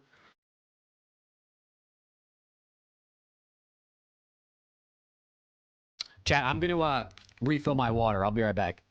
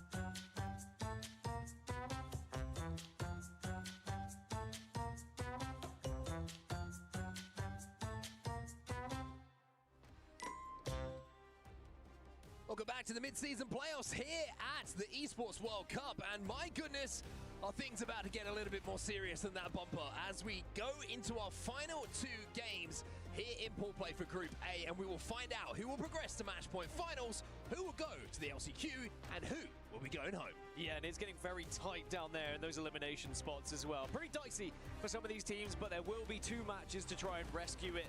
It does mean we are going to be moving onto a new map as well. Broken Moon is where we're going to be heading for matches 9 and 10, which does make things a little bit more chaotic here on the main stage. Yeah, certainly unpredictable, I think, for a lot of people who are watching at home. And of course, if you're watching at home, we've got some Twitch drops for you. This is an ALGS event, so by tuning in and watching and being a part of the broadcast, and of course, we'd love to have you here, you get some goodies. You can see on Thursday today, if you watch, you get the Crimson Crasher Wraith skin, and you can see as you watch throughout the weekend, of course, for that Nemesis skin available on Sunday, where we'll have match point finals. You've got to watch 30 minutes, and then you'll be able to claim those goodies thanks to Twitch drops.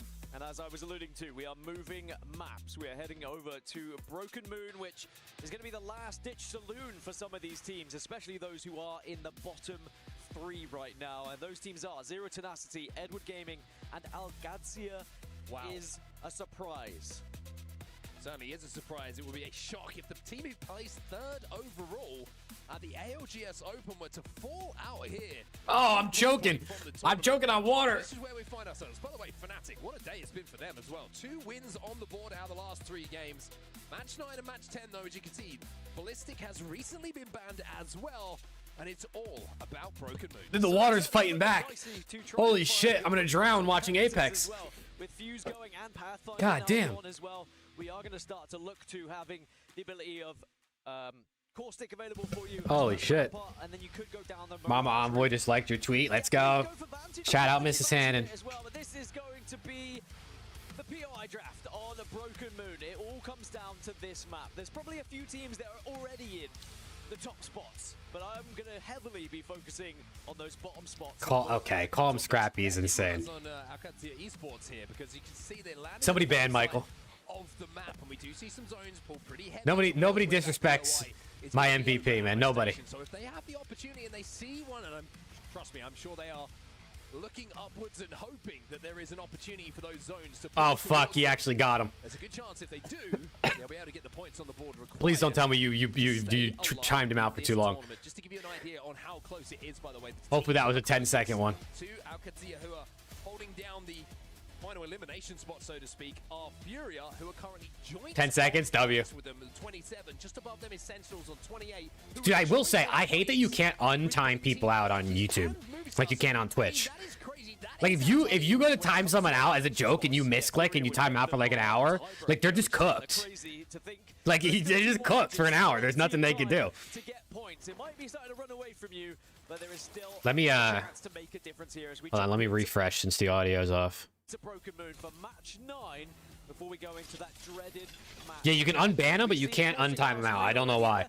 Quite a few caustics popping up still, mainly for that ring console, but I think you were pointing it out to me, Mirage is definitely going to be featuring even more heavily here, All right, mate. because he can also hit those ring consoles when you get the perk. Fnatic, who now have 2 wins on the board. All right, dude, 2 more games, chat. Top 7 make finals on Sunday. Bottom 3 get eliminated today. The middle 10 play on Saturday. Looking at where the zone is going, Team Orchid are going to be happy to see that Terraformer is where we are going. And I mentioned the southern side. Ballistic got banned. Ambrose. A great opportunity to have Prio to this zone, but they're going to have to be very, very careful of a team that are called Falcons. I see a lot of Sparrows. I see a lot of Bangalores. A lot of teams who need points have good Bunch of Mirages, bunch of Cryptos, couple Caustics, couple Newcastles, couple Valks. Also, a bit of a surprise to me, but it can all Couple change. Rampart, Maggie. There's some good variety. Dude, Legend bans are lit, bro. We need ban and protect back in COD. To go onto the rails.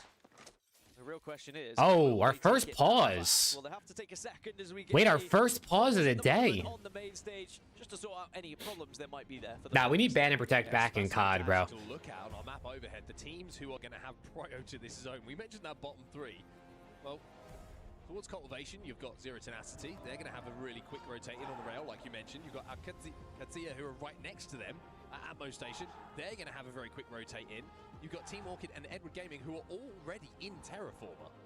This is a massive opportunity for all of those teams to convert this zone into what potentially could be a tournament-saving game for them, but also knowing that those 4 teams are going to be next to each other more than likely is kind of terrifying for all of them, knowing that they can eliminate each other. Yeah, this game could put you far enough away from those teams in elimination that you don't even have to worry about it, and you can start to hope that maybe you can. I mean, the fans are turned. Top 7, so you can secure your spot. Oh my god, there's Sentinels fans there. Are you kidding me? Fans in the buildings. Sentinels fans have been able to arrive and find their seats here as well in the Gidea. There's Sentinels fans here. I can't believe it. It's quite a good chance to really. I thought the whole crowd was just Falcons. You will definitely be hurt. You think they're gonna go crazy for Pred? Imagine. They maybe need just to calm the nerves, I think, a little bit.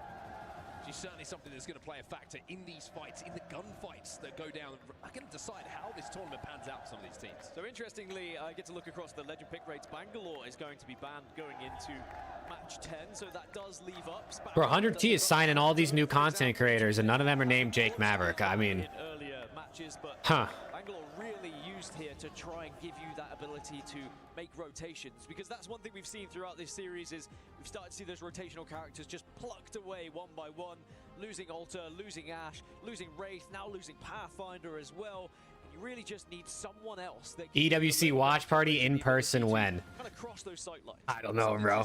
To highlight here some of the legends that we haven't really seen. I don't know. Are going to be playing Vantage in their composition. So, Dude, I want a watch party at a COD event next year. Maybe feel like some of her recent buffs are enough to get her. What's good, Coop? So 100T's not playing today. They're in Group B, so they play tomorrow. So 100T Apex is just vibing. Although Phony just had emergency surgery, so I don't know if he's playing tomorrow. Bronzy might be filling in. But the way it works is the top 7 in the group make Sunday, which is the finals.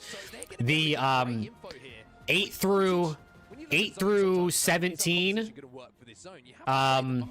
go to Saturday to play in like the losers matchup, and then the bottom 3 get eliminated.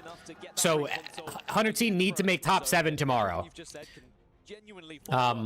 Hopefully that's the goal. They can use that sniper rifle to full effect and maybe pick up some kills to get out of those elimination zones. Otherwise, yeah, it could be a very disappointing Thursday for them. And it feels weird sending teams home on a Thursday, but that's how brutal this format can be. As you can see, 18, 19, and 20. Wow, AQD is low, bro. I thought they were one of the top teams. But we will also be sending 7 teams to the grand He had appendicitis surgery, I think is what it was, Gavin. There's still 2 games to go. You think that some of the points have been put on the board by 6 teams come out of losers? Yeah, right. If it's 7 and 7, that's 14. So top 6 come out of losers on Saturday. That math would make sense.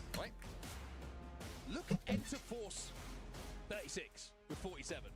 That is not a chasm between those 2 teams. That's one big game between 18th place. So really, you just want to get top 7 in your group because then you don't got to even play Saturday in losers. But I guess you get yourself a second chance if you don't get top 7, but you don't get bottom 3. Wolves, the soccer team, getting into... Yeah, dude, I mean... PSG has been a part of esports for a while. PSG has had a Dota team for a long time. PSG LGD, I mean, I guess it's like a partnership between them and LGD.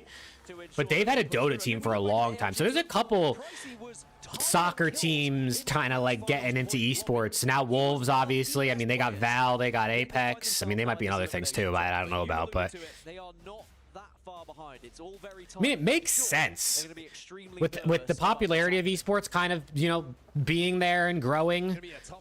They got a lot of money, and I actually think it's a really good play to try and help your fandom in your regular sport, right? Because, like, think about it. If you're Wolves and you get a Valorant team or you get an Apex team and, you know, some younger kids that play video games that watch those esports see you're in it, maybe they like your esport and they want to watch the soccer match. You know what I'm saying? Like, maybe that helps you especially connect with the younger audience through esports. I do think a decision has to be made from your IGL about, like, how far are you looking?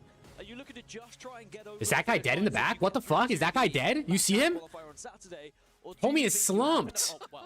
I mean, that just took me out of train of thought. So much aura from Doom. I'm so glad he's back. But are you looking to try and push all the way to get to match point finals, or do you just need to do enough? Because There you go. You got some Wolves fans. You don't have to go too far here. You don't really need to commit to too many. Shout out to Wolves, bro. You're trying to play zone. You're trying to just eco back. Shout out to Wolves. United just signed Cunha from the Wolves. Because there is still leeway. You do still have match 10 to fall back on if things go wrong. Shout out to the Wolves esports fans, by the way. Made it all the way here to Riyadh to support their boys. Sentinels, of course, we saw some of their fans in the crowd as well. They'll be hoping for a couple of solid games from them to keep them in contention for not just staying in the tournament, of course, but for also forcing their way into those top 7 positions. Well, as you can see, everybody, the wait is about to be over. 5 seconds until we pause and we get back in to match number 9. They're on pausing. Let's go. Beautiful as it's been, checking out the shots in the Gidia Arena. It's time to go back into Broken Moon. And we do check in with team. I mean, we're having a rave over here watching Apex with this music. They're going to be down right in the southeast by Nomics, and they have pretty good priority to zone as well. Yeah, as you can see, they are running the Mirage. That's going to be how they try and hit this ring console. But of course, like some of the other legends, they need to get up to blue first before they can use it to its full ability. It's kind of a scary thing to think about. We've talked about all the teams who have great prio that are down at the bottom, right? Well, they've got Falcons who are going to be rapid. I mean, listen, all right, we got a new map for these last 2, all right? Broken Moon for the last 2. Let's see if anybody really turns up. A team which is, you know, arguably one of the best fighting team in the game is going to be. Is Hal playing Mirage? I didn't even see. It's going to be slightly nerve-wracking for all of these teams. One team who's not going to be feeling the nerves too much right now is the team on your screen, Fnatic, already inside of where that next zone is going to be. Already got the caustic barrels down and already finding out. Seen him post 102 Valves limited yesterday? Yeah, no, they got their shit rocked. It is really interesting to see on the map overhead how spread out Falcons are just to try and get those Evo harvesters. So they got their shit rocked, brother. Unfortunately. A few teams who are using these legends where you need blue to get the ability to use the ring console. And that's one of the benefits of playing Caustic, for example. You don't have to do that. You can hit it right off the rip and get Na'Vi zipping right in on him. Na'Vi are going to be making their way through on the railings here, maybe taking a fight unless Sentinels take it to them. Yeah, I mean, Hyaka's got to be very, very careful here. And his shield's ripped away. He's trying to find a safe place to escape the clutches of the chasing Sentinels players just to make sure he can get a battery off, but the last player, it looks like, in his team will certainly separate. It was a sad day for you, dude. Every time I watch 100C Val, I'm sad. They just... Play a little bit slower here. I don't even watch them that much anymore because every time I do, they lose. I mean, even if I don't watch, they lose, as it seems anyway, but... Of that elimination zone right now. We saw all the Sentinels fans in the Gidea Arena. Well, will they be able to give them something to cheer about here? As we check in with Mouse, they're going to be holding... Oh, Na'Vi getting knocked. AG also getting killed. Dropped is already finished, so one man down. We'll check in with AG as well. Not too much for them to worry about at the moment, apart from getting dropped back into the game, because he has been taken down. Banner recovered, though. This is why I'm saying, bro. I'm surprised Crypto's still in. It's not going to be too difficult for them to find a place to get him back into the I don't even know who's getting... It might be a Bangalore ban this game. I feel like I saw like 1,000 Bangalores in this lobby. Carving a path to where they need to go here to get him back in the game, but checking in with Fnatic, you can see that Innitrope have moved in underneath them, so we've got a little bit APAC North on APAC North action going down. Pro Val seems ass. I mean, Val is just a little cheesy. That's why I like CS better. Oh, yeah, the schedule's terrible. Yeah, no, the schedule's terrible in Val. However, you lose like 2 games and you don't play for like 6 months. We're going to start to see more nerves arrive the further we get into this series, whether it's match 9 or even match 10. The thing is that will be different with match 10 as to 9 is it will be the last chance for a lot of these teams to get points, and we might see more fights because people get even more nervous, take unnecessary risks. Not tomorrow, random, tomorrow. To see whether it pays off for them. Tomorrow morning we start. Today it's just regular. Regular day, regular vibe. They'll try and run it down just to get the points because they have no choice. What game is this? This is Apex. Apex Legends. Have that option. They've got to play the long game. They've got to play the slow game. Which means this match number 10 that follows up after match 9 that we're in right now is going to be a nervy experience for more than one team for sure. At the moment you can see E36 just kind of counter-rotating, do a little bit of craft. Themselves a few extra batteries as they work their way. Oh, sorry. Yeah, this is game 9. 9 of 10. My bad. I misinterpreted your comment. Yeah, game 9 of 10. So there's one more after this. Are going to be feeling pretty comfortable at this point of making those match point finals, but everyone else is still up in debate for whether they're going to finish in the top. Hey, no problem. Zero's been able to take down one. Dude, that's what I'm saying, Gavin. Like, listen, I know esports. These guys play a lot, and like, it's not football, right? It's not like they're running or they're tackling or it's, you know what I mean? So it's not like they're physically being beat up, right? But these guys can play a lot, dude. Like, let's keep it real. Like, they scrim all day anyways. So like, there's just no reason they can't play more games. Doesn't look fun. Looks like literal torture being out there, but like there's just no reason that a COD team can play once a weekend. Nice nade.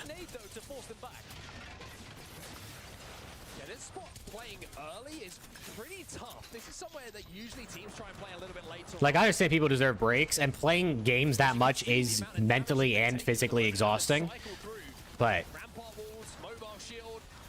I mean, just give them more matches. They'll scrim a little bit less. It's all good. Yeah, exactly. Let them play on the week. Maybe have like 2 nights a week where they have like, I don't know. Have like some, for like COD, have like some minor tournaments during the weeks. And then if you want to stick with this stupid league match schedule, have that on the weekends. And majors. Ooh, Koi Outlast. That's not good for them. Koi Outlast. They were 15th, so they might be dropping.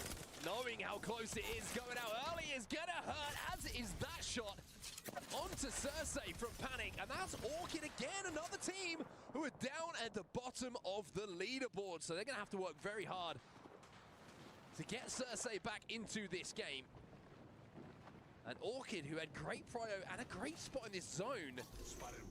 They only do weekends because of EU fans? I mean, I think they just do weekends just because, like, it's just when people aren't, you know what I mean, at work or school, like, just generally, pretty much anywhere. The zone does shift a little bit further north.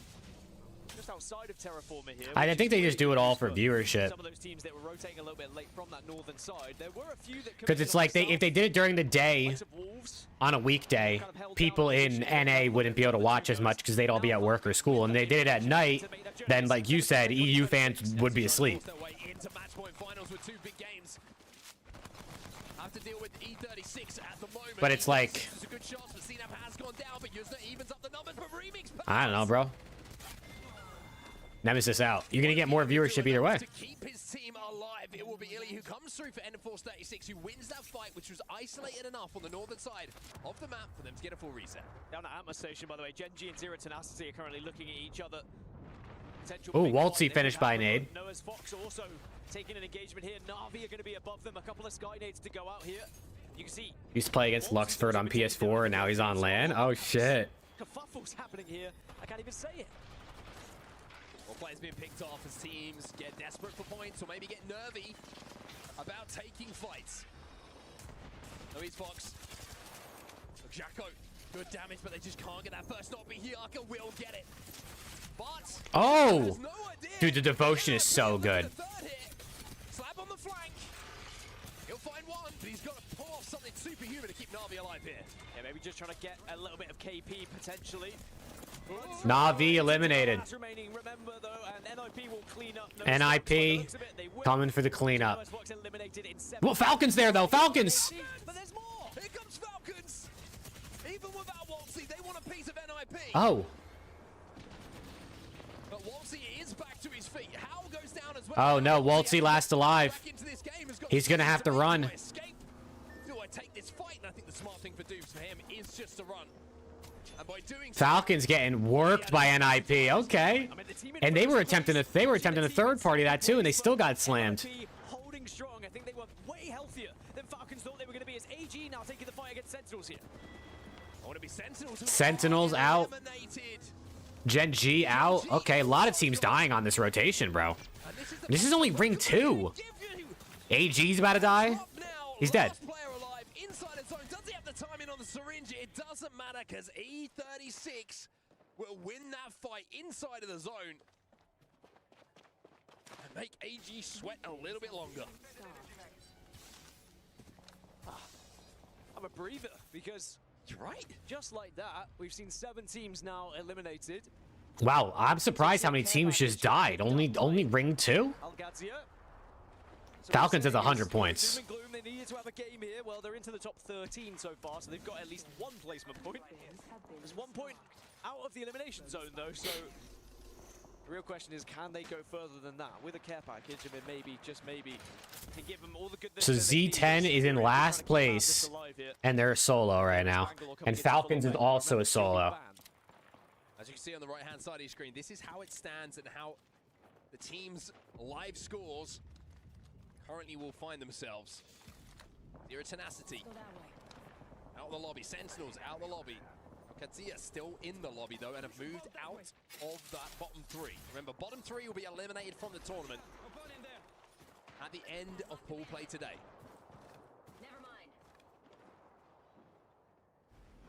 Oh, Zero and Hal getting rezzed.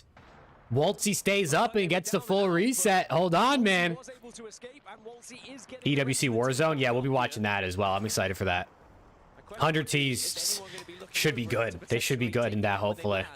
Edward Gaming are right next to where Falcons are just exiting this dropship, but checking with Arcadia, there is a lot of pressure on their shoulders here. Nicely popping this battery at the moment. Maggie Drill's going down. Hal gets killed. I mean, Falcons get the reds off, but then they start dying again. Zero going down. It's all down the Waltzy once again. Not that it matters, because, I mean, they're guaranteed. They're 100% in the top 7 no matter what. Wolves still up. Come on, Donut. Might be thinking, can we survive? Ult goes down. The Stinger bot is trying to hold out Wolves here. But so much damage is being done by both teams to each other. Falcons out, okay. NIP getting knocked. QAD getting knocked. Z10 going down. Oh, shit. It's a bloodbath. tenacity. Two teams. At this rate, there might only be like 5 teams left before Zone 4 even closes. Gonna watch Rocket League? I want to watch Rocket League too, yeah. I figured why not, right? I mean, I think Rocket League is fun. I've never really watched a ton of Rocket League esports, but I mean, might as well, right? Watch party streamer. Let's go, man. Oh, that didn't go where he wanted it to go. They've got to deal with walls here. They want to clear their backs before they think about moving forward. And you can see why they're hesitant to push in because, oh no, Luxford goes down. Kinotrope down. There are teams in the area, but now Rambo and Cersei have to go and try and help Luxford here, make sure he's getting back up. Kinotrope Gaming have been eliminated in the meantime, so they will be the next team to fall out of the lobby as we're into single digits now. Good movement. Remaining. And Wolves have just been playing. Dude, hell yeah, Danny. I mean, you're the Rocket League guy around here.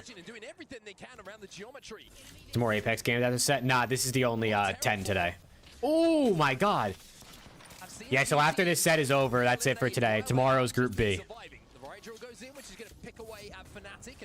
At least as far as I'm aware. But also gives them the indication of where Fnatic find themselves. By the way, no one is in the next zone. And no one is in the final zone. It's certainly going to be a dicey one. I think Team Orchid, the only one who are hovering around that area right now. You can see it on your screens in the top left. Everyone's kind of in the surrounding. What do you think about EWC? I mean, people have different opinions on, I guess, the political side, I guess, of it. Or, you know what I'm saying? I mean, I think EWC is good for esports. If we look at it strictly from an esports perspective, I think it's good. It provides players and teams an opportunity to make more money pretty much free of charge because EWC pays for, like, their teams to come to the event and all that stuff, like, which is good for the good for the industry. Right now, they know they're going to have to move. It isn't too far. They will be safe inside the next zone, but they want to make sure that nobody gets the jump on them. Furia, though, 15th place overall at the moment. Having to survive and will be safe to do so, but can they stick the res? Is anyone going to look down on this? Mouse is the closest team to them, and they're going to stick the res onto Knock. I think Enter 436 are looking at Mouse, so Furia able to just avoid all of that gunfire, get back up, and it looks like Noct is going to have a chance to 9 squads left. here as a care package is going to be looted by Dupe as well. Furia is in a rough spot, bro. Hey, Cole with the 5 gifted out of nowhere. Holy shit. My guy, let me get some W's in the chat. Cole, thank you, bro. Holy shit. Absolutely out of nowhere. And if you got a gifted, make sure you say thank you, as always. Thank you, Cole, dude. Hope you're doing good, man. Those are the ones I always for chance. Oh, let's go, dude. Thank you. Keon's body language tells you everything that you need to know. Back to back, man. Shout out to Green Wall. And Aku, who for me in the EMEA Pro League was certainly a standout when it came to a player on controller who was hitting those big R9 sprays when it really mattered. Playing at home is a different ball game altogether to playing here on that main stage. Thank you, Cole. Thank you. We out here, man. We out here. Whatever happens, happens, right? NIP are on the receiving end, and NIP will be wiped. And that is a fantastic NIP out. Oh, piss. Because NIP have not been an easy squad to take down. The gap between the top 7 is starting to extend a little bit. Lifker and Mouse now moving forward themselves. 8 squads remaining. Hopefully Rivals gets an EWC next year. I'm actually surprised it wasn't an EWC this year. Have a little bit of a pause here as another pause? one of our players on the stage right now, just make sure that everything's okay with them. But in the Wow, meantime, no pauses at all today, and then we've had 2 in this game. Look at the overall standards. My goodness, man. My goodness, how this lobby could change, how that bottom 3 could look, how the top 7 could look after this game is done. The teams we have left, we are going to see a big shift in that landscape. A big shift indeed. I mean, just through this game alone, we're seeing teams kind of bounce up and down when it comes to the points that they're able to achieve, not just through placement, but every kill seems to be changing up these live leaderboards. This is game 9, Caitlin. Game 9. Almost towards the end of game 9. I mean, there's under 10 squads left. You have to try and stay locked here. TSM in a really good position. And if they can continue to fight as they just did against NIP, maybe TSM can put even more points on the board here. Maybe they can even find a victory. Right now they're in 4th place They are just short of Fnatic, who are in third. And as I've alluded to, I think all the top 4 are going to be going to match point finals by this point. You can see it on your screens there. Falcons, they've got up to 100, NIP 95, and Fnatic and TSM on 76. We'll be seeing them Sunday. I'm 99.9% sure of that. So that's your top 10. Number 7's at 53. So, and I think there was like a 10-ish point gap between like 10 and 11 or something like that they saw. So, yeah, top 4 are definitely good. They got a 20-point gap from 4 to 5. So top 4 are for sure good. So TSM, Fnatic, NIP, and Falcons are pretty much guaranteed to make it to Sunday. No work today. Let's go, Brandon. We love that. We love that. And this is how it stands right now. Sentinels, Edward Gaming, and Zero Tenacity. The teams, as it stands, remember this game is still ongoing, who would be eliminated from the tournament, but Edward Gaming are still alive in this lobby. Zero Tenacity are not, and Sentinels are not as well, and I think as importantly, Alcazia Esports also alongside Movistar not, so this could be a huge jump up actually in the overall standings here. But Edward Gaming, should they be able to convert into... So Group A is today, Brandon, which is what we're watching right now. Group B is 10 more games tomorrow with the other group, so it's the different teams that aren't playing today. Saturday is going to be losers, so the 8 through 17 today and 8 through 17 tomorrow, those 20 teams play in losers on Saturday, and then Sunday is the finals. So the top 7 today, top 7 tomorrow, and then the top 6 on Saturday are all the ones that go to Sunday. Hey, peace out, Zep. Sparrow is going to be involved as well with that ultimate, and we do see Rampart and a couple of Valkyries. Interesting. So Yeah, 10-game set is long, bro. Definitely a lot of game. Like, it's a lot of games. Right now, but of course we've got a lot more action to come in the ALGS this year, and I think the biggest announcement that everyone was very excited to hear, we are going back to Sapporo, Japan. Yeah, Apex every day. Apex every day. 10 games. How many games do they play on losers? Are they playing 10 in losers? They are. So yeah, I mean we're gonna get a good bit of games every single day. Championships are not given, they are earned. This moment, you cannot let it slip by. It's moments like this that you spend years waiting for. Sometimes lifetime. 10 games limited, some RNG. Yeah, which is good. I mean, it's better for the competitive integrity, right? Like the better teams will more consistently come out on top. The bigger the more games are, the bigger the sample size.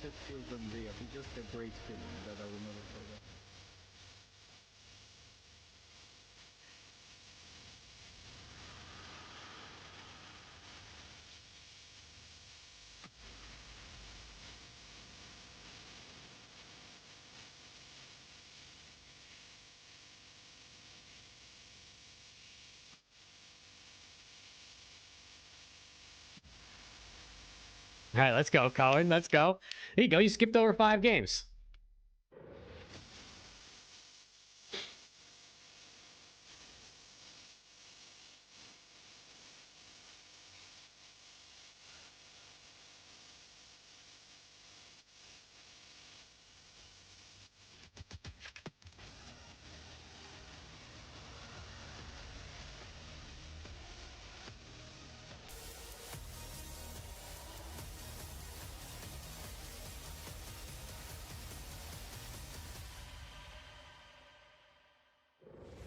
Man, 2 tech delays, though, in this game is unfortunate.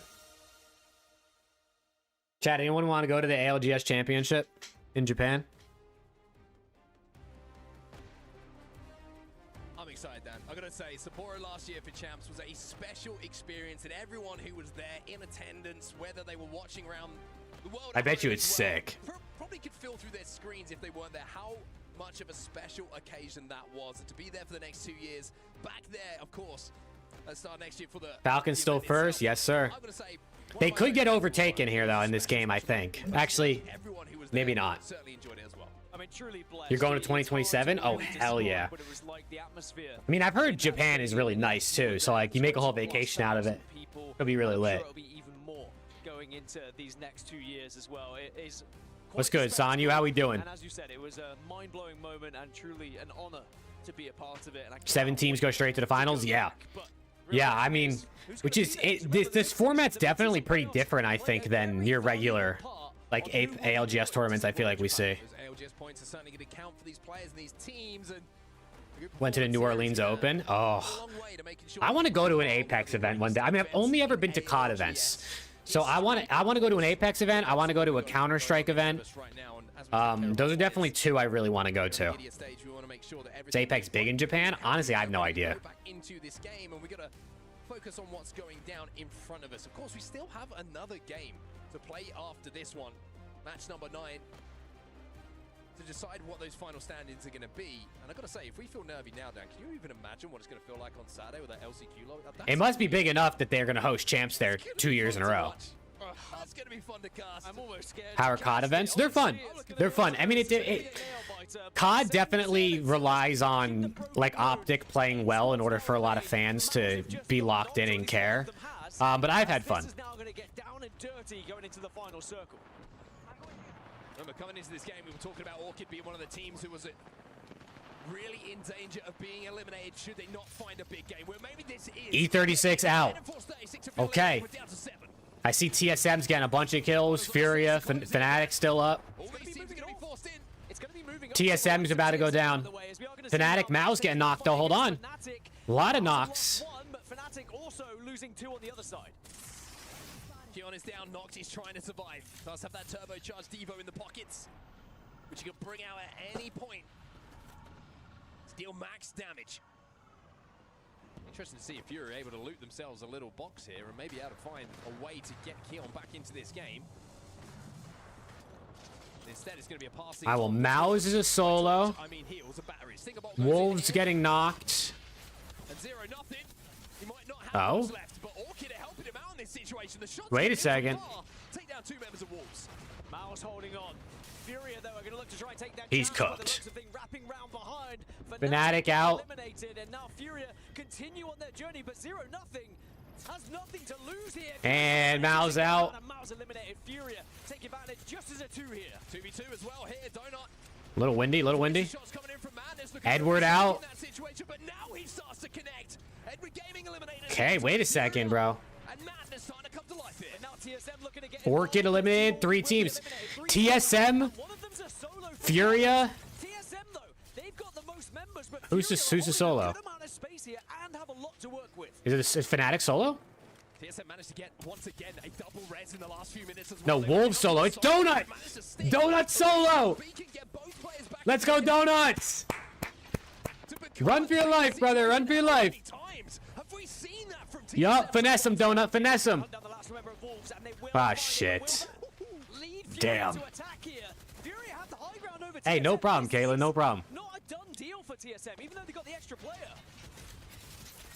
TSM don't have a Sparrow. Furia in a 2v3. But Furia are gonna climb. And they Wait. have a Sparrow. Oh! TSM are gonna win. TSM are gonna take game 9. Wow, they just melted the guy on the wall. About time TSM got a win. They were up there a lot. Do Thieves fans show out? I hope so, Gavin. I hope so. I really don't know how many Thieves fans are going to be out there. Interesting final circle there, and slightly worried what actually happened there for Fury. I feel like maybe he tried to get on top of. Wow, if it wasn't for the tech delays, that game would have been pretty quick because we saw a lot of teams die early. And then even at the end there, that final circle was still like not even fully close to closed. Yeah, poor Donut gets killed literally every time he's on the screen. My goat is getting ran. 100 fans are nuts at New Orleans. I love that. I love that. I have to say, pretty darn good. It's another one of those scenarios as well where in a meta where you get legend bans, you're just never sure what you're going to be playing up against. Okay, wait, who's banned? Bangalore banned. Okay, we were on that one. A lot of points for TSM. Whoa. points they put on the board. Furia also a very important 14. Remember, before the start of this game, Furia were down tied in the bottom 3, but now maybe they have just saved their chances. Ooh, last map, man. Who's gonna be the bottom 3 to go home? In the events you've been to, are the Thieves fans a good amount of the crowd? They're okay. They're a decent amount in COD. I mean, in COD, I would say like Optic fans are probably 70-75% of the crowd. Thieves are maybe like 10 to 15%, depending on like who's playing. Because there's some people who will like, if Thieves aren't playing that day, will wear a jersey for another team, and then the days Thieves are playing, they'll wear, you know, their Thieves jersey. It was decent. It was definitely decent. Everyone watching 100 points for Falcons at the top, but 55 is the important number to be looking at the cutoff for who is going to be guaranteeing their spot in match point finals, and also the other. Why didn't Optic make an Apex or Warzone team for EWC? Optic just doesn't. Optic just isn't really like an org that picks up a lot of teams. Like they're focused on, I feel like the content and the stuff like that that can generate them money without having to spend a ton on their teams. Obviously outside of COD and Halo, because that's like their pillars. Is going to go through to the match point finals. There's only one way to find out. Come back for the next match.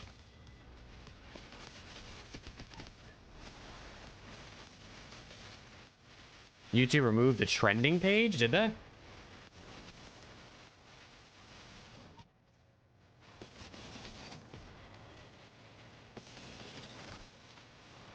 Team 5 or 6 drops like usually 25 points or more. One of the top 4 can. I guess I don't think any of the top 4 will fall out of the top 7. But I guess anything's possible. I really don't know. Not trapped at a desk in one singular posture for 12 hours a day. It's time your chair evolved. This is Secret Lab Titan. Yeah, Optic has that Warzone team, but are they like even a competitive Warzone team, or are they like a content Warzone team?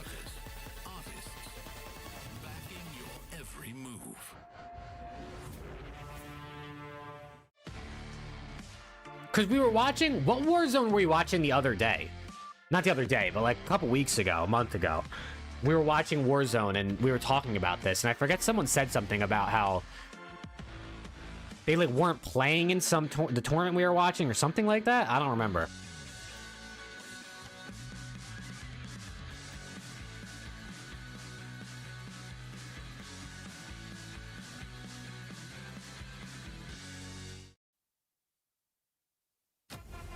Dear Papa, my studies have been very rewarding. They have introduced a new game to practice our skills. No abilities, no healing, just you against another. Electric.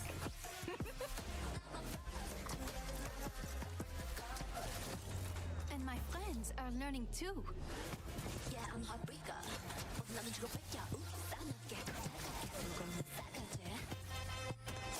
Now we know where you fit in the food chain. But you know me, Papa. I take my education seriously. Oh. What's good, Daniel? I don't know if Optic's playing at EWC for Warzone. Let me look. I have the EWC website opened up because I keep going back to it. Man, it doesn't look like they're playing. It doesn't look like they're at EWC for Warzone. Yeah, that's what I'm saying. I don't know if their Warzone team is a team or if it's just like content. Dude, Daniel, your poor Ravens, bro. All right, our day has almost come to an end. We've got 9 games played. One more to go to close it out here at our ALGS mid-season playoff here at EWC 2025. And just after that, we'll have our... Is there any benefit being first, or is first through 7 the same? That's a good question. I don't actually know. Check him out. I heard he's got potential, guys. Welcome back to the desk. I'm your host, Rain Day, alongside Jayhawk, Snipe Down, and Glitter Explosion. Lauren, I'll start with you this time around. This is obviously, you know, a testament to the teams that have been performing performing well. Yes, Falcons got off to that strong start, but teams that have done well in the split that we were like, will this continue? Especially TSM have kept up that pace and are really separating themselves from I thought, at least in other events, didn't like the top teams start with more points than like the teams under them? Like you kind of got a little boost in points, like if you finished. Hey, there's Snipedown. If you finished in the top. But a lot of these teams are just So like maybe the two teams that come in first are gonna start with like 10 points each or something, and then the second place teams are gonna start with 9 points and 8 points or something. I don't know. Maybe it'll be something like that. I actually don't know. Down there, and then Algatzia as well. These are teams that we were not expecting to be down at the bottom. Another team that was a little bit buried on the leaderboard, Na'Vi here in this game 7. They needed a game to have their sort of ascension. I'm not actually sure though. That's just my guess based on something they've definitely done something similar like that in the past. Great start. They're landing at Cedo Station and it pulls to Jurassic. So a very simple macro game. Is G2 in Apex? They're able to hold the height ultimately when we get towards this late game. I as you don't can see here, think just so. Raining down fire on all the teams from below, picking up so much. All the bands we're seeing Are they? playing Rampart, and that Sheila was in fact singing. Oh, sorry, I got double audio. A good early push here onto Dexter. Not anymore. Oh, there you go. And then from that point, they already knew the MCoy was a duo, and so it was an easy win. And not as Vincere obviously showing the passion. You can tell they know there's a little chip on their shoulder to try to recreate the memories in Sapporo, which we'll be going back to as well. But game 2, talk to me. Now, I'm excited to talk about this one. We're mentioning squads coming out of these other regions. Fnatic here in this one specifically. And this was fun because Fnatic landing over at Troid and had absolutely zero zone information. So they decide to hang out in their area. And this ends up paying off in dividends for Fnatic. You can see a bunch of these other teams going through, getting these fights down on the board. You've got Falcons up here on the screen. But another team that's doing those fights was the Fnatic. They were waiting for all those squads coming through the wall area, getting lots of KP on the board.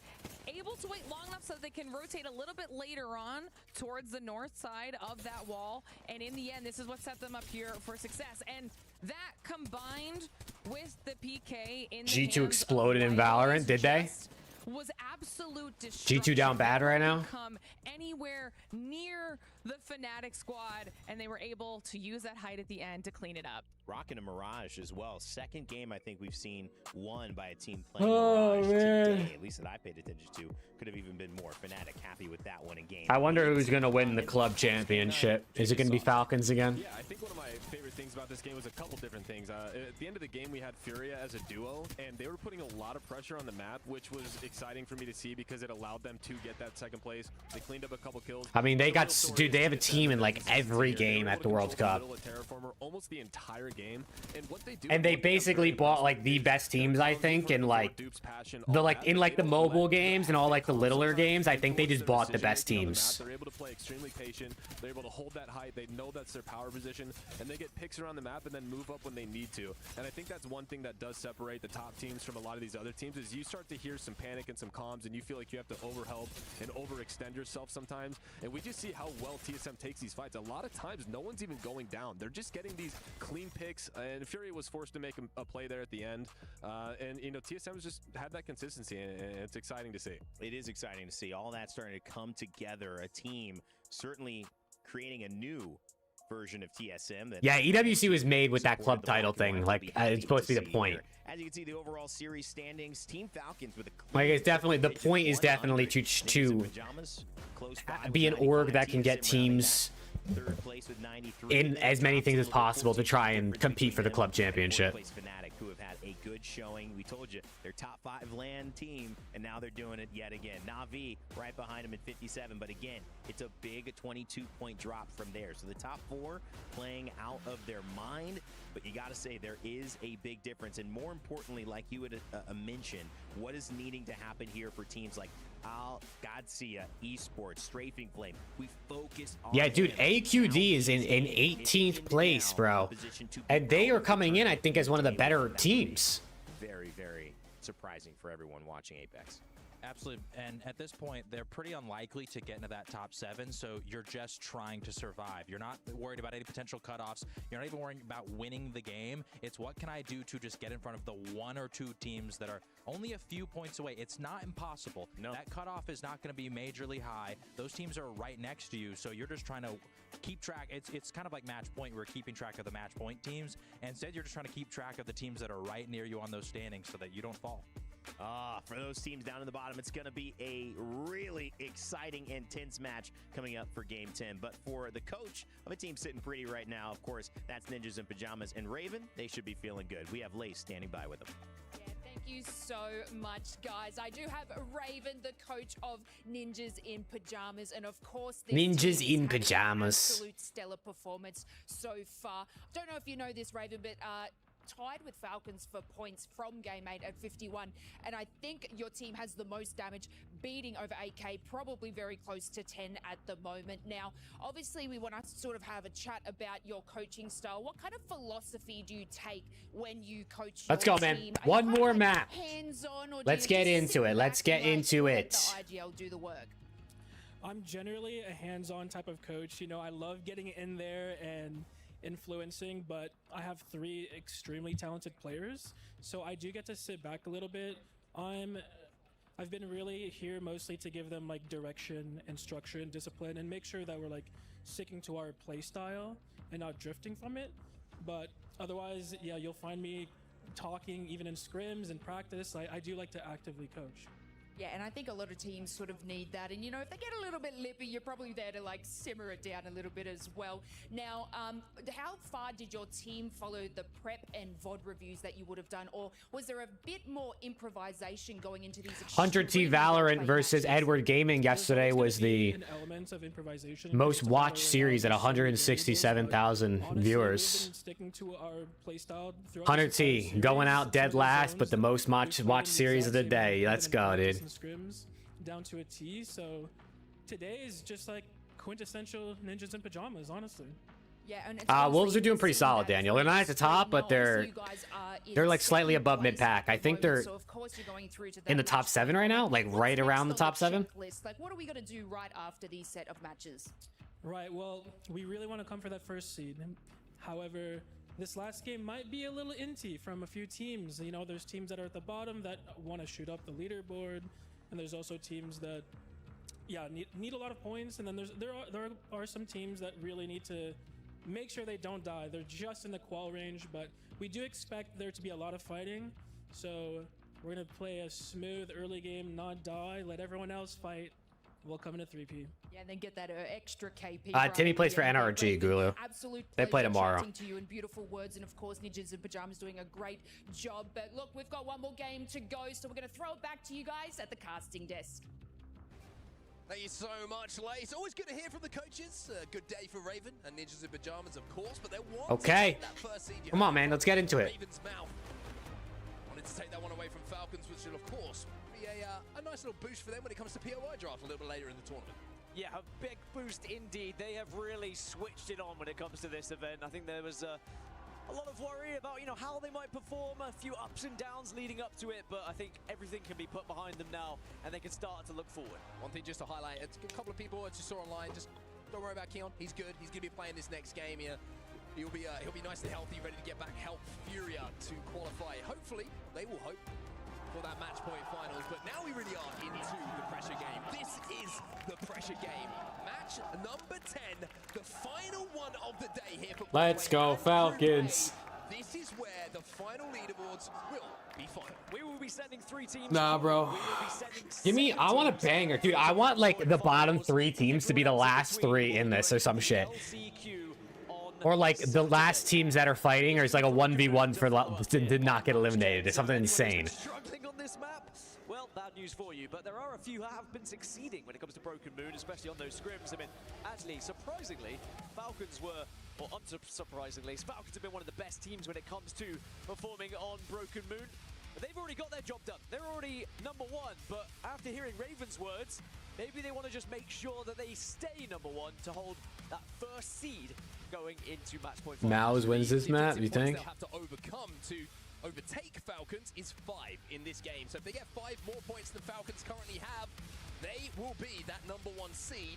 Potentially. Of course, we've still got Group B to come tomorrow. It's a good points total, though. Going into Let's go, dude. drafted into that match point finals, but Who is going to join them? What heroes or legends are even going to be played? Crypto, Newcastle, Mirage. Who else are they even going to play? Legends banned as well, so these compositions Sparrow. look very different from how they did all the way back at match 1. We might see some similar compositions across the board, as we often do once we get into match 10. A lot of people come into agreement of which are the best 3 legends to play, and I'm very excited to see more. Yeah, Watson was the first ban. She got done when early. Who will be going home after this match is done? TSM, the winners, the survivors. Rampart's still in. Valk, okay, I see a Valk. And here in the Giddy Arena. Once again, in that previous match, number 9, they got the win, and they now find How do bans work? It's just the most played character gets banned after each map. On these legend selections, you can see, of course, TSM's competition of Newcastle, and we've got Rampart as well featuring for them, but most people have gone for Sparrow. We've got 11 Sparrows, Mad Maggie, 11 of those. 11 Sparrows, 11 Maggies. On TSM. 7 Ramparts, 7 Caustics, 7 Cryptos, before we go to 5 Newcastles, 4 Mirages, and 1 Vantage. So not too many legends. 1 Vantage. Wow, who's playing Vantage?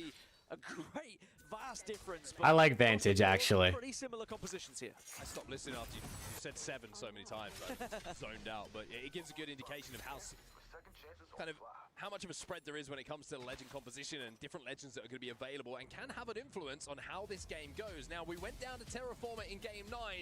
Well, this time we are going up north, and it looks like we're going towards Alpha Base, and that is... Who's playing Vantage? QAD is playing Vantage, okay. Maybe that's all they need. Just a good I like that. Shout out QAD. I mean, they're in the bottom 3 right now, so I bet you that's we need to use Vantage ult to try and snipe some KP, get a couple free kills. It's actually kind of smart because her sniper with her ult is probably a good way to pick off some kills occasionally. Try to pick up a few extra KP so you don't get bottom 3. A lot of teams on 28 points right now. Yeah, it's going to be pretty dicey, and we will, of course, keep you updated as best as we can on how those leaderboards are looking as we get further into this game. Well, that's where we're going to be going. You can see all gamers there making their way towards Alpha Base already. Na'Vi are going to be very, very happy to see that. A little bit of RNG going their way. Also going to have a ring console, and also they're all going to have a somewhat of a setup. For Zero Tenacity, they will have to earn their place in this tournament. They are dropping right down near cultivation at the moment. They're going to have to move all the way across the map, through quarantine zone, all the way through stasis array, the core potentially, before they even get a look at where this endgame could be going. The scary thing is, there's a world where Zero Tenacity win 2 fights, but 6 points on the board, find themselves on 30 points, and still make it into the LCQ if they see the teams around them all drop early. Entirely possible. That is how tight it is. The same can be said here for Sentinels on 28 points. The same can be said for Alcadzia as well. All these squads are going to be biting their nails off, hoping that maybe the game's going to go their way. And for example here, I need to see who the bottom 3 are so we can watch to see if they die. and I'm sure QAD, Sentinels, and Z10. If any of them die, they're out. They're done for. Doing 8s right after this. Hey, if we have enough people, I'm down. Decisions are going to have to be made by a lot of these teams. Nemesis was the team who was taking a lot of that fire from the scout. But I don't know if we will, because even Zepp was like, oh, I can't play right after. Ninth place for them overall. And that guy fiends for it. They'll be looking upwards. They want to get into that top 7. They want to go directly into match point. There's so much on Yeah, the line Twisted for Minds all plays of these tomorrow. teams. Even when, like we mentioned, you look at the top of the table, Ninjas in Pajamas, who have great access to this zone, landed over at Breaker Wharf. They want to oust Falcons, who are at the top of the leaderboards after this game is done. And Falcons are over by Bionomics dropping, so they have a huge rotate to make as well. I'm really worried for the teams around the top 7 as well. I mean, we keep talking about the elimination zone, but it's equally as tight around 5 through 9. Na'Vi, Enterforce 36, Wolves Esports, Kinotrope Gaming, and Team Nemesis are all within 7 points of each other. That could flip-flop very quickly throughout just a few placement differences and kills. Checking with Furia, 41 points as well. It's not out of the realms of possibility that they could get into the top 7 with a victory here in match 10. You heard it from Raven. He was expecting this to be a little bit of an inty game. Listen to how silent it is. This is Furia sat at the core at the moment, and don't get me wrong, this isn't where the end game is going to be. Knowing the Nemesis are close by. Okay, you got EDG and Orchid next to each other, as well as AG and the building across. You can see a lot of teams starting to find little cubbies to play. This is a nerve-wracking position for Edward Gaming. A team that's currently in one of these bottom 3 places. Oh no. Have tried to build a base. But sadly, there's a Mad Maggie on the other side, and Team Orchid trying to capitalize. Oh, she's got piped by that nade. Leave that spot as well, just due to legend composition, right? They weren't expecting a Mad Maggie to be inside that building. If there's not a Mad Maggie inside that building, this spot's probably a lot more comfortable for them. But that is what legend bans do. That is how composition can affect how you have to play. And Cersei pops another riot drill through the wall, and certainly heats them up. If not, puts them to a nice medium rare. Yeah, this one they're able to avoid, which is surprising considering they had eyes on them through this window.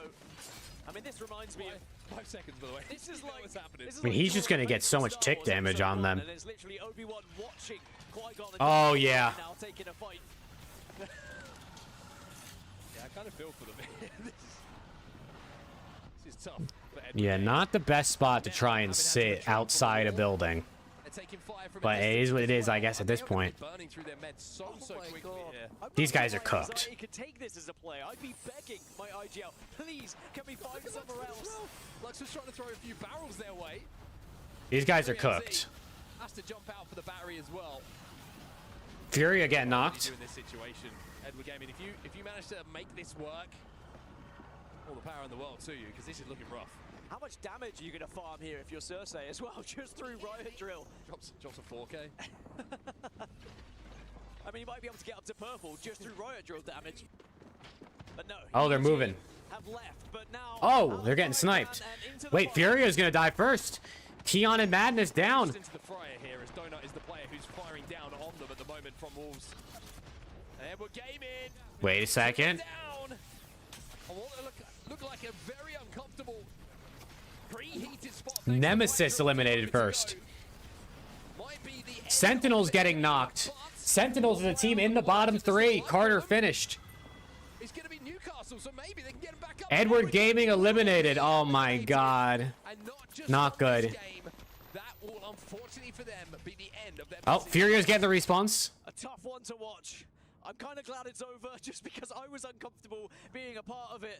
But I'm very sad, and commiserations, of course, to Edward Gaming. But yeah, we won't be seeing them anymore. I have not Viper, but I do need to. Anyone where they are literally out of the game. That is good news, though, for the likes of Movistar, the likes of Sentinels, who are trying to stay ahead of that Japing pack. Well, something to highlight there. While all of that kerfuffle was going down, Nemesis have been eliminated. And they were in 9th position, so they will not be going directly into the match point finals.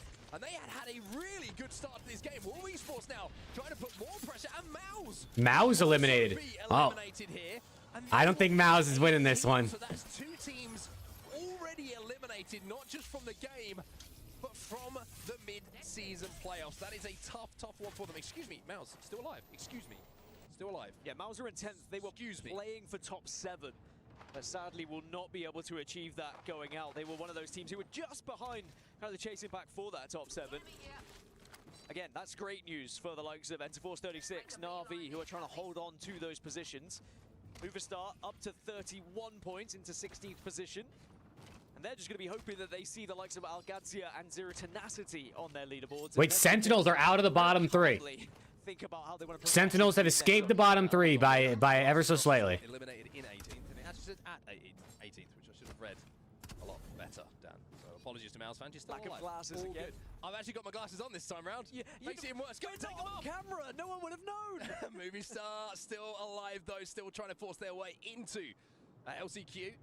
As we take a look at the map overhead right now, we see all the teams that have moved up towards Alpha Base on that north side. Fnatic in a really interesting spot as well on that northern side, just outside of where the zone is going to be going, but potentially in a place to pick off any teams that do try and rotate into the space in front. Wow, Gen G is just vibing, bro.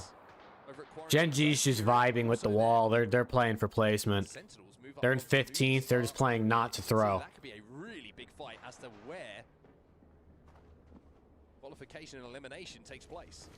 Yeah, 2 teams on either side of the leaderboard with equally as big a fight if it happens. A lot of pros give them props, and they always write it down in scrims, but have a hard time getting an actual pro. Oh, gotcha. They're one of those teams that can get KP but doesn't get good placement. It's tough, bro. Having that balance of being able to win fights and fight well, but also play smart and get placement points.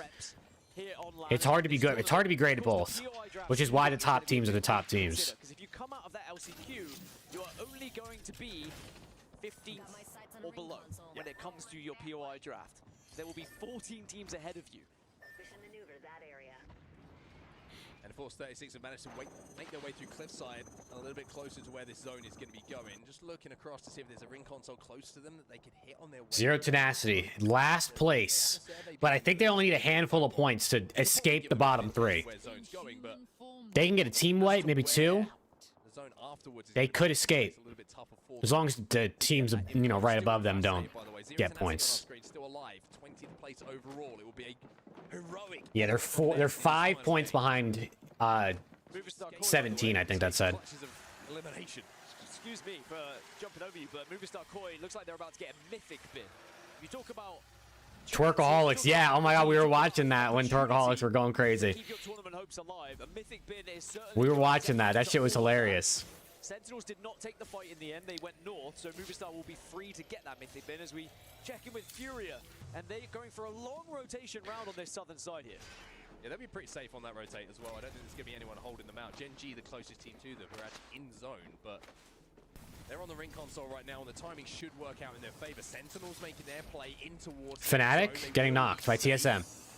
In the kill feed, you can see Panic has just picked up a knock onto Libel Ace from Fnatic, but that's happening all the way to the northern side of this zone. And the pullback that we've just seen on our screen means the teams that are deep into zone, deep in Fnatic eliminated. where this zone's going to be going are going to have to go the other side. Fnatic in the meantime have been eliminated. NIP getting knocked. TSM who managed to take advantage of that initial knock and pick up a few KP. Eliminated, but their job's done. We'll be seeing them in the match point finals on Sunday. They're in 4th place, 80 points.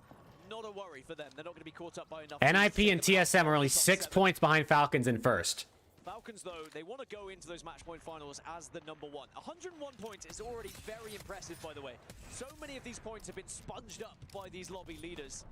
And I'm wondering how Group B is going to go tomorrow. Will we see as much dominance from a few teams, or will it be a bit more shared? As NIP have just seen Vayne knocked down to the ground, can they get him back up? I was about to say, I would love to stay on the POV of Falcons there as the zone pops and they see the pullback that's going to be occurring, because I think they were expecting a zone that we saw in Pro League. Dude, I really hope Hunter T play well and they get top 7. On that fence line. Because I'm gonna be fucking sleeping on Saturday, so I don't want to miss them playing a loser. So I need them to just get top 7. Oh no, Koi.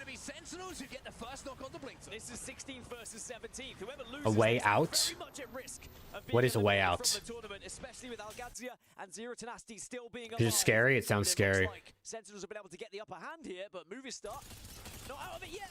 They've got to be careful here, because you saw Algazia, they're very, very close to this fight and might be thinking about third party.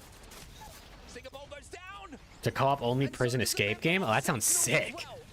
I love escape games. Koi eliminated. Wait, Koi? That just said Koi. What place for Koi in? And if Algazia Wait. win this fight, they would essentially be knocking Movistar out of the tournament. Wait, QAD is also about to fight Sentinels, and if they win this fight, are they gonna pass Sentinels too? And get to that LCQ. Remember, it's just Algazia and Zero Tenacity. They can overtake Movistar now. Sentinels are holding on. The Caustic doing the Oh, it's a lot of nades. Oh, it's a lot of nades. Shields have been ripped away, but look at Lota. It's not the R9 this time around. It's a Thermite that somehow disposes of Pricey.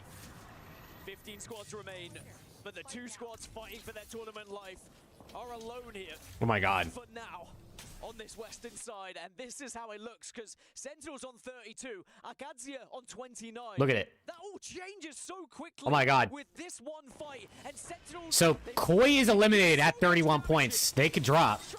Oh my god, it's going down. But he'll be taken down. Pricey now, the first. What is it? A 1v1? Now has the chance to clutch.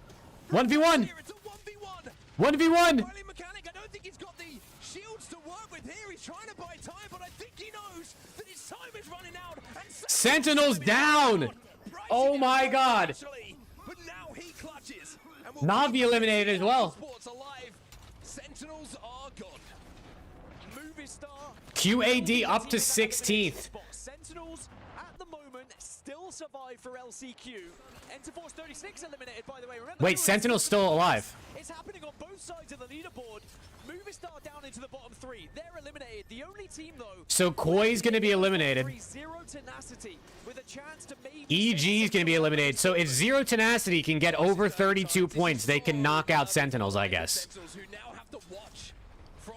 So everything comes down to Zero Tenacity right now to see if they can pass Sentinels. Donut got a kill. Let's go, Donut. NIP eliminated. NF eliminated. That means that Falcons should solidify number one here. Those Fox have also gone down. a lot of kerfuffle happening in every single side of this map, it would seem. Furia being able to take down Zero. And they're looking to try and make their way into the top 7, remember. It's not just the bottom 3 that are being played for right now. A big game from Furia. They could still find themselves TSM getting knocked? match point finals as Dexter takes down Panic. Dude, oh no, Z10's got one guy down. 27 points. They are 5 points behind. I mean, all they gotta do is, like, if they can get a top 5, I think they can pass Sentinels. They're getting sent on. Oh no, they're getting sent on. Z10's about to go down and eliminated from the tournament. Z10, we'll see you later.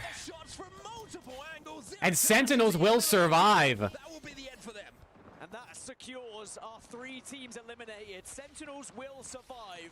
But Movistar, Edward Gaming, and Zero Tenacity all out of the tournament here on Thursday. They'll be going Wow, Koi eliminated from the tournament on day 1. turn our attention to the top 7. Who's going to make it to those match point finals on Sunday? Remember, I think number 7 it just said at 59 points. And Furia at the moment outside looking in. 12th place overall. As it 58 points for number 7.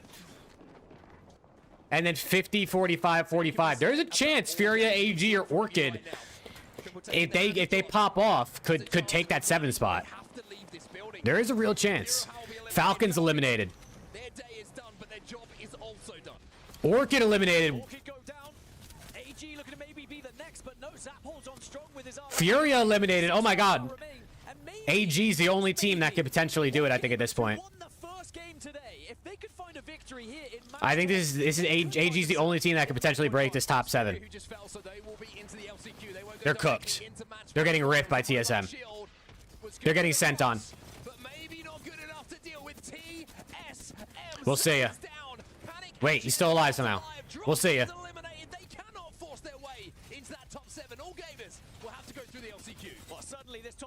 Wow, AG won game 1 and they're not even gonna get top 7. Oh, the Sheila's singing. Wolves out. Sheila's singing. Gen G out. It's TSM, KN, and QAD. QAD from bottom 3 to just barely squeaking it out to now what can they do? Yeah, TSM's gonna get first place too. I don't think there's enough points available for Argancia to get into the top 7, but they can certainly go into the LCQ with a bang.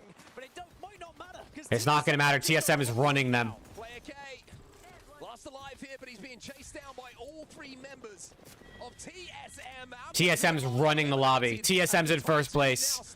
It's Kinatrope versus TSM to see who will be the champion of Game 10. And it might just be TSM with how they've been One. playing. Okay, 2v2. Never mind. TSM first place. Because his 2 teammates have done the work for them. TSM Wow. fantastic day for them with a win in game number 10 as we close out pool play here for Group A. That's go work. A win in game 10, but a win in the series. They overtake Team Falcons. They put down 117 points. Damn. 117 points. I wonder if we're going to see more in tomorrow's group than 117. I don't know if we will, bro. Tomorrow's group is harder. We might see just more balance in the points tomorrow. Hey, you go. You can wear your TSM sweater. They are top of the group. After 10 games today, and pool play concludes. Twisted Mind's 135 points tomorrow. Holy shit. That's a lot if they do that. Teams that are going home early. Zero Tenacity, Edward Gaming, and Movistar Koi. Commiserations to each player on that team who will not be able to compete for the rest of the tournament. Those who were from 8 to 17 will go into an LCQ, and of course we will give you all of those results right about So here it now. is. This was match 10 results, and you can see. Oh, these are the results for the match. Hold on. To take first place away from Team Falcons, 24 points on the board.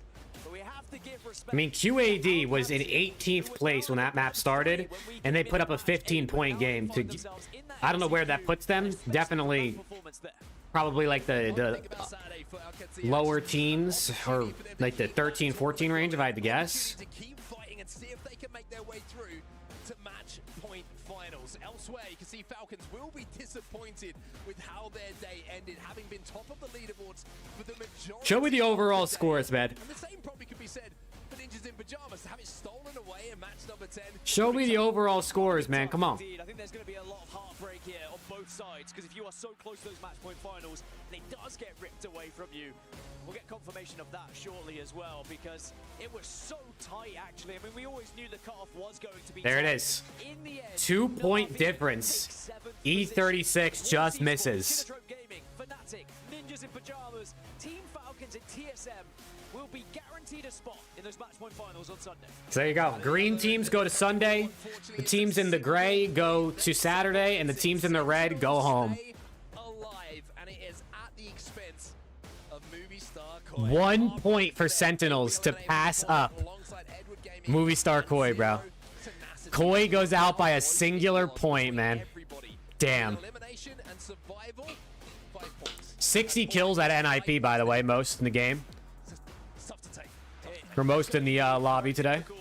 Pill to swallow for the bottom 3 teams, but for everyone else, from 8 to 17, they live to fight another day. They get their entry into the last chance qualifier, where of course they will meet the 10 other teams who get to the LCQ. Okay, Group dude. B.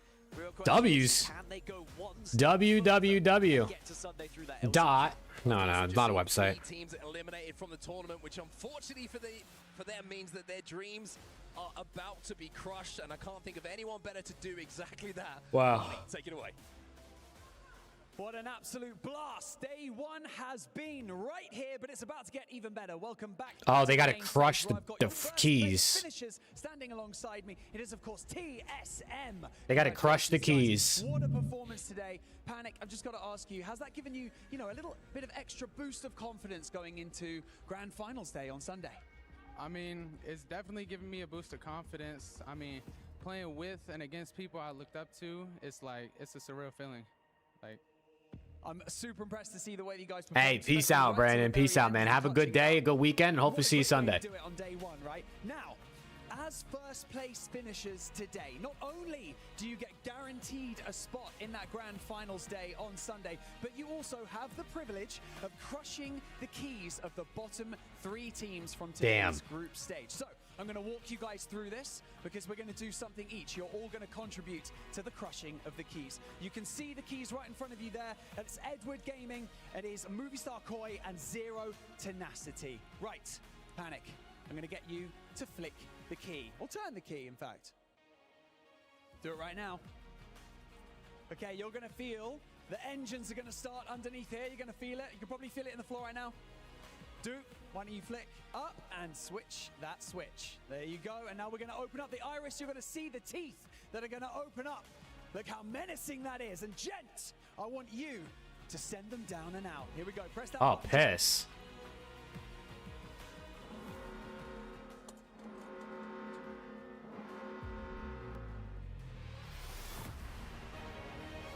There you have it. A dramatic way to end a dramatic day. 3 teams have been eliminated. 10 are going to go and fight for survival in the last chance qualifier, and 7 have made it through to the grand finals on Sunday. And so, with that being said, we are just getting started, so we'll be right back. Hey, there's still one there, man. There's still one there. Oh, man. That one didn't get... I want to see what it looks like crushed, bro. When the matches start? It just ended. It started 5.5 hours ago. So that's it for Apex for the day. That is it for Apex for the day, chat. For anyone that's dipping out, I'll be back tomorrow. It starts a little later than it did today, but I will be back tomorrow for Apex again for the 24-hour stream. We're starting with Apex, obviously. I did say we'd play 8s after Apex today. Do we even have enough people to play 8s right now? It's 1 p.m. It's 1 p.m. Aren't most people, like, you know, not home right now? I mean, if Zepsi's not here for 8s, I think it might be cooked.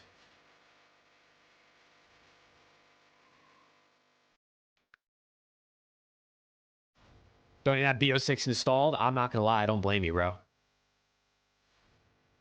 I don't blame you.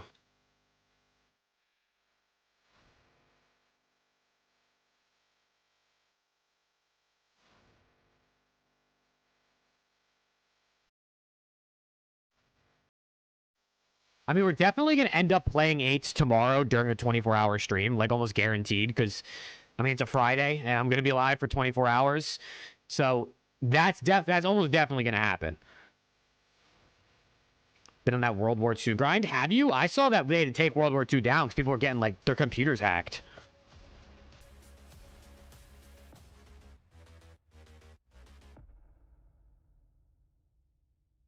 People were getting their shit hacked, I saw on Game Pass. Oh, you're on console. Never mind. You're vibing. You're vibing then.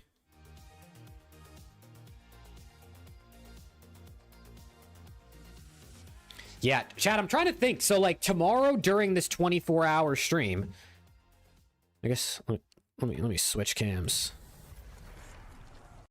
Tomorrow during this 24-hour stream, why is my webcam? Hello? Why do I have 2 cameras on right now? Well, either way, let's throw Nade Shot on for a second. What you're saying. Tomorrow during this what was that?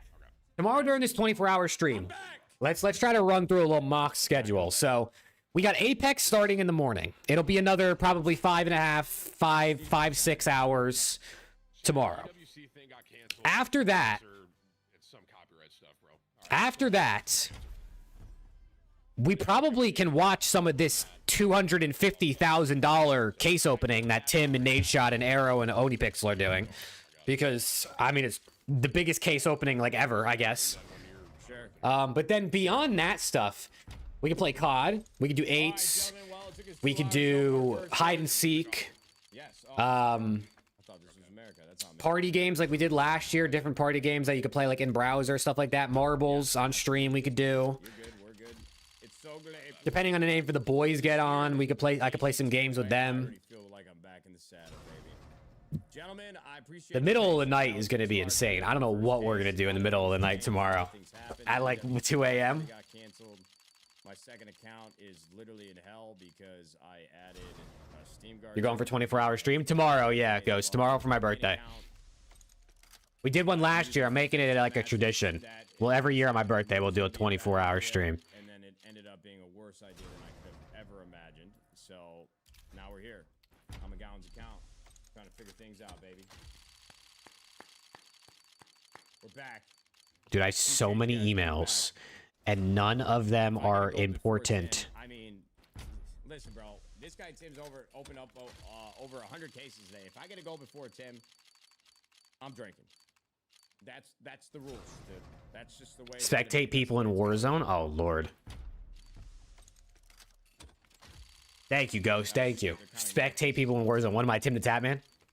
Oh, no. Chat, did you guys see Nadeshot pulled a knife last week? Literally, in the moment he was reading out my resub on YouTube. Did anyone else see that? He literally said, Jake Maverick with the 7 months, that's my brother. And then he pulled the gold, literally while he was saying that. I just have aura, dude. I just got good luck or something. Maybe we'll pull a gold tomorrow. Karambit inside one of these cases. Now, will we open that? Statistically, we probably have a better chance of... Get your free Slurpee tomorrow? Dude, I've never gotten the free Slurpee on my birthday because... I mean, who goes to 7-Eleven on their birthday, you know? Like, I don't know. I've never wanted to go to 7-Eleven on my birthday. heard high noons are good luck. Yes, Chris, I've heard that before as well. I mean, we are at a 440 sub train. Oh my God, you guys really. For anybody that questions, I can't believe he has 36,000 subs, and that's just on Twitch. He's got to have 5 to 10K on YouTube opening cases. there is over 100 messages in that first hour. I mean, I guess he's spending money, so it's probably, you know, good that he's making money back, because this is not cheap or free for what he's doing. Other than tomorrow, I guess he's doing a lot for free. You guys respect us, and you guys just want us to be comfortable. The more comfortable we are, the more comfortable you are. But guys, at a certain point, dude, we got to make some decisions. You know when BO7's releasing? No idea. It'll be October or November. I don't know where it'll be. Right? Y'all are way funnier. I'm not sure where it'll be in there. I was afraid you'd say that. What's good, X? How we doing? Zep, welcome back. How's 8s? Well, Apex literally just ended. And I don't think there's anybody here to play 8s other than Viper. Real fucking early. It's alright. We'll have time to play 8s tomorrow during the 24-hour stream anyway. There'll be plenty of time. Have you seen the TikTok wives of their husbands watching you and Tim open cases? Bro, I saw a new one last night. I saw a new one. This guy basically had... Dude, the new jersey is so fiery. It's the one he's wearing. It's so good. And you can't even see the bottom of it, but the bottom has like the red geo print, but in like a faded pattern as it goes up. Bro, there's just not a chance. When do Group B matches start? Tomorrow, South. They don't start till tomorrow morning. There's just not a chance. That's the thing, bro. There's always... I mean, it's a 50-50 shot, realistically. You're right. Fuck. You guys can't. They're saying 0 and 20. This case hasn't even opened yet. That's what I'm saying, bro. They're diabolical, man. Hadn't even opened it yet, and they were already saying. Yeah, no, this new jersey's sick. It's really nice. This text that I got from Dennis Sure. this morning. Absolutely. Remember last night how he FaceTimed me and he was chugging beers and he gifted a bunch of subs? Yeah, remember all that for sure. He goes, I gifted Tim $3,000 in subs. By the way, Can't watch case openings because it's enabling you? Oh, man. Those had to go through. Oh, man. That's what I'm saying. Did he scam me? You think? Dude, I'm telling you, I've probably spent a few $100s on opening cases throughout the 10, 12 years I've been playing Counter-Strike. I ain't never pulled shit, bro. Nothing. Nothing. Not even close. I think the best I pulled is a singular pink. How old will you be? At 97. Nah, I'll be 27, which is basically 97 in this community. Brian Saints talking to Ben and Tommy about the drama. Ooh, is he? He said, I was sitting there a day, and I emailed EWC because the only email I had from them was the one asking us to join, and then the subsequent email that had the Google Forms to fill out for. Yeah, we're old as shit, and it is what it is. Submission, you know, team info, social handles, etc., etc. And I told them that, you know, we had multiple players that were kind of getting poached due to their contracts ending, and they would be joining other teams competing at EWC. And when I sent that, they said, no worries, sounds like a messy situation. We'll extend the roster lock for you guys even like another day. I think granted they extended it for every team another day or two, but that was what they said for me in the moment. You said actually they'd be on the 3rd is what you're saying. No, no, no, no. This was when the roster lock was supposed to be on the 1st. So I was not sleeping at all. That's crazy. That's like a 20. That was a 24-hour. What's good, Mayo man? So I wasn't. Yeah, so when Gwyn texted me at 2 a.m. Monday morning saying he was leaving, I was really in panic mode trying to get this done. Damn. As 2 quickly a.m. as text. possible, Hey, boss, I'm out. and just messaging people when I was at the airport over and over again. So when I finally got everything done, I submitted our roster, I think, on the 2nd, which is when they said the lock was. The day after, I got an email saying they needed to review our roster's eligibility, and that was July 3rd. I emailed them back, explained the situation. I said, hey, you know, I already noted that we were going to be signing multiple players, and I didn't hear any pushback about it. And in that email, it also mentioned that we needed to maintain 3/4 of our roster, but looking through the emails we received, there was no mention of that.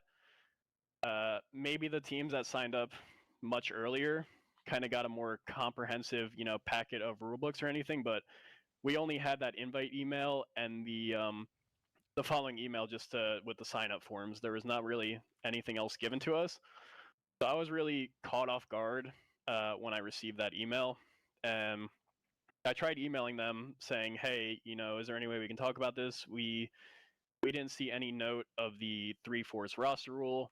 Not that it was something that we would have been able to accommodate with due to, our 2 players leaving when we thought we were going to have them for EWC in the first place. And yeah, I sent multiple emails after that first one when they were saying they were going to review our roster, and I didn't receive a single email back. Damn. Over the span of the week. Thanks. So he thought Gwyn and Tej were going to stick around even though their contracts were up and like resign. And they said, fuck you, we're out. Deny our participation in EWC. So they never reached out to like get more information, like give you a phone call, like correct. Yeah, correct. I asked for a phone call. I sent about 5 emails. Didn't hear anything back. So it's just a really disappointing. Damn. So EWC didn't even give him a chance to like. I don't even know. They just didn't care, I guess. I'm really disappointed for the players more than myself or the organization. Yeah, I mean, just to make it clear, some people are asking who's talking. Guys, this is Brian Saint. This is GM, head coach of the Carolina Royal Ravens, right? So Brian Saint's coming in. Team ops manager, marketing. He's everything. He's like a trifecta over there. He's the only staff member probably on the Royal Ravens roster. The community for fucking over a decade now, bro. It's OG right here. And we're just getting more clarification, kind of what happened with this whole Carolina thing in EWC because. That's we were cooked, confused, right? bro. We didn't know what happened from the outside looking in. So that's Brian's cooked. Just coming in and kind of letting us know what happened. I'll be honest, bro. It's crazy to me that you're not getting any answers back. That's what's the most disappointing to me right now. I just want to at least have a conversation about this and I even told them as well in the initial email. I'm like, hey, can we get any clarity on this? I mentioned everything that I mentioned before about not seeing any information about the 3-4 rule, us getting the invitation late. Teams making multiple changes last year with Boston making a 3-man change and Minnesota making a 2-man change respectively when there was no pushback on that for either of those teams last year. And yeah, it's kind of just been radio silence. I was really just hoping to come talk to you guys and hope that, this reaches the right people that can kind of get these conversations going. I've been trying everything in my power to make this work. I've been losing sleep every single night, and I even told them too that we were committed to these players already. We didn't think there was any issue, and we were trying to fly them out to like the U.S. for a boot camp leading up to this, and that was something that was going to cost us a bit of money, and it just felt like there was zero urgency. Right. So, have you just been talking to like people? Have you been talking to like lower level people at the foundation? Like, have you been able to like escalate it to anyone at EFG, like anyone? Dude, I mean, it's like I understand EWC's I'm not gonna ruling on like you can't make more than a 1-man change, but that's not what I'm here to do. But there's nothing Ravens could do if their players are off of contract and they choose to leave and not resign. I mean, Ben, in a situation like this, like surely this could be like looked into and walked back, no? In a situation here, or is that does well, that they haven't announced the groups or anything like that. Yeah, that's the one thing I'm thinking is they haven't announced anything officially from EWC, so I do think there's a chance that Ravens still get back in. Let them send their roster, right? Like I don't. Well, so Brian, I yeah, the org gets blamed for player contract expiring, but people like I don't know.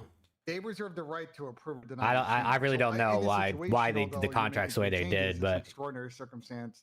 They could theoretically allow, right? Like, yeah, correct. I mean, at the end of the day, it's completely up to them. I don't know if maybe they didn't. Was the EWC date out when they made the contracts? I'm just hoping things with this can change and these players can get the opportunity to prove them. I mean, either way, the EWC is not going to be until July or August, so ending contracts July 1st is dumb. Year, he deserves this opportunity to play at this event, and it really fucks him over. Yeah, I completely agree. I feel bad for What's good, Shy? And Dylan, right? Like they both kind of got skumazed out of the spot.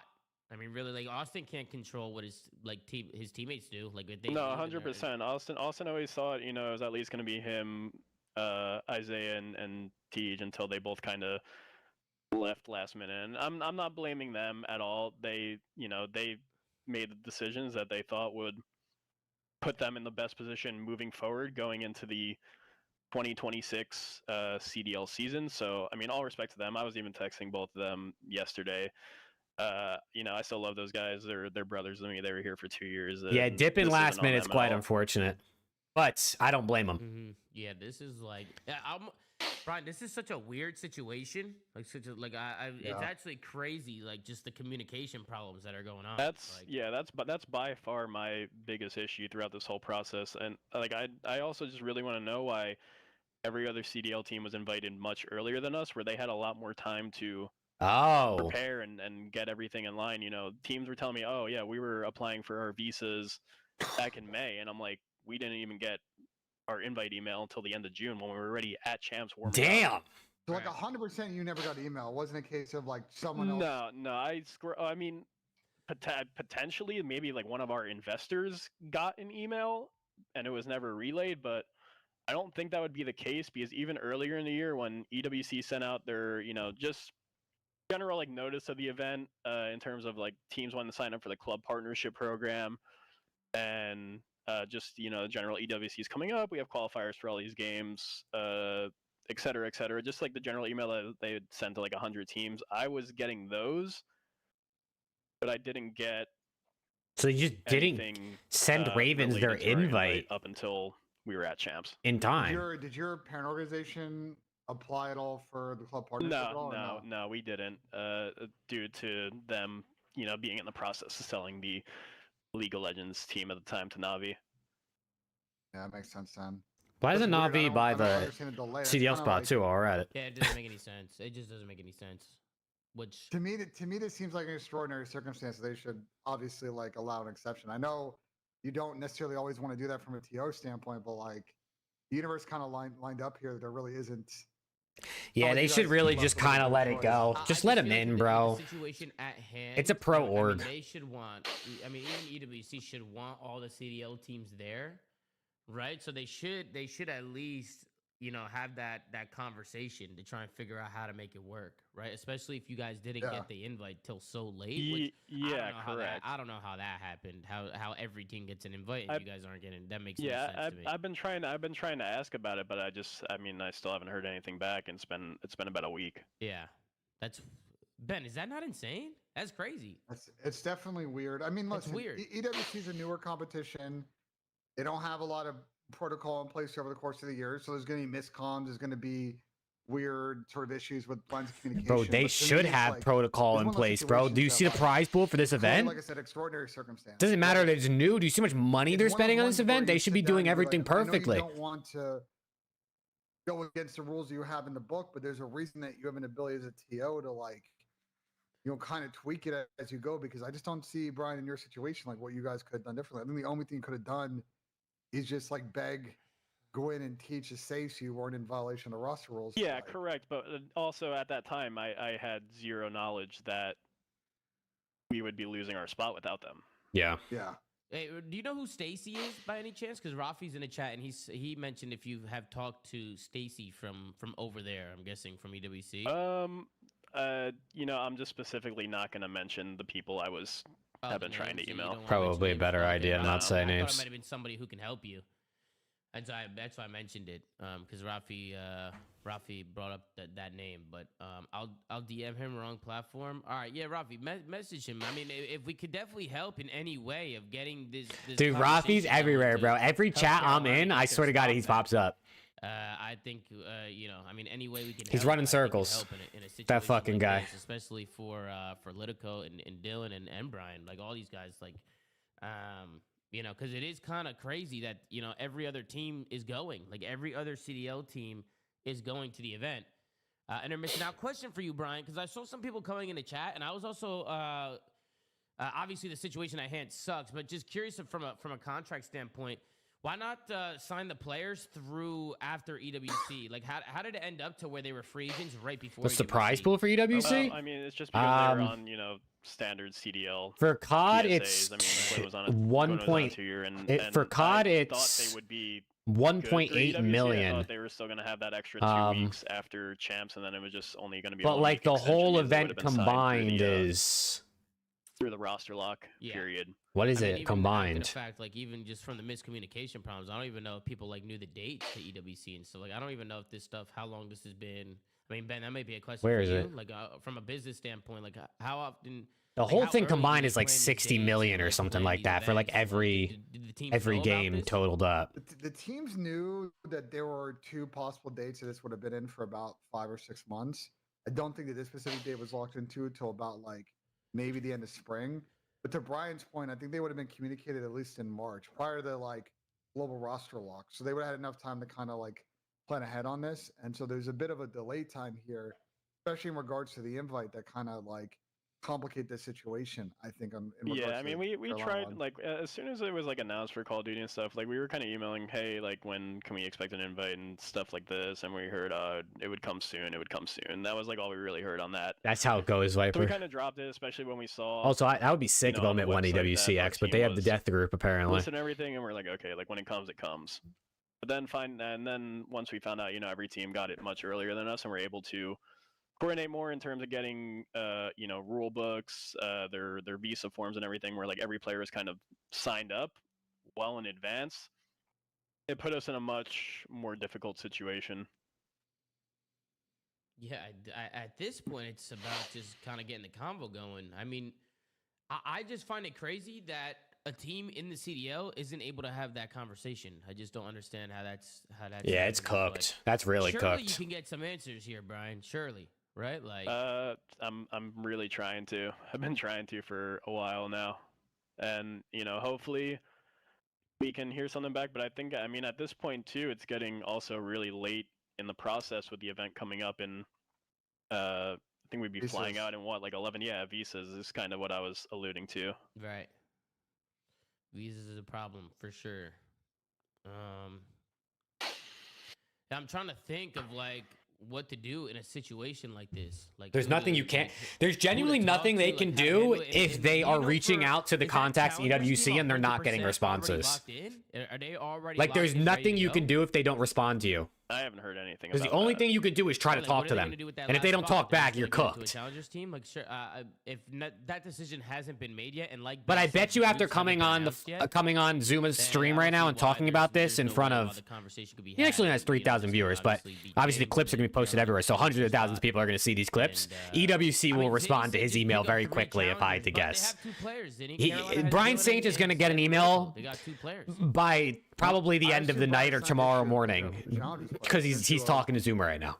Because you guys have to make 3 changes because Gwen and Tej left. It doesn't matter who you pick up. Like, you're just in violation of rules in their eyes. What do they have to keep? They have to keep. I don't see a point of having it be in they have Riyadh. to keep- Well, they have to keep those I mean, the players Saudis together, run the event, don't so they? of course they're going to have it in their No, they would have to bring on one- their they would home have to bring turf. Dylan back is what I'm saying. Well, that's a Brian question. I don't know what. Like they would, like Tony, like I'm saying is you can't get rid of more than 2 players. Gwen and TJ left, so you Yeah, have so to, that was automatically 2 players gone. right. So you have to bring Dylan. You would have to bring. They got a Dylan team Rice rep in back to get Vegas. that team Well, together. If they that must not team have was had at time to 28, change you can their. even do that.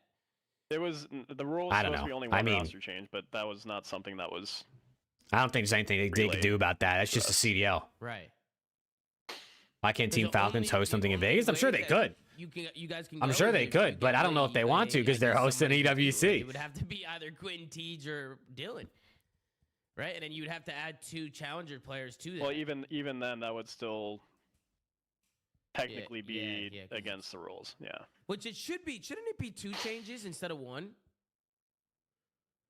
I mean, I don't know. Boston made a 3-man change last year, and Minnesota made a 2-man change. So I just think there's no good. The problem What is if my what if answer what is if Liddy there's no what good if answer to that what if question. Liddy goes to just picks up challenger players and then quote unquote Carolina Royal Ravens becomes the challengers team, quote unquote. Like can that be a thing? Like the team. Well, I think the problem is we don't know. The problem that I think, Brian, you're trying to demonstrate is like because of the lack of communication you've had on their end, you don't even know what your theoretical options are. yeah. Well, I have Marco, no I think clue. the I mean, if problem we is they any had to make option changes. at At the all, minimum, Ravens we had to make a just do 2-man it. change because Tej and Gwen's contract was expiring and they were not coming back. I mean, yeah, Like they they're left. not even having the conversation, Ben. I mean, they have to have the conversation. And you can only weigh make a out their 1-man options, change. because So right now even he if they can't said, even- all right, we're he going to can't keep even Dylan have Rex that and call. Slasher, they He doesn't still even, were like, cooked. He doesn't even have any. There is no option on the table right now. As far as he's concerned, they're not going. So it's like, I don't know, bro. This doesn't make any sense, Brian. And I appreciate you coming in and kind of like letting us know kind of what's going on here. Hopefully, you can get these convos going. I don't with know the right why the people to contracts maybe ended figure on this July out and 1st find the a way they resolution did. here. Unless they made those But definitely the contracts before they situation knew sucks, about bro. Like, these I definitely rules feel for about you and the having to team, bro. have Like, this a sucks. core of your three, Yeah, like three of your four players it's still on the incredibly team. disappointing, and I'm just really upset for them because they were planning on this being a thing for weeks now, and it kind of was just stripped away from them without any notice or any potential resolution. Right. Zinni said Carolina should be allowed 3 new players. That's what Zinni said. Carolina should be allowed 1 change, Dylan, and free agents walking should not count against them. So Zinni's saying if people are free agents and walk off the team, that shouldn't count. I mean, all of this is going to just Cloud9 is going to go out top 16. Which is a good idea, Zinni. Fucking Falcons are going to go out top 16. Like that. And Ravens aren't going to go to the event, and all of them are cooked anyway. Or they could have just stuck together and they would all still went to the event. Right, but I just don't know if that's how they're doing it, right? Like I don't know, like that would be a great resolution. I mean, That would make a lot of sense, yeah. I feel like there's a lot of things we could change in the rule book to make this a little bit more easier to make this. Again, there is. So Brian, do you know what is the exact language in the book or the rule book you've been sent in regards to? I never received the rule book. Do you have at no point received any kind of handbook as far as correct? Yes. Well, that's cooked. Oh, well, that's a problem. They didn't send the GM of a CDL team going to your event. The rule book? Oh my God, this is cooked. It's more. I think the issue is more that you guys are putting. I'm going to use this phrase again because it's used a lot, and Brian can back me up. You're a bit of an extraordinary situation. Like this is not something that they sit down when you make a handbook and really account for this situation because of the way the contracts work within this game relative to EWC in the cycle, right? For most of these titles, EWC's in the middle of a year, so people's he could have asked for the rule book, but I guess like I don't know. Maybe he just where it's lit at the end of the year, so it's like I really don't know. I don't think they really like I don't know what these guys talk about behind the scenes. Like, do people say to him like, "Oh, hey, Brian, I just got the rule book to EWC," and like I don't know if he knows those things. Last offseason, you were just able to kind of just do contracts however you wanted them, but we just had everyone on PSA. Like I don't really know how any of that goes from the past. But that was also people didn't know if Kyle was going to be there until very late. Yeah, correct. So I think obviously when it comes to contracts next year moving forward, I'll try and reach out to some legal firm to draft us up something completely independent. But the contract situation was kind of the least of my worries in this whole situation. And I think. Wait, they don't have a legal firm helping them with contracts? You're a professional esports organization. Side and everything of that. Who drafts the contracts? You write it up in Google Docs and everyone just signs? Is that what's going on? Anything. Oh my God. Yeah, they've given you guys no comms, they've given you no options, and it's just been minimal. Like, yeah, it seems like, at least from your perspective, they haven't really made an attempt to remedy the situation on your end. Mm-hmm. Which is I've just been wanting to have the conversation. Yeah, for sure. I mean, that's the biggest thing. How are other teams not running into this problem? Because I guess nobody else made more than one change. Like nobody. Well, they were also. They were also all invited much earlier, so every player was signed up and registered for EWC back in like May, where they like filed for their visas and filed with the team. So I don't think like once you submitted yourself with a team, like you could just get up and leave that team unless you got released from your contract or something like that. Right. Yeah, no, I know we went over this. I don't know what's going on, bro. Because from a contract standpoint, I just didn't know if like other teams, like the way that their contracts are laid out, like I didn't know if contracts are just because contracts are just different with every team.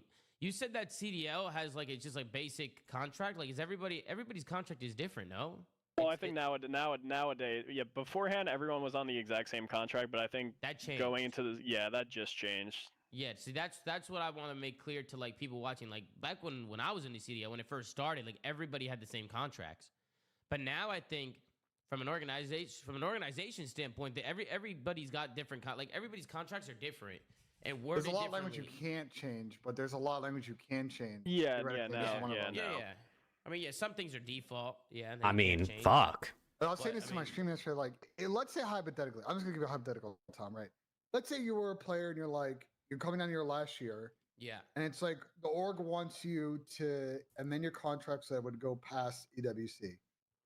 Like you could then say as a player, well, I'm down to do that, but you know, if you guys drop me, I want the remainder of the term of my contract paid out, right? Because if the term is going to run for another month, I should get the money and I should just get zero, right? Because I'm now missing out a 5K if I don't get on a team. Or if it goes the other way and I want to leave, then there's no penalty to the org, right? Like you can negotiate in that what I forget what it's called. Like basically the last schedule on there allows for additional clauses, and that would be league approved. You can do whatever you want. You know what I'm saying? So everybody kind of wins that situation. I mean, you could try to negotiate, right? I mean, it doesn't mean it could happen. Yeah, true. That is also. I mean, what did Pat say? I mean, same contract, but the numbers were different. You know what I mean? You know, Sly's an idiot. Well, Ravens, it was nice knowing you. I mean, if this doesn't solidify the Ravens ownership selling the spot this offseason, I don't know what will. I mean, at least for me, when I first heard, I was very confused as like how that could happen. Yeah, I mean, on paper it was confusing, but I feel like with the extra context, it's even a little more baffling. They are So I really selling hope that this can shit get ASAP, resolved bro. and get the conversation NV going. comeback. You know, I mean, Astro appreciate just you said in guys his with video the they dropped platform recently you that have he doesn't to think they're kind going to of get allow me caught to, anytime soon. It's just too come and expensive. speak here and just so like more people can kind of hear With what's everything been else they going got going on, he doesn't think I mean, they're if getting there's in. anything that we can do on our end, I mean, I know like through FaZe and other people I've been working with EWC and like, I mean, we've been doing stuff with EWC. Like, I'm gonna talk to some people and see maybe if there's a way like we can get those combos going and maybe we can like. It's all right. One of the Saudi orgs will come in, bro. But I just don't know at this point if it's too late or not. Like, I just don't, like you said. Yeah, right? that's my only concern with visas and stuff. Like, I don't even know how this all unfolded like this, especially at this. Like it happened so late, like so last minute. Like it's just so weird to me how it just everything boiled down to the last minute. Especially like you said, teams knew in like months in advance they got that invite. So it's just like I don't know. Yeah, people are sending their passports in back in May, and we didn't have any email regarding EWC until. Nah, it's definitely gonna be another Saudi org chat. If an organization sells like Boston or Ravens or I mean really anybody, those are the most likely ones. It's gonna be a Saudi team, bro. I'd bet my life on it. Like I'm gonna, I'll see. It's either going to be a Saudi team or a team that is partnering and being backed by definitely a shit situation, bro. a Saudi team. Sorry to hear that. Like that definitely sucks. Appreciate it, guys. Thank you for allowing me to come here and just kind of just speak on the situation. Yeah, for sure. Thank you for coming on and giving us some info, bro. I know a lot of people are confused, so they probably really appreciate that. Everybody show some love to Brian Saint in the chat, man. Show some love. Well, for coming in for a second. But I appreciate you, Brian. Thank you, bro. Peace out, Brian Saint, man. Have a good rest of your day. Yeah, you too, Brian. Take care, bro. Hey, Brian, appreciate you hopping on.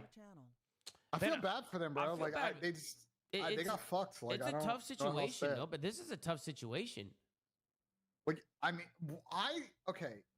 Like I said, it is a very weird edge case situation. I don't think that when this competition was put together, I don't think they accounted for this type of shit to happen. Especially because like it wasn't like Carolina was a team that didn't play champs and they could all plan out roster changes for a month. Nade hit gold. They played that event, you know. I want to make sure. Ooh.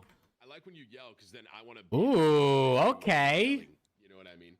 Oh my god, brother! I can't believe. Little M9 bayonet slaughter. Ooh. I mean that's insane, bro. Where's the clip? Not just not bad. That's insane. Whip said it's 1,500. 1,500. Where's the clip, bro? Someone put it in that chat. I'm waiting for it. It's super clean. Super clean. Yeah, they're so clean. I'm waiting for it to pop up in the chat. I don't like I've been so spoiled by like the factory news and grabbing Dopplers that just a little bit of wear on it kind of making my OCD go a little crazy. But I love the knife. I like the slaughter. I mean, I just like red in general. So. Chat can correct me. Holy Slaughters shit! Have different patterns, I believe. This is the butterfly. I don't want the butterfly, bro. I want the new clip. Yes. Show me the new clip, man. So is that a good pattern on the slaughter? Whip says it doesn't add that much value. Whip said. Chat, you think we hit a knife tomorrow during the 24-hour? I mean, I don't know how many cases we're really gonna open. I bet you it'd end up being like maybe 15. But you think we hit one? Look at the other side. No? Okay. Well. Do you see it? Thanks. Yes. Thanks, Sep. Yeah. Sep, I saw you lost a 1v1 to Albini, bro. I didn't know you were ass like that. Unless he's nasty. I don't know. I've never seen him play. see the little diamond there? Yeah, I see it. I see it. So like that. They're saying slaughters have different patterns, and you got a diamond pattern. It's like good. Where did you see that? On Twitter. Holy shit, boys. He tweeted it. God, the tables are flaming hot. Let's go back to back. There's one thing you haven't done yet. It's back to back. Apex EWC finished. It's finished for today, yeah. He tweeted it 11 minutes ago. Update, I slammed, and it's a picture. I'll say it. All right, back to back. I'll rip a beer. Hey, Hacker Ace with the sub. Appreciate you, Hacker Ace. From above to back. I cannot believe we got 3 reds and a gold. Yeah, he beat you 20-13, it says. God, brother. He had a 1.54 KD, and you had a 0.65, Zeb. You got worked, it looks like. One day, we're gonna go back to back, bro. One fucking day. And when that day comes, it's gonna be beautiful. Absolutely gorgeous. And once again, I've opened a gold before Tim the Tatman. How terrible of a situation that is. All right, bro. All right, buddy.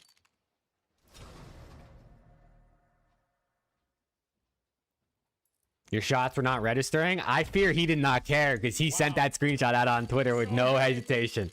Wow. Very great. Wait, LaRue. Hey, if we hit the sub goal on the stream, bro, 1v1 tournament, Zep, that can be your chance. Chat here, let's look at let's review the sub incentives for tomorrow's birthday 24-hour in case you guys haven't seen it. Here's what it is, man. 10 subs Bean Boozled challenge. I have the Bean Boozled thing. I want to maybe we'll probably hit 10 subs if I had to guess while we're watching Apex. So I might do a challenge where instead of like spinning the stupid little wheel it gives us, like in the fucking box that it comes in, like maybe like, I don't know, for every kill 100T gets in a map, I'll eat a Bean Boozled or something like that. But these are the sub incentives. So open cases at 200 subs if we get there. I don't know if we'll hit that far. I put up to 300 to just see what we can get to, but whatever we hit, whatever we hit. So, no pressure, man, no pressure. But gifted subs will be 35% off on Twitch during the 24-hour. Just putting that out there. But yeah, I also have a wheel that if you do five or more gifted or $20 or more donation, you spin the wheel and there's different things on the wheel. Just to add a little bonus in case people do that type of stuff. And then the top gifter / donator is going to get to pick their own emote for the chat. And I'm going to send them a CDL jersey. For whoever ends up being the top gifter / donator. But 250 subs, I'm going to host a 1v1 tourney. For chat. So if we get there, Zep, that's your chance. That's your chance to redemption. Because you just got worked by Albini, apparently, as we just saw. We absolutely just worked, like slammed, apparently. Bad. 0.65 KD in a 1v1. Oh, man. Oh, man. Dude, has nobody posted the clip of his knife he just pulled? True. But I'm excited for the 24, man. If we hit 300 subs and I have to do another 24-hour stream, I'd be surprised. I don't think we hit that much. 300 subs is a lot. Did that actually happen? I think my guess is we hit. You're telling me Jokers is the only one that we hit slightly over 100. We hit just under 150. That's my guess. That's my guess. Well, I just got another pink. Yo, the tables are fucking hot. I'm dead serious, bro. Yeah, I have a problem because all I want to see is weapons. ATL FaZe has a huge discount on jerseys. Can I win? Oh shit. Potentially. That's good to know though. I just don't know how I get weapon cases. I think what we'll do for the giveaways, like I was saying earlier, instead of just doing the normal Nightbot, like I click it and it just pops a name up on screen, is we do marbles on stream. If you guys have never seen marbles on stream, it's literally like, imagine like a racetrack, but like a fun obstacle course type of racetrack, and everybody in chat gets a marble, and the marbles roll through the track, and whoever gets to the end first wins. It's complete luck. There's literally, it's just completely random luck.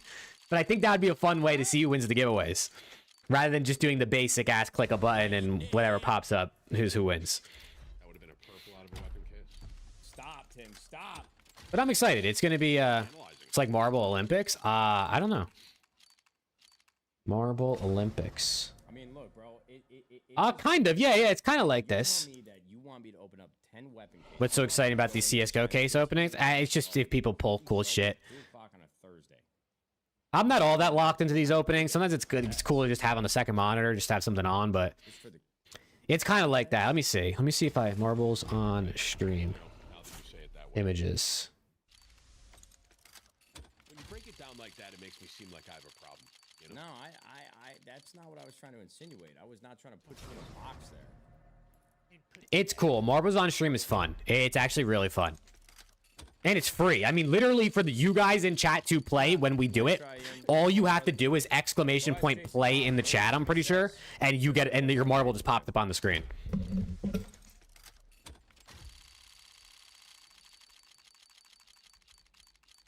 Oh, we got a little pink.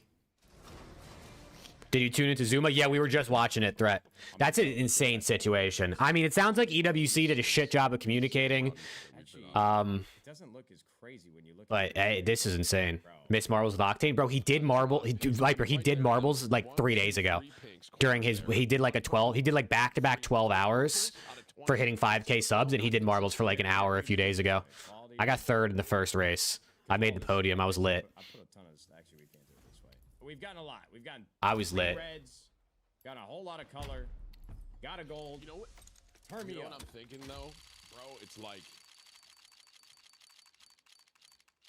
you know how when you're at the craps table and you're rolling really well, or someone's rolling really well, and you have your base bet, and you want to increase it, but you don't because you want to throw off the mojo of it. Like, and usually if I increase my bet, and I'm like, okay, this person's rolling really well, they roll 7 out. You know what I mean? It's like, maybe that's the same kind of thing. I don't know. 24-hour stream is gonna be fun though, man. I'm looking forward to it. If you change it to weapon cases, maybe We're gonna have a vibey time. Wait, is this number accurate? You guys are telling me that I've opened up 146 of these already? Dude, I still want to see a clip of him opening the knife.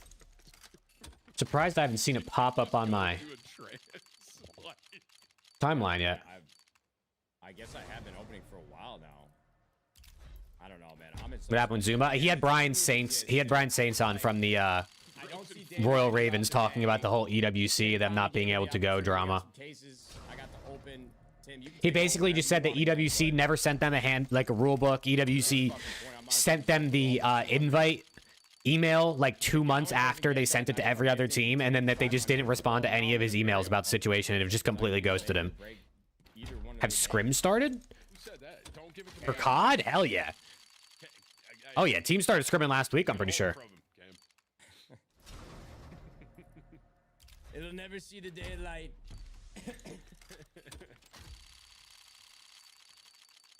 So how many games of CS have you guys actually played? How many games have you actually played? It's hilarious. Listen, I've played many games. I've played many games. Wait, is that what Twitch Twitter comments are saying? Yo, Dennis, like, Red incoming? You got pink. You were close. down for me just because of that comment alone. Still plan on doing 8s later? Well, we were gonna do 8s after Apex, which ended like a little bit ago, but we just didn't have enough people. We're definitely gonna do 8s tomorrow during the 24-hour because there will be plenty of time to do it. Sitting here for, you're gonna go eat some food or see your family? Did you just say you're gonna chug a beer, Denny, at 3 in the afternoon? Well, I was gonna do that if, you're right. I threw a fucking wrench in the cogwheel. That's my fault. That's alright, man. I win them all. Did you just say you threw a wrench in a cogwheel? I didn't even hesitate on it. Cockwheel. Cockwheel. You never heard that saying? What? Cockwheel. No, I threw a wrench in our plans. Cockwheel. Chad, no nerfy today. 4 to 5 CSD. Yeah, I'm thinking 8s tomorrow.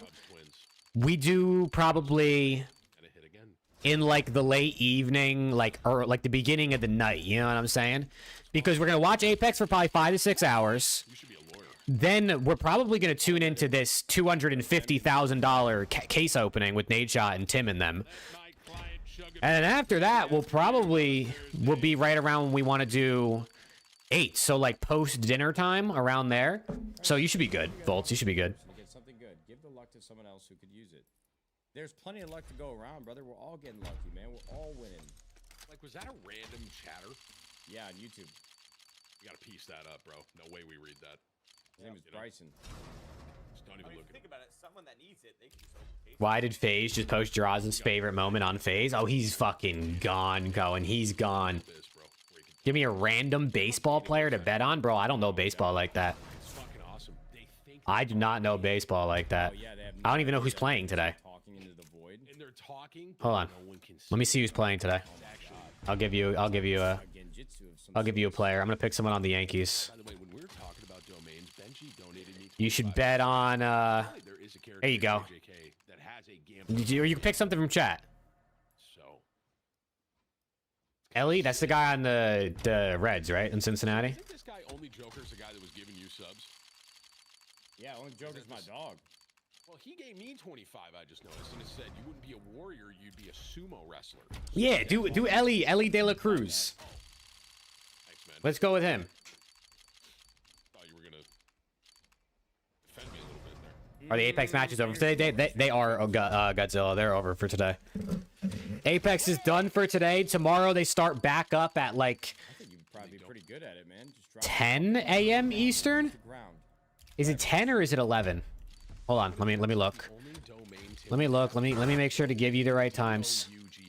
Tomorrow they start at 11 a.m. Eastern. All right, here's what we're gonna do, Tim.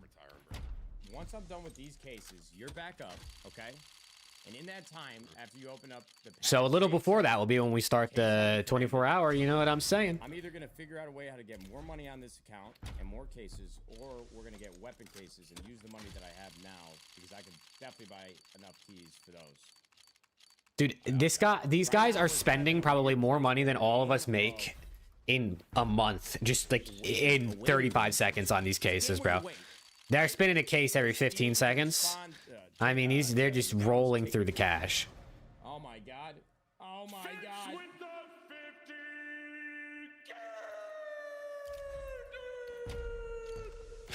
What the fuck is this sound The effect? Germans have made great progress on the beaches of Normandy as Tim is eating a sandwich and not helping anybody at all, but Fitz... What is going rounds on? the bases, knocks it out to left field, home run, 50 gifted, suck me sideways, Sally. What's up with these guys, bro? Bro, we appreciate you. Thank you very much. W Fizz, bro. Wow. W Fizz. Love that. Now, see if that Tim said before he makes the money back from ads, so he has like an infinite case glitch. I'm not surprised.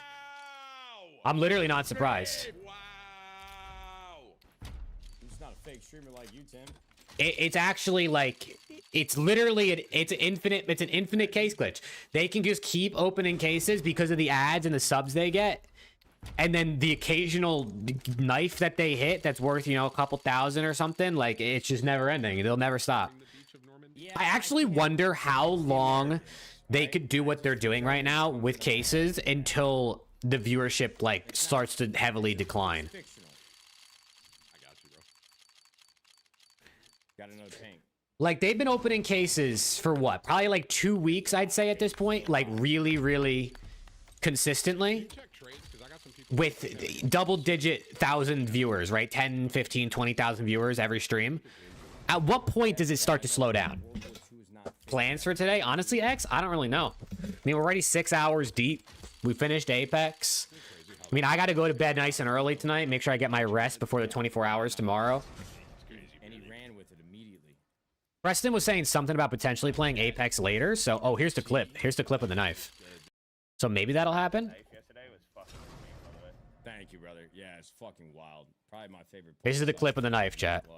They're talking about hitting a knife, by the way. I mean, statistically, if we look at the market, financially, it would have to be one of the better pulls that I had. Oh, wait! Yo, gentlemen. Oh my god, I didn't realize that was a gold. What the fuck, bro? Tame reaction. Fucking god. That's fucking insane, Matthew. Minimal I wear. didn't even realize that was a gold. Dude, the tables are hot. They've never been hotter. Oh my god, that's insane. I mean, I'm busting a nut if I hit a gold, bro. On stream, like live. It's not even a joke. Highest effort content that you've ever seen. I can't even imagine. All the things that we saved up. I actually can't. I can't even imagine. The rest of our lives, but we're foregoing that security that our families once had to open cases for you. Like, I think you could argue low effort content would be spectating, and this is high effort out of me. I'm actually investing. Yeah, actually, how the fucking viewer... Dude, imagine like opening... Dude, I've seen so many people on my Twitter timeline recently, like COD people that are in our community that have gotten onto Counter-Strike recently because Zuma started playing and Nate started opening cases and stuff, that are like, only my second ever, or only my 7th ever case, and they got a fucking knife.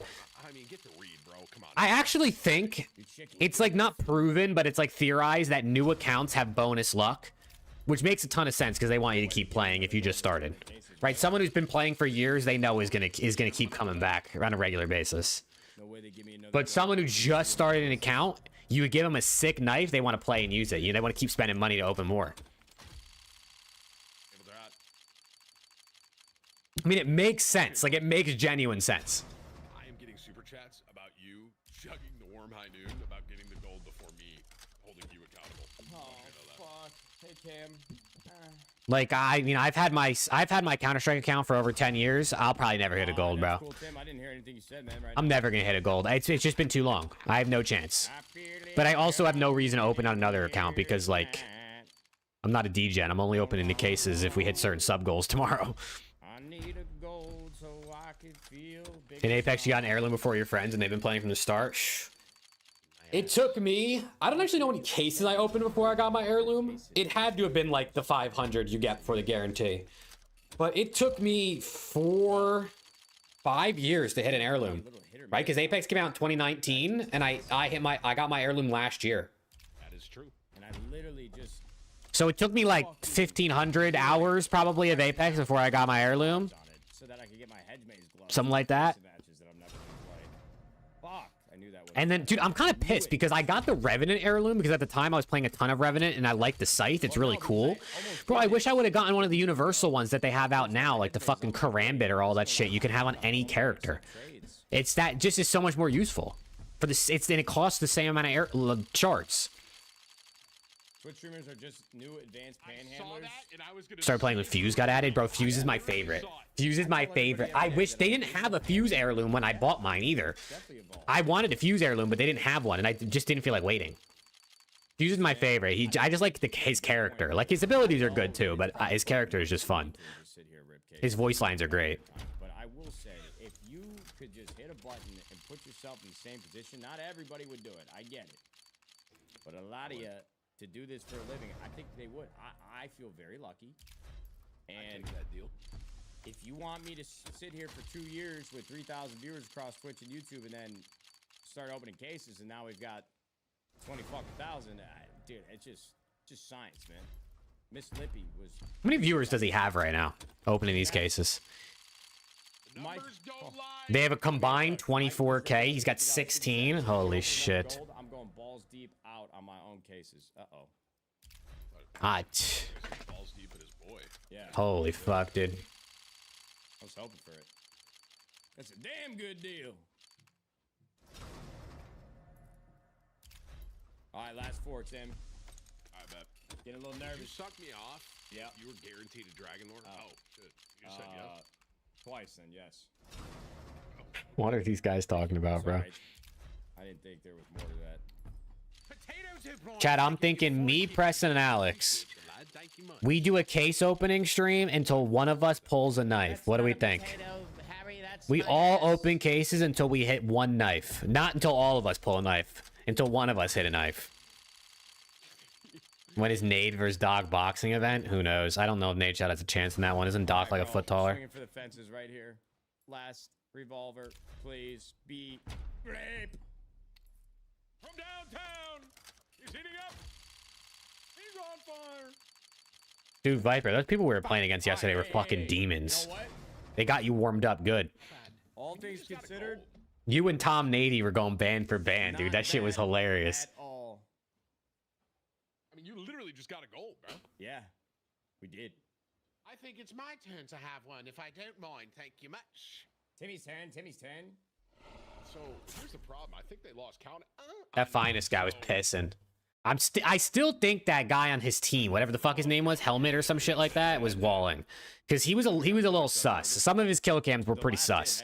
Like kind of like centering weird or like turning around off a spawn and like just knowing you were gonna be right there at a certain timing. It was kind of odd. But I mean, at the rank we were playing at, like the high diamond crim rank, we run into hackers like probably 1 in every 3 games, I'd guess. 1 in every 3, 1 in every 5. Trying to predict it. Whoa, I thought I was delayed. I thought you actually had it. I know. No, I tried to scare it out. It is what it is, bro. It is what it is, man. COD is just riddled with hackers, filled with them to the rim, to the brim. 88 cases. That's good. That's good. We're ahead of the statistics. Show me the wings, Harry. Show me your arse. I need to see the gold wings out of the edge. Right here. Out of the edge. Go. That's blue. Yo, hey, yo, Michael. Interesting. $50 dono and said if you open another gold, I'm going balls out of my Look at this chat. Very interesting. An Arabic CDL news account, I guess, that share news about the league challengers, the Saudi league, and everything related to COD, tweeted this out yesterday and said, there is no official statement from the Ravens or EWC regarding the team's withdrawal from the 2025 World Cup. All current discussions are based on personal speculations that have not been confirmed. And then the only reason I saw it is because someone in the Zoo Mafia just retweeted it. I did some digging, and as this tweet, it seems like Ravens withdrew. Something is not right, especially hearing Brian saying emergency flank. Is there something going on? Did the Ravens withdraw from EWC and they're making something up on the back end? Ooh, no, I doubt it. I doubt that. I doubt it. I doubt it. I'm guessing they got cooked.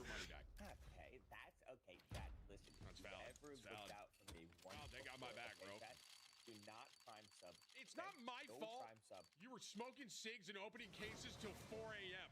Okay? Okay, I wasn't smoking cigs. I don't smoke cigs. I sat there shirtless, chugging beer until 4 a.m. Stokes, hey, unfortunately your time is up, bro. Stoke and L, thank you for the primes, guys. Appreciate dun dun dun. Bro, I got heartburn right now. This shit's ass. He's not gonna do that, chat. You're fine. I'll have whips on ban you. It's fine. I'm gonna unmod whips. Oh no.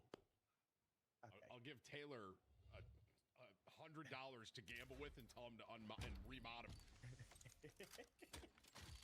Fuck, you know. How about the gold, Harry?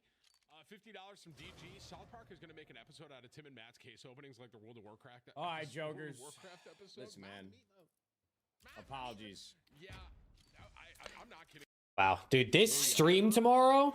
Chat, who's going to be here for the 24-hour stream tomorrow? Not the whole thing. I really don't expect anybody to be there for the whole thing, although like Rick and Gabe said they'd be here for all 24, which is fucking insane.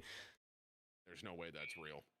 But I'm hyped, dude. We get to watch 100C Apex, which is always fun, right? 100C Esports is always fun to watch. We get to play games with you guys, with the boys, hopefully.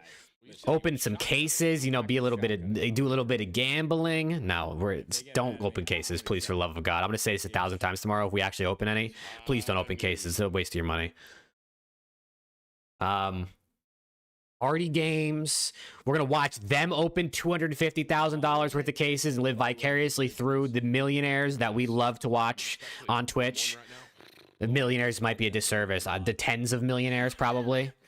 Chad, did you guys see yesterday? I don't know if you saw the clip or if you're watching stream. Tim the Tatman said on stream with Nadeshot that Mixer offered him $15 million for a 2-year contract, and he turned it down because he didn't want to like leave his Twitch community or whatever, or wasn't enough money to leave his Twitch community. I was kind of reiterating what N said. $15 million, bro, to stream on a website, to not change anything basically, but stream on a website. I mean, to be fair. He was still probably making so much money that, like, you know, it really wasn't worth it for him.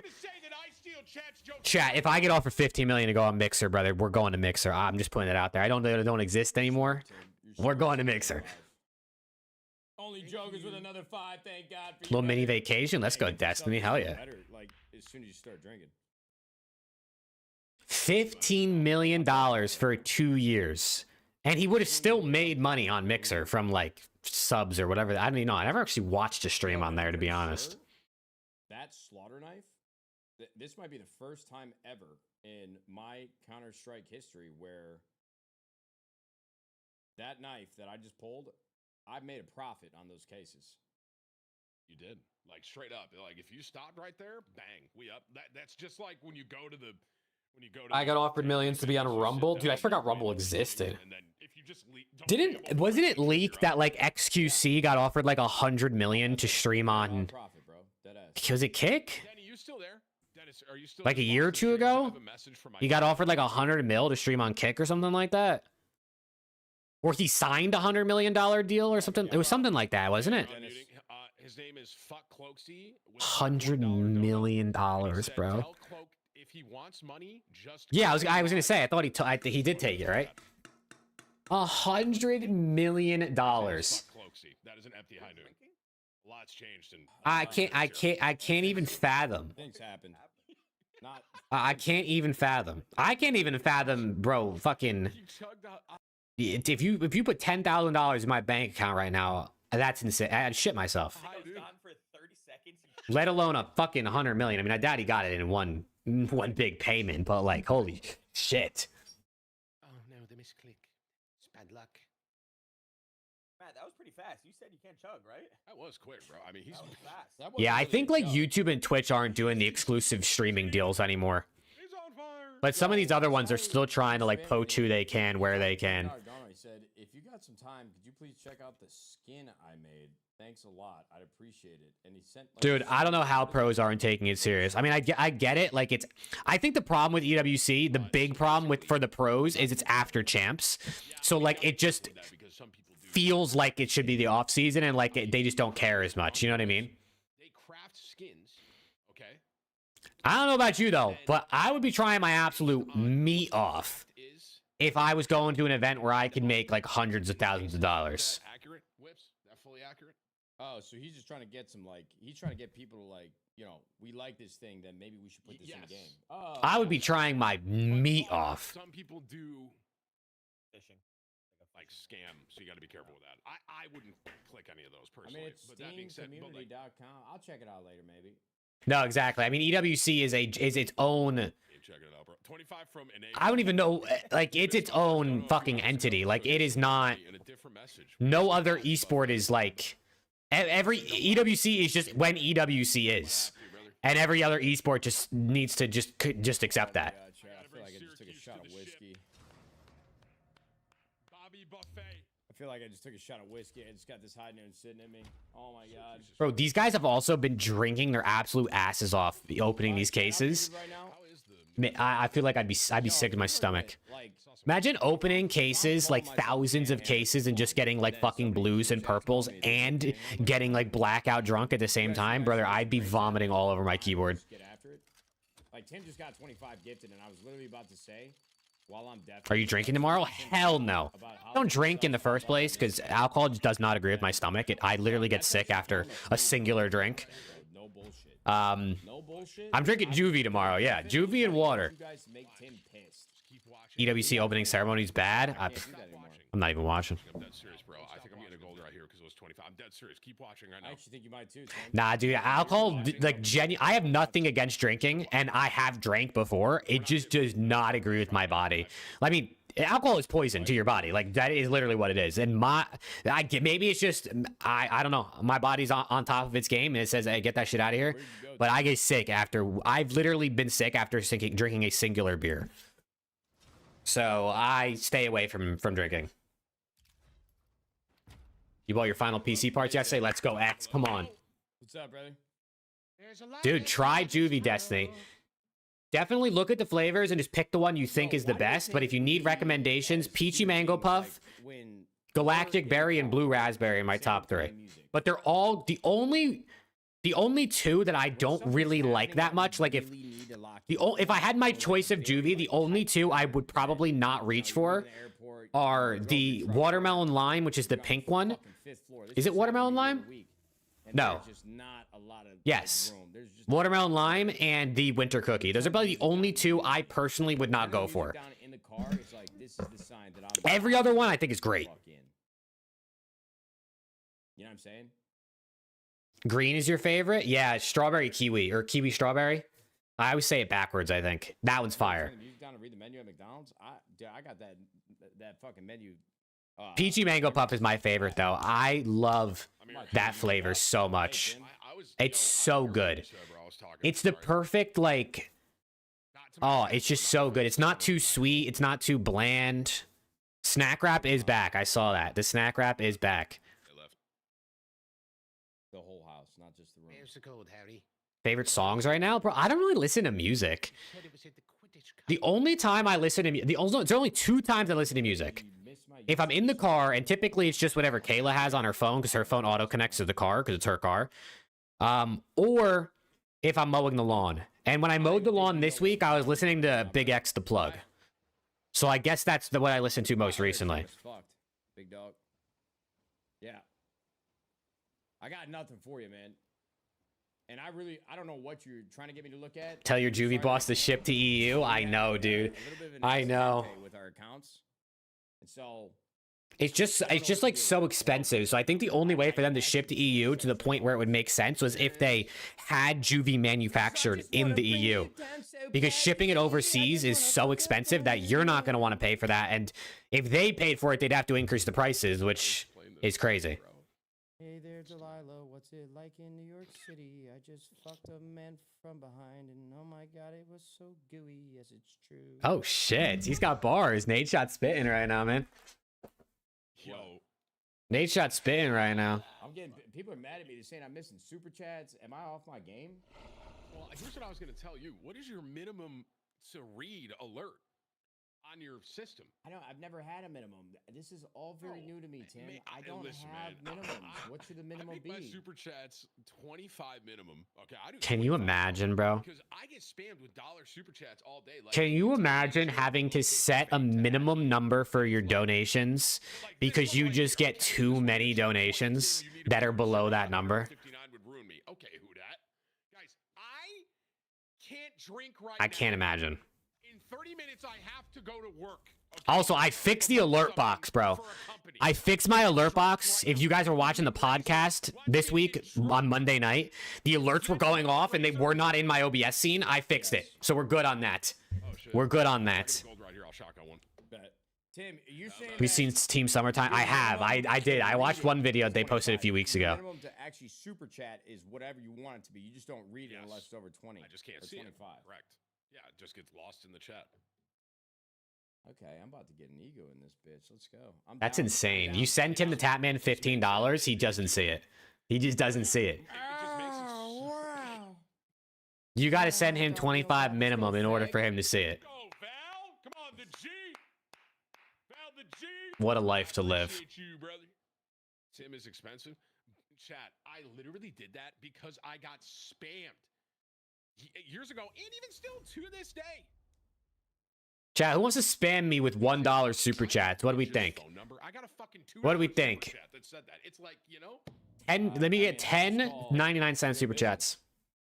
No, don't actually do that. Don't actually do that. If you ever want a super chat, bro, save it till tomorrow because there's actual like goals tomorrow. Today is just a normal day. Should I read it or not? I nominate Viper. If Viper, let me get 15 gifted, Viper. Just said, what did I say? What happened? I have no idea. Dude, I think that shit is crazy. When I'm watching a streamer and they're like, chat, let me get 10 gifted. And then like 30 people, oh, not 30 people, like they get to like 30 gifted. Like 3 people just drop 10 out of nowhere. What's his name? Like that is just power, bro. That is power. What was the guy's name? His name is Berserk. At any moment, like a streamer like Nade Shot or like anybody can just say like, guys, give me $100 and they get $100. Like what? I don't even want to say that as a joke. Even as a joke, I feel weird saying like, chat, can I get 5 gifted? Like, cause it just, I don't know. I'm not trying to be like that. You know what I'm saying? That just feels greedy. Problem than I am right now because you guys are thinking about it. I didn't even say anything. Makes me feel slimy. So now we know that. And not in a good way, slimy. Is there a good way to feel slimy? I don't actually, I take that back. I don't think there's, oh, we got a red. Yeah. Off that bitch, off that bitch. We got a red though. Next one, bang. Straight momentum, right? 1, 2, bang. Trying to rep it out. 1, 2, bang. Damn it. I mean, Timmy, we need a goal from you like soon, man. We're starting to get worried about you. All right.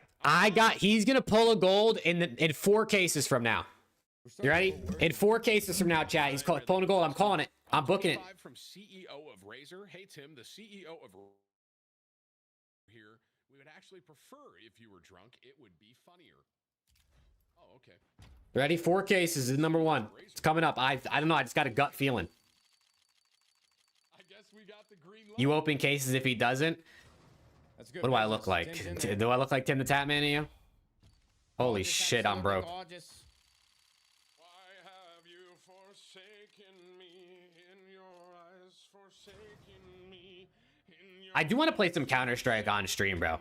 And every sub we get during the stream, I open a case. Right? Because think about it. Sub is $5. From that $5, I get like half of it. On Twitch, I get half. On YouTube, I get 70%. He's doing this without. So I would be pretty much breaking even just about on every sub. Actually, I'd be losing money if it was a Twitch sub.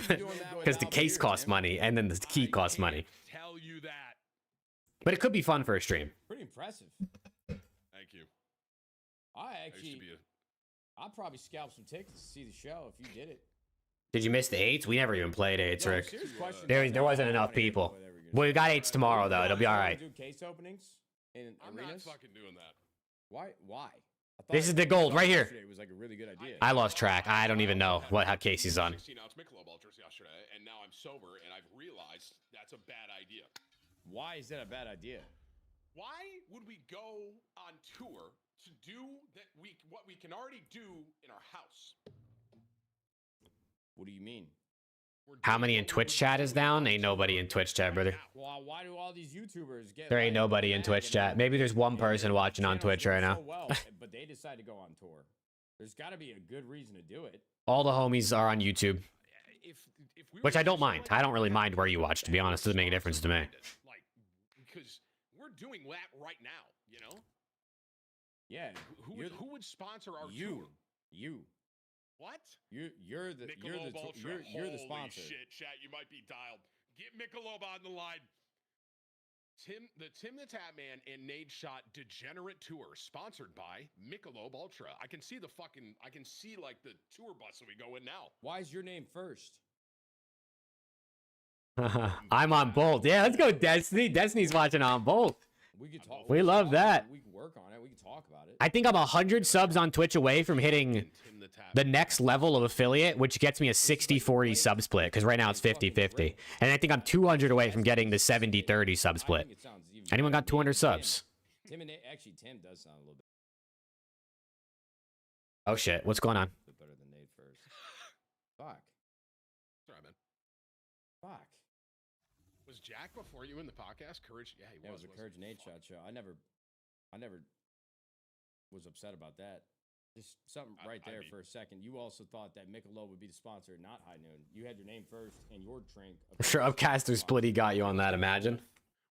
Nah, bro, that's just too much money to give to like one person. You know what I mean? Like there's people who you'll see that are like kind of on ass if you like donate or sub or like gift to a streamer, especially big ones, because they're like, oh, they're already millionaires.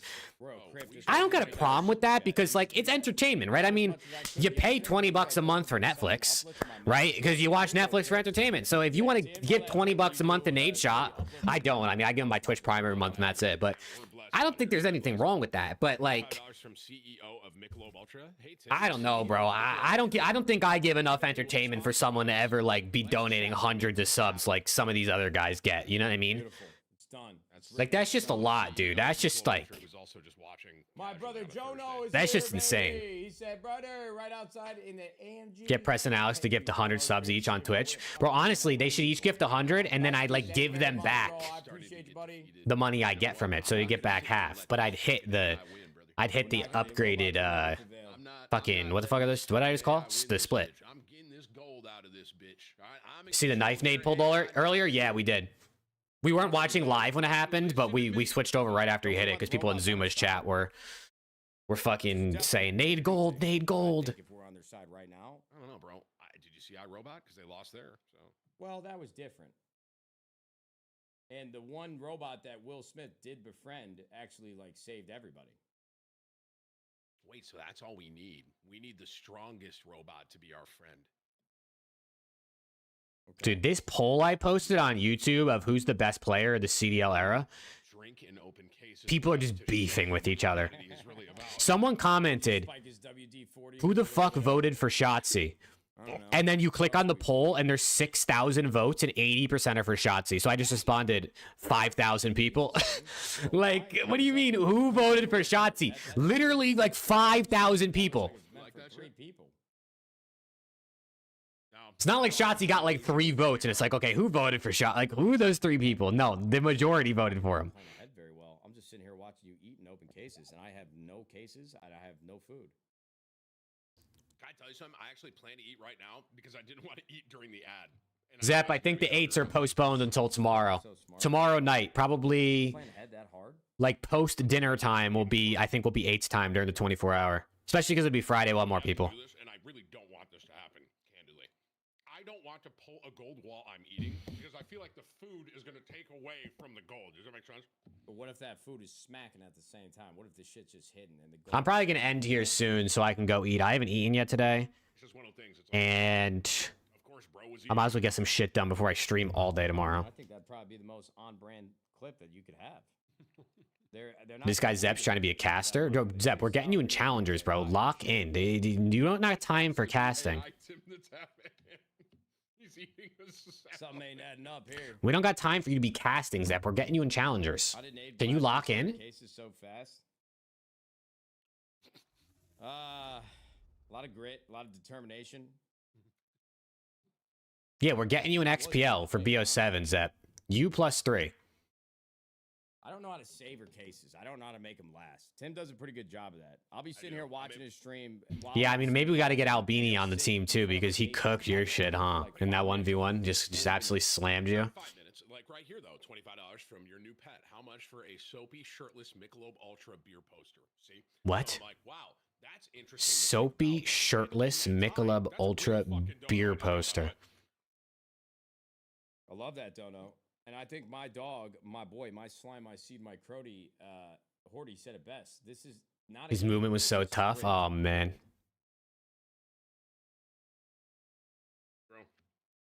And I don't think Tim can sprint very. Bro, I was moving yesterday on the keys, bro. Mouse, it's hard to move. It's hard to have good movement. I feel like on mouse and key and COD. I had that one. What game was it? Was it the Skyline Hardpoint? I was moving.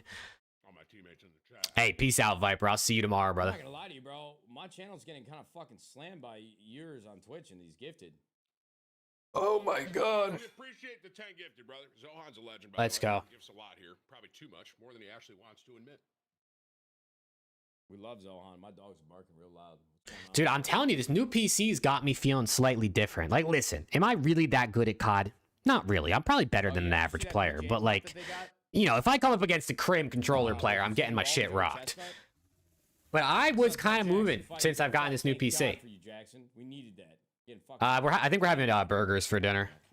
Burgers, little side salad, little pasta. I think we have pasta salad and fries. Zohan just ripped 10 gifted on mine. I might actually have salad, like regular salad too, that I can make. Or like put together. Not really make. I'm not, you know what I'm saying? You don't gotta make the lettuce. Dude, Nate, I almost had, literally on that vault, I almost had 50. And I was AFK for the first minute. Stuffed mushroom burgers? Nah, unfortunately, I ain't that good yet. Just some regular burgers. I probably should meal prep for tomorrow, Rick. That's a good point. That is a good point. I mean, the second sub goal, 25 subs, I think it is chat orders me lunch, which, I mean, you guys would just tell me what to order for lunch, obviously. So lunch, I think we'll hit 20. I think we'll hit 25 subs. And, you know, humbly, I say this humbly. I think we'll hit 25 subs tomorrow. So lunch, I should be ordering. Dinner, though, I should probably prep something. Wait, is your YouTube being botted again? Saying I'm 0 of 198 off that. Habanero wings. Ooh. Twitch is saying 0 190, so there's some sort of disconnect here. No, I'm gonna let you guys pick the lunch if we hit that sub goal. It can be anything. I'll probably say like $25 limit, but it could be anything. You guys could try to order me some weird shit, or you could order me some good. I don't know. We'll let you guys choose. It's up to you. Spicy. Whatever you want. Give me heartburn for the whole night. Who said that? Guy named Avidax. I think it's How much do you don't know? $20. That is below the $25 threshold. I can't see it, brother. I just got a notification from DoorDash. Bro, they're fucking listening. They're listening. I just got a notification from DoorDash. New summer of Dash Pass deals are live. They're listening, bro. They're listening to us. How many gifted for the one chip challenge? Dude, I should have ordered that. I thought about that and I should have ordered it. I would totally do that. That could be something to save if I do like, I don't know, if I try to do a subathon one day or something. If I did a subathon, I bet you it would only last like 12 hours. But it would be fun. It would be fun. So don't get me wrong. Tim, you need to get a gold. If you had as many golds, as much dressing you have on that salad, brother. I've seen people do that one chip challenge and it looks like it's really spicy. I love spicy food, but I'm not good with spicy food. Like I love it. Like I love wings, spicy chips, like all that shit. But I mean, I mean, look at me, bro. I'm fucking white. Like spicy food does not, it don't like me, but I like it. Why is Nate salad watching? That's a good point, man. It's because I don't really see those near Tim a lot. It's just kind of, it's surprising. Are you guys a little surprised? Before a pod, bro, I wouldn't be able to talk. Dude, doesn't it feel like Alex and Preston would have to carry the load, and no disrespect to those guys, but I think they kind of need me to guide the show a bit, because I don't know if they got it in them just yet. I think they need me to guide the show. 2 months. No. Tom Nady went live last night. He said he's coming for Viper with a vengeance. That's hilarious. They were going band for band, bro. Viper, hey, Viper he out-fragged him. He had one more elimination and less deaths than him, and we won the map, so you got to think. I'm like, bro, it's been 2 weeks. Are you fucking kidding me? That is kind of wild, bro. I checked like 4 or 5 different theaters out here. So you got to think, bro. Viper had his number. Chat from Wash, bro. Ready? Yeah. There you go. How much money have you spent on opening boxes? What's the over/under on the profit from what you pulled? Thanks much love, Tim. Washed. If you look at just, let me speak for Matt here too. If you look at this just raw case spent versus case opened ROI, we are fucking cooked. Does that make sense? We're fucking cooked. With us also streaming, and then someone being like, "Hey Tim, here's $500. What if you chugged in your ass?" My girl need nappies. That kind of offsets the cost a little bit. Dude, that must be the cheat code, bro. Maybe I should drink on stream. We are in the red. I mean, people be donating like crazy just to tell these guys to like chug a beer. Maybe that's the cheat code. Crazy how much Nate Shot spends on cases, waste of money. I mean, for him, it's not a waste of money because he's making money. You know, like he's actually making money. But buying cases for the general person is definitely a very large waste. Also, what's good? Oh, we hit a gold! Oh my god, it's fucking ass. It's fucking terrible. Hey, great pull, Tim. Fucking bitch. Skylar, what's good, bro? Yeah, Ravens DQ'd. That's quite unfortunate for them. Put water in a vodka bottle. Oh my god, wait. I mean, technically, you're not allowed to drink because chat tells you to. Technically. But what they like to do is like read it and say, okay, we can't drink because you gifted. And then like 30 seconds later say, I feel like chugging my beer. Like, I guess there's workarounds, right? Nobody's counting. This is actually a really good example. It's probably closer to, he could be losing money, Rick. You could be right. I think they're probably making money. I mean, they're averaging 15, 20,000 viewers, running ads, probably a ton. He's got 36,500 subs on Twitch, probably 5 to 10K on YouTube. He's gotten hundreds and hundreds of dollars of super chats and donations just in the time we've been watching, which has been like an hour. Jack, this is actually a really, hang on, let me show you something, Jack. I bet he's probably making money. One sec, bro.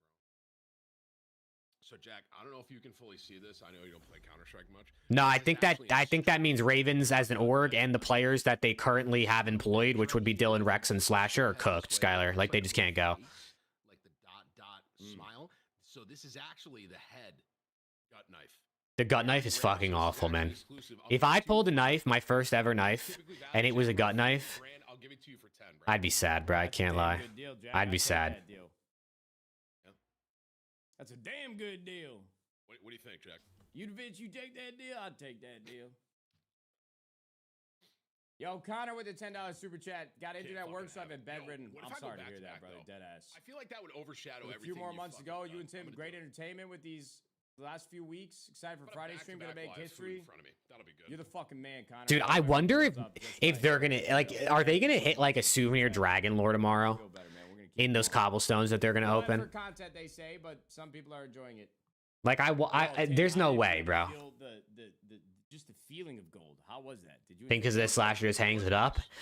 He might, bro. He might. I really don't know what to think about Slasher going forward because and now you're on Chrome. I haven't gotten the vibe from him that he doesn't look like he doesn't look like he doesn't want to play as much. Like I feel like I can kind of tell like Clay looked like he was not really having as much fun whenever they'd show him on. I don't know what to think about Slasher, bro. Beat the odds, though. You did beat I really don't know what to think about Slasher. That's what I'm saying, though. I could see him sort of just waiting to see if he gets an offer, and if he doesn't, he retires. If he does, he goes and plays. But our knives are pretty close together, like in terms of value, I think. You think they can touch tips? For sure, man. I think they would like it too. They would like each other's tips, 100%.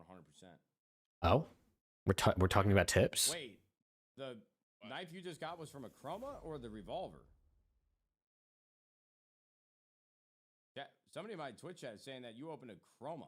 Did you just get a gut knife from a Chroma? Please tell me that's not true. No, it had to be revolver, right? Whips, you got the clip? It was revolver. Dak, I appreciate you, brother.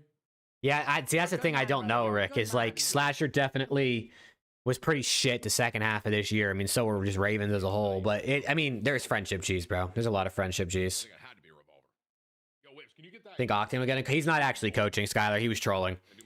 He did like a mini little like 12-hour subathon thing, and one of the things was chat gets to tweet from his account. So there's a couple tweets from the last couple days that were literally just troll tweets that his chat made him post. And that was one of them. He's not actually trying to coach. I think Slasher doesn't like Dylan Rex. Oof. How is this possible? I don't know, man. I did not anticipate my second account with $2,000. I think Octane would be a great coach, but he's not doing it, and I don't blame him. If Steam has gotten back to McGowan's message, I don't blame him. I doubt they have.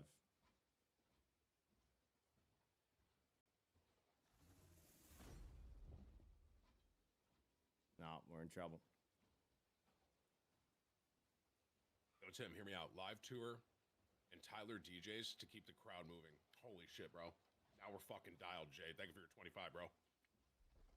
I could just hear every bite you take, and it's slowly descending me upon madness. I don't know. 25 from Gilbert. The Tim and Matt case opening. Slasher, I think, would be a pretty good coach, yeah. I mean, Slasher's one of the smartest COD players we've ever had, so, like, I could see him being a pretty solid coach. Fries, dude. I love those curly fries. I wish I had anything to do at Arby's that would be productive or enjoy something I would. Who knows, bro? Who knows? Slasher, Tej, Fellow. Some of those guys could hang it up after this season. I mean, shit, even younger guys could hang it up, right? The ones that have kind of been bounced around in and out of the league that, like, maybe are just like, all right, I got to chalk it. Like, it's just like, why bother do this for another year or two when I could just go start a different career now and start making money? Statistically, there's got to be a couple in you that feel the same way as me. But we got that misophonia, bro. I cannot stand the sound of chewing. And oh, yes. I hate chewing. FaZe could get Slasher. I don't think they will. I'm just not in a great place. Best fries? I'd probably just say McDonald's, bro. It's like the boring answer, but I mean, you can't go wrong with McDonald's. I'd be surprised if FaZe signed Slasher right now. They had him 4 years ago, but it's been 4 years. I'm not going to comment on it. That doesn't sound natural. Why are they all spamming gut? I need Tim to finish this salad ASAP, bro. I'm about to have food in front of me, though. It could. Hey, peace out, Skylar, brother. Have a good one. Maybe the mic isn't as sensitive. Just watch. Chat, I think I'm probably gonna end it here. We did a nice little 7 hours today. I'm gonna go eat. Get ready for. I mean, tomorrow. Listen, man. 24 hours tomorrow, chat. Starting at What time did I say? I think I said 9:30 Eastern. I might start a little later than that. I can't lie. His Apex starts a little later than I thought. But listen, tomorrow is going to be lit. 24 straight hours. Apex watch party. Games with the chat. Games with the boys. Giveaways. Challenges. Yeah, 24-hour birthday stream tomorrow, Skylar. It's going to be lit. It is going to be lit. We did one last year. It was a lot of fun. This year is probably going to be even better. So I'm excited. Thank you, Skylar. Thank you. I'm definitely excited to just vibe out, hang out, have a good day. So, yeah, chat. I mean, listen, I'll see you guys tomorrow, man. I'll see you guys tomorrow morning. And let's have ourselves a vibey day, bro. And if I don't see you, have a good day. And I'll see you then. See you next time. Peace out, chat. Peace out. I will catch y'all tomorrow morning. See ya.